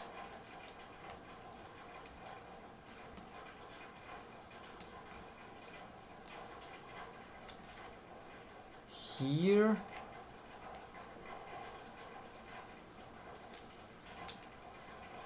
alright, this is good enough. Then we, because it's not a leg, I decided the Z pointing outward, so maybe it's not a great idea, but then we get here.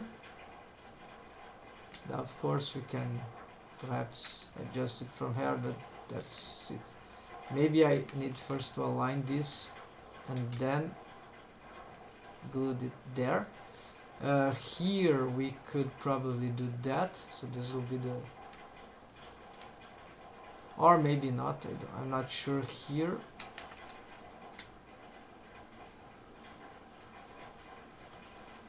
Yeah, this is questionable what we should do about this leg here, so let's try to maintain it organized this way. Alright, another thing now for the leg rig, of course, is that there are control bones. So let's see the bone layers. So there is okay, depth, helper tip, these are less important, then control and master. Alright, so let's see what all we can find. So here is master type. Okay, this goes there, so apparently I'm not sure if this was the proper location.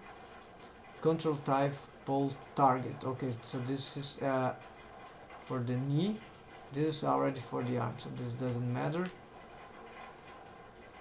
This is another pole target for the shin.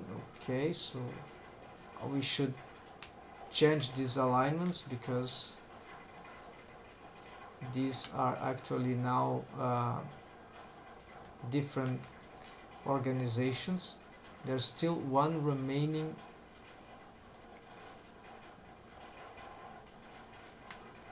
knee. I cannot find it.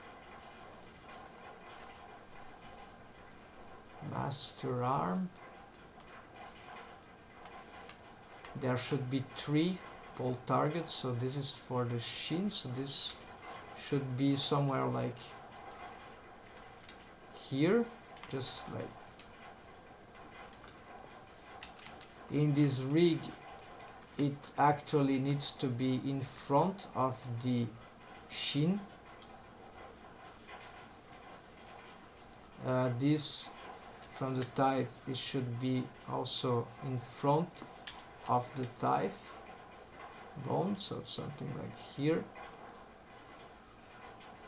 And there is, oh, I think that's it, shin pole. No, this is already known. Then this master leg, of course, because the rig here is not warping. You see the, what is that?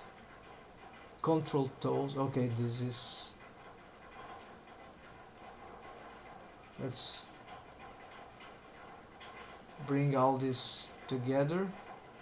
Oh, there's more mechanism. Okay, so almost forgot. And here too.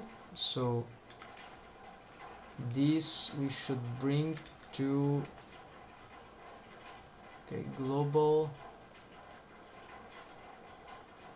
bounding box. Let's perhaps, yeah, let's put it in the, in principle should be there.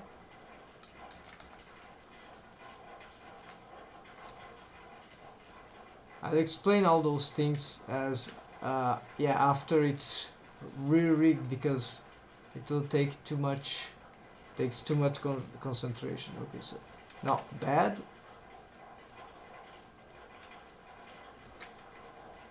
Okay, don't work. I know it's just snapped, right? Actually,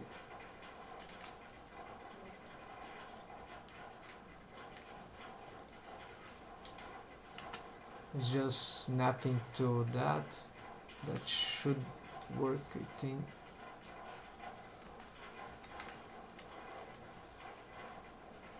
Yeah, you see it's snapping as a block, but it's hard to get that stuff, so let's just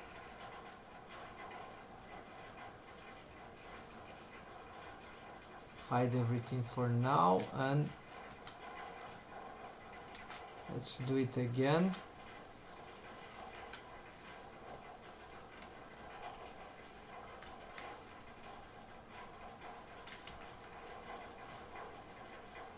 There, snapping the wrong stuff. Nearly got it. Hide that panel.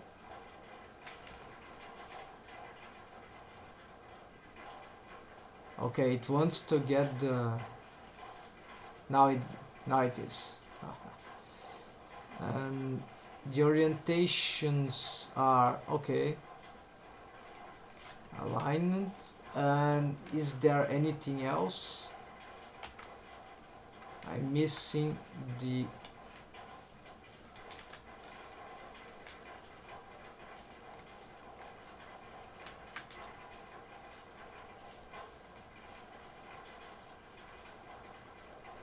that no, upper pole. So leg pole isn't, maybe it didn't got imported after all. Yeah, maybe it's some accident.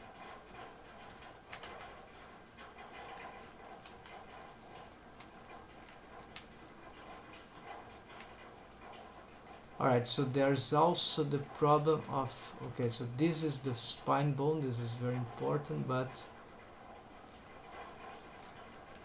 we need to start attempting some wave to, yeah, not wave painting, but yeah, we don't have vertex groups, so it includes, we'd have to do some basic rigging if we want to.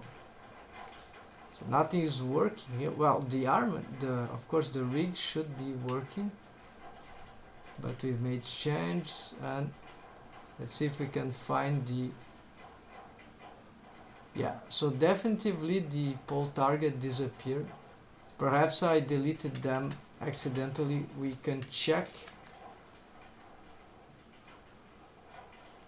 on the or it's in a different layer, put accidentally in a different layer.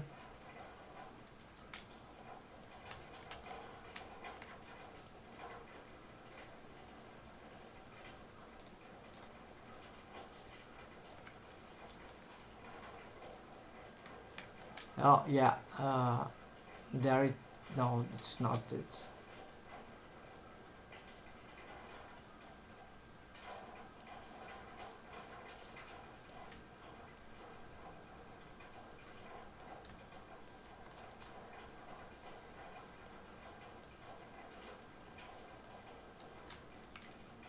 So yeah, unfortunately, it is just like this, but color of wine. I'm concerned. Let's see if it still exists in the original, and I think that will be. Let's see the timer here. Yeah, 2 minutes. So yeah, my time is ending. I have to go. Let's see here if the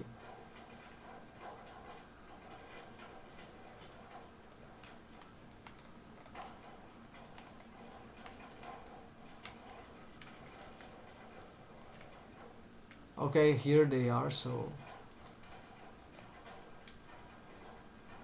they may not have been imported properly.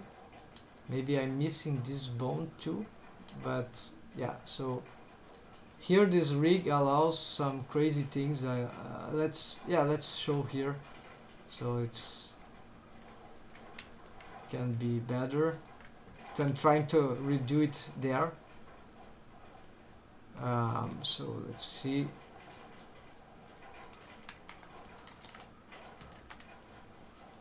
Basically, we have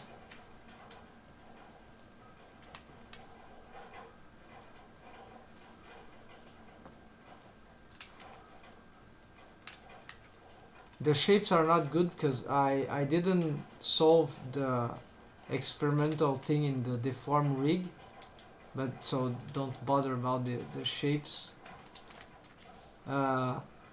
But I know how to make the deforms good, so I just need to assess. So what this rig does is a multi-dimensional bone constraint, so it allows for, as I was saying,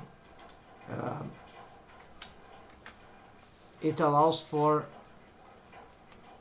joint pinning. So in normal conventional bone constraint, you need to use sometimes something like a F key I key snap, no, switch, because either I pose this like this, or either I pose like regular I key, like I don't know, I don't have an example here.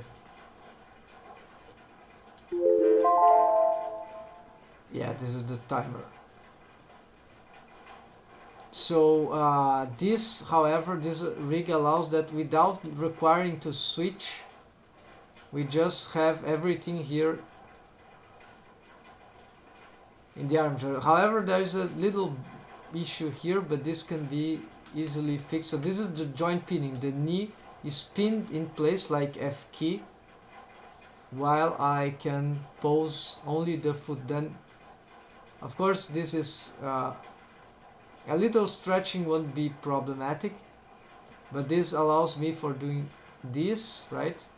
While I keep the I key functionalities. I don't have to switch off I key in order to be able to make this thing. Of course, if I don't respect the distance here, it will push the, and more than that, in this system I've made the advanced foot rig that allows this thing. It functions even if the foot is not in there, so we can do a lot of stuff. And those mechanisms here allow for, okay, we can still use this, but this is not very optimal. we can certainly use this, but we can achieve this just with that. And then all those pole targets we can usually we just need to use this, right? So to expand the orientation, so we don't have another control to do this automatically, but it's already automated, right? The way they move, so they are all regularly moving in a way that will help for, like, even doing that. They are all sort of helping, but sometimes we want, like, I want the leg more to the left, to the left here. So okay, let's just do that. And yeah, so this is pure control rig, and this also has an advantage. This feature, this was an accidental advantage. It doesn't have, it solves the knee popping thing, which is something that happens with IK. Here I solved the knee popping by just changing some feature here in the IK, but it's on the mechanism bone. I think it's here. So there are actually, what's happening is that there are three IK bone constraints, except that, so there's a mechanism chain and there's a deform chain. So the mechanism chain uses Nike bond constraint here, the regular one, chain length of 2, so shin and thigh, but these are not deformed bones, they are mechanism bones, and they have some relation. Yeah, they start with the same orientations, everything of the, but they have some sort of relation. I think it's parenting. I think this is parented to the mechanism and this is parented to the mechanism. I think that's it. And then what's happened is that usually they follow, but if we do this, they start getting offset, the two chains, one in relation to that, but we can still control this with some accuracy, but we only do this to do the joint pinning whenever we need that. And I have this for the arm too. And this is crazy. And then yeah, so here we got the, in the case we do that anywhere, oh, I did that, how to fix it, just get this and then snap. Okay, there's a slight movement there that happened. It shouldn't have happened. Maybe I did the wrong.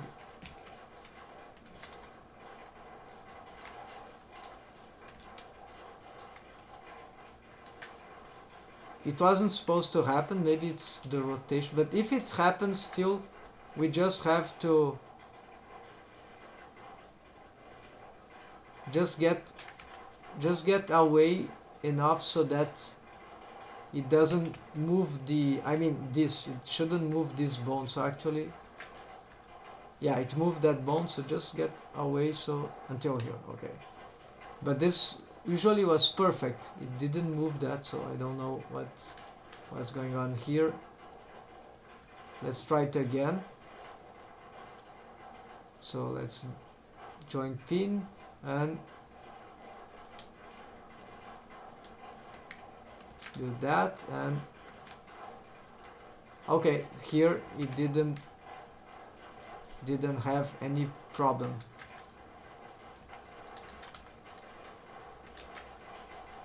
Now it happens. So I don't know why this is happening, but then just get it slightly below, it doesn't budge, that's it. And so this allows very easy joint pinning, right? And also we can move, right, that if we want, and we can leverage. This was very hard to achieve with this displacement. And then we can still have interesting controls here, like because we move this.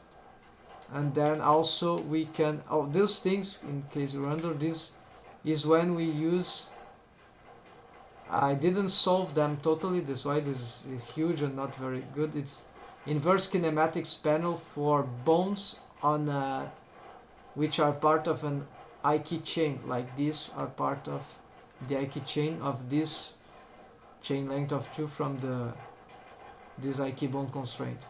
And so when the bones they have can only access this on this panel while on pose mode, one selected bone, so you go there and then you can, okay, so I have Ike stretch of 0.1.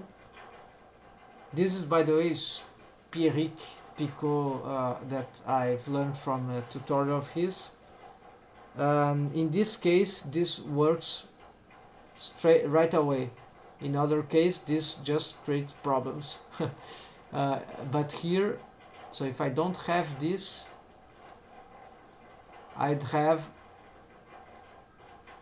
probably some sort of knee popping. It's not smooth how it ends, the stretching. But if we add just to this bone here some value like that,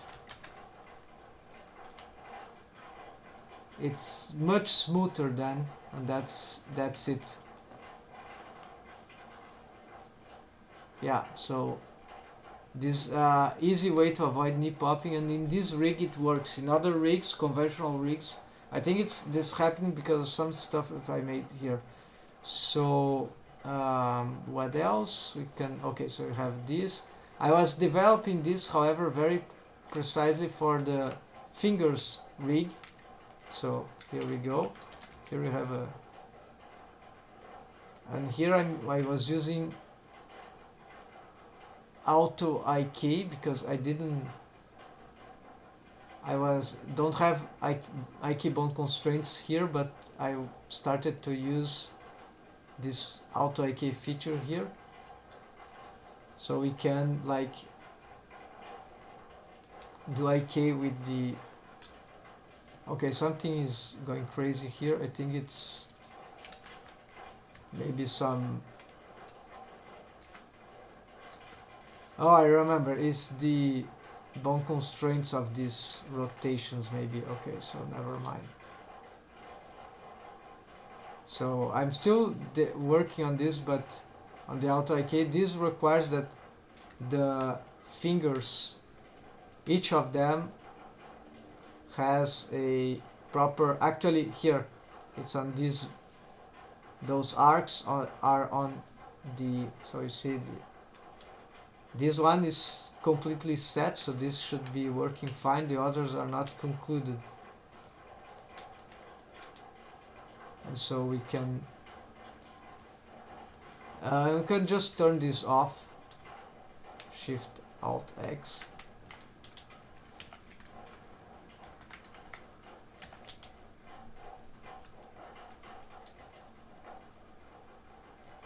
And no pole target here. This is why the mechanism chain, oh, the mechanism chain is wrong. This is why this is not working, because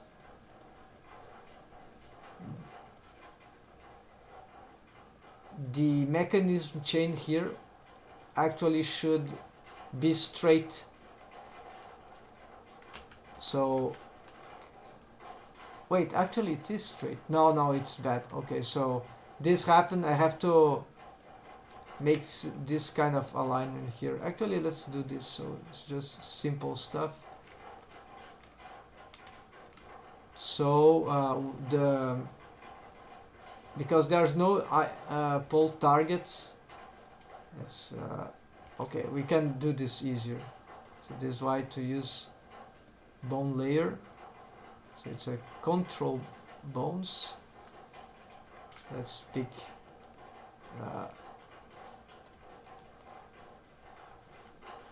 this align here.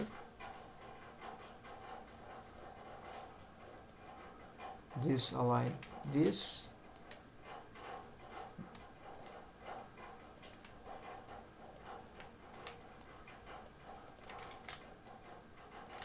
I've lost these settings, this organization, because yeah, I can do this for the, I've lost this organization because I was manipulating the rest position of the mesh. So it changed, it ruined everything. So now it should be working better. So let's see.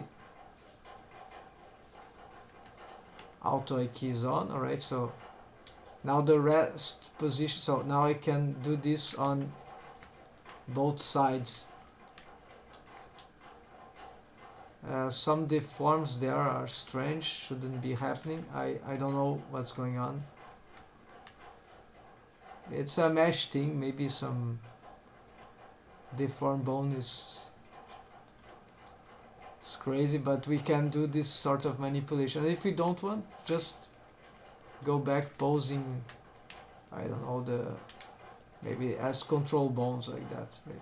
Or we can also have the hand with some sort of design still developing.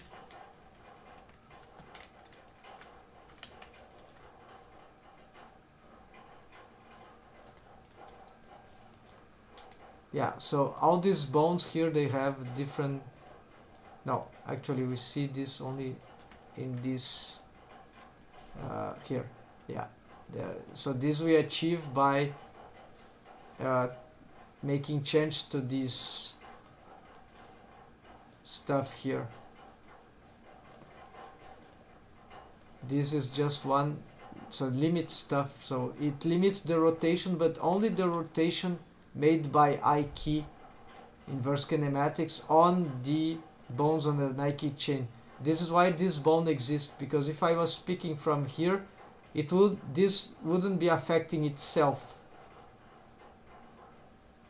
It would be affecting this and this, but not itself. So this is why I created this. This is just a control bone, so it affects this and this, all the bones on the Nike chain. And yeah, so I was developing this hand rig and still unfinished, but it's nearly done. Nearly done for me is like weeks of experimentation. But this is already experimented, it's just that I need to fix the last tweaks of the deform rig and find better stuff for the hand rig. So yeah, so this is what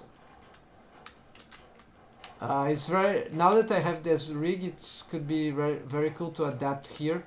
Let's see how hard this will be. This is an interesting challenge, and this will be my second character. Actually, if I can complete her, she'll be made before the other, right? And she has already another. I can make mount rig experimentation here too, because here it's a better mesh topology perhaps to solve this. And I'm considering maybe even more subdivisions here, perhaps something really radical to... Yeah, you got the idea. Sorry, let's see. Have you seen the YouTuber Level? Oh yeah, Level Pixel Level. This one is great. All his tutorials are really often very good. He has a video called how to control the pole. Yes. That's how I mentioned his work, his tutorial in my live stream when I mentioned this tutorial of his. I even have his here. Let's see, pole target control. Yeah, so. And by the way, I even have a list here that is yes, I think. Now this is wrong. Sorry. So we can probably find here. This is a list I was making here. Here we go. It's pole target. Even I mentioned. So there's some part here. This. So we need a new bone for this. So I'm just going to go to edit mode, and yeah. So here we go. That tutorial is really good. And yeah, this guy, his channel is really good, and his tutorials are very clear, and I think he was one of the best in terms of clarity, synthesis, explanations, Blender IK tutorial, but some helper bones. So yeah, so I took that idea from here. I was already trying to achieve some things experimentally as usual, but so I've built this control system on top of what he has there. I've made some adjustments to better suit what I prefer. So what I do is one of the things that I do differently is that I don't create those bones there. Instead, I just used one mechanism bone, and then but his tutorial is like 3 years ago, so it's kind of old. And then I get this bone with I think a stretch too. So stretch 2 to do some bone here in the ankle, and what happens is that the whatever I lost the bone, right? I need to get it back. The bone relative to this,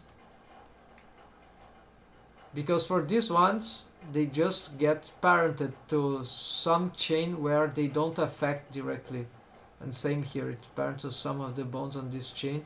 This would create a dependency loop if it was the same bone that is dependent on the chain IK chain that has the pole target. But because I have 2 chains of bones, then I can do this trick. So I parent that to some reference here, so this bone will always follow this position, and this bone will always follow this position, and the other larger, which disappeared, will always follow this position because it's just parented offset to it. I don't have any other additional. Yeah, I had some stuff here, but okay, this is for another thing. This is just for orientation here. It's yeah, so I've got reference from that, so that's really good tutorial. I think it we can make it better, even his method, because the whole idea of the pole targets, very difficult to visualize, is that it's like an invisible wall that needs to exist in front of the chain of where the joint is, in the case of a double chain, or in this case always. And as the bone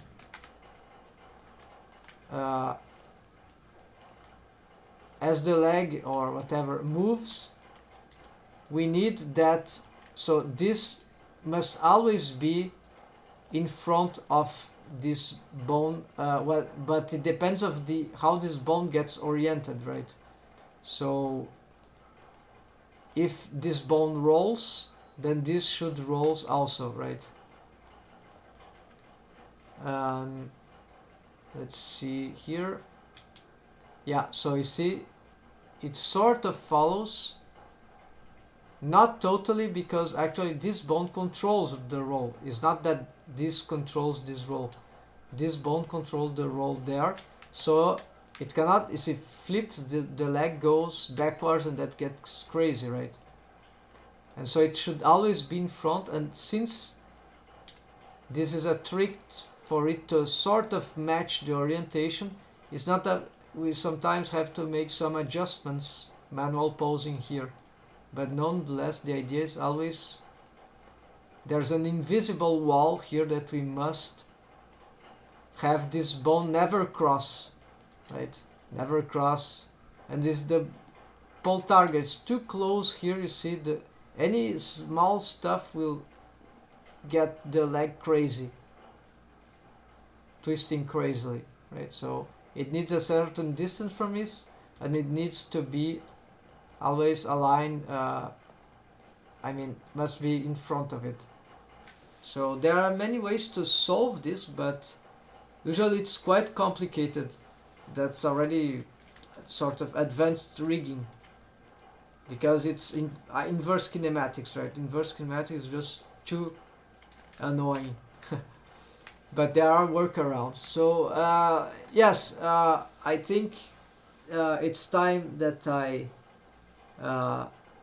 go sleep. And so thanks folks for watching and participating actively actually, and I'm glad I was able to finally complete this mesh, and well, even more glad that this new trick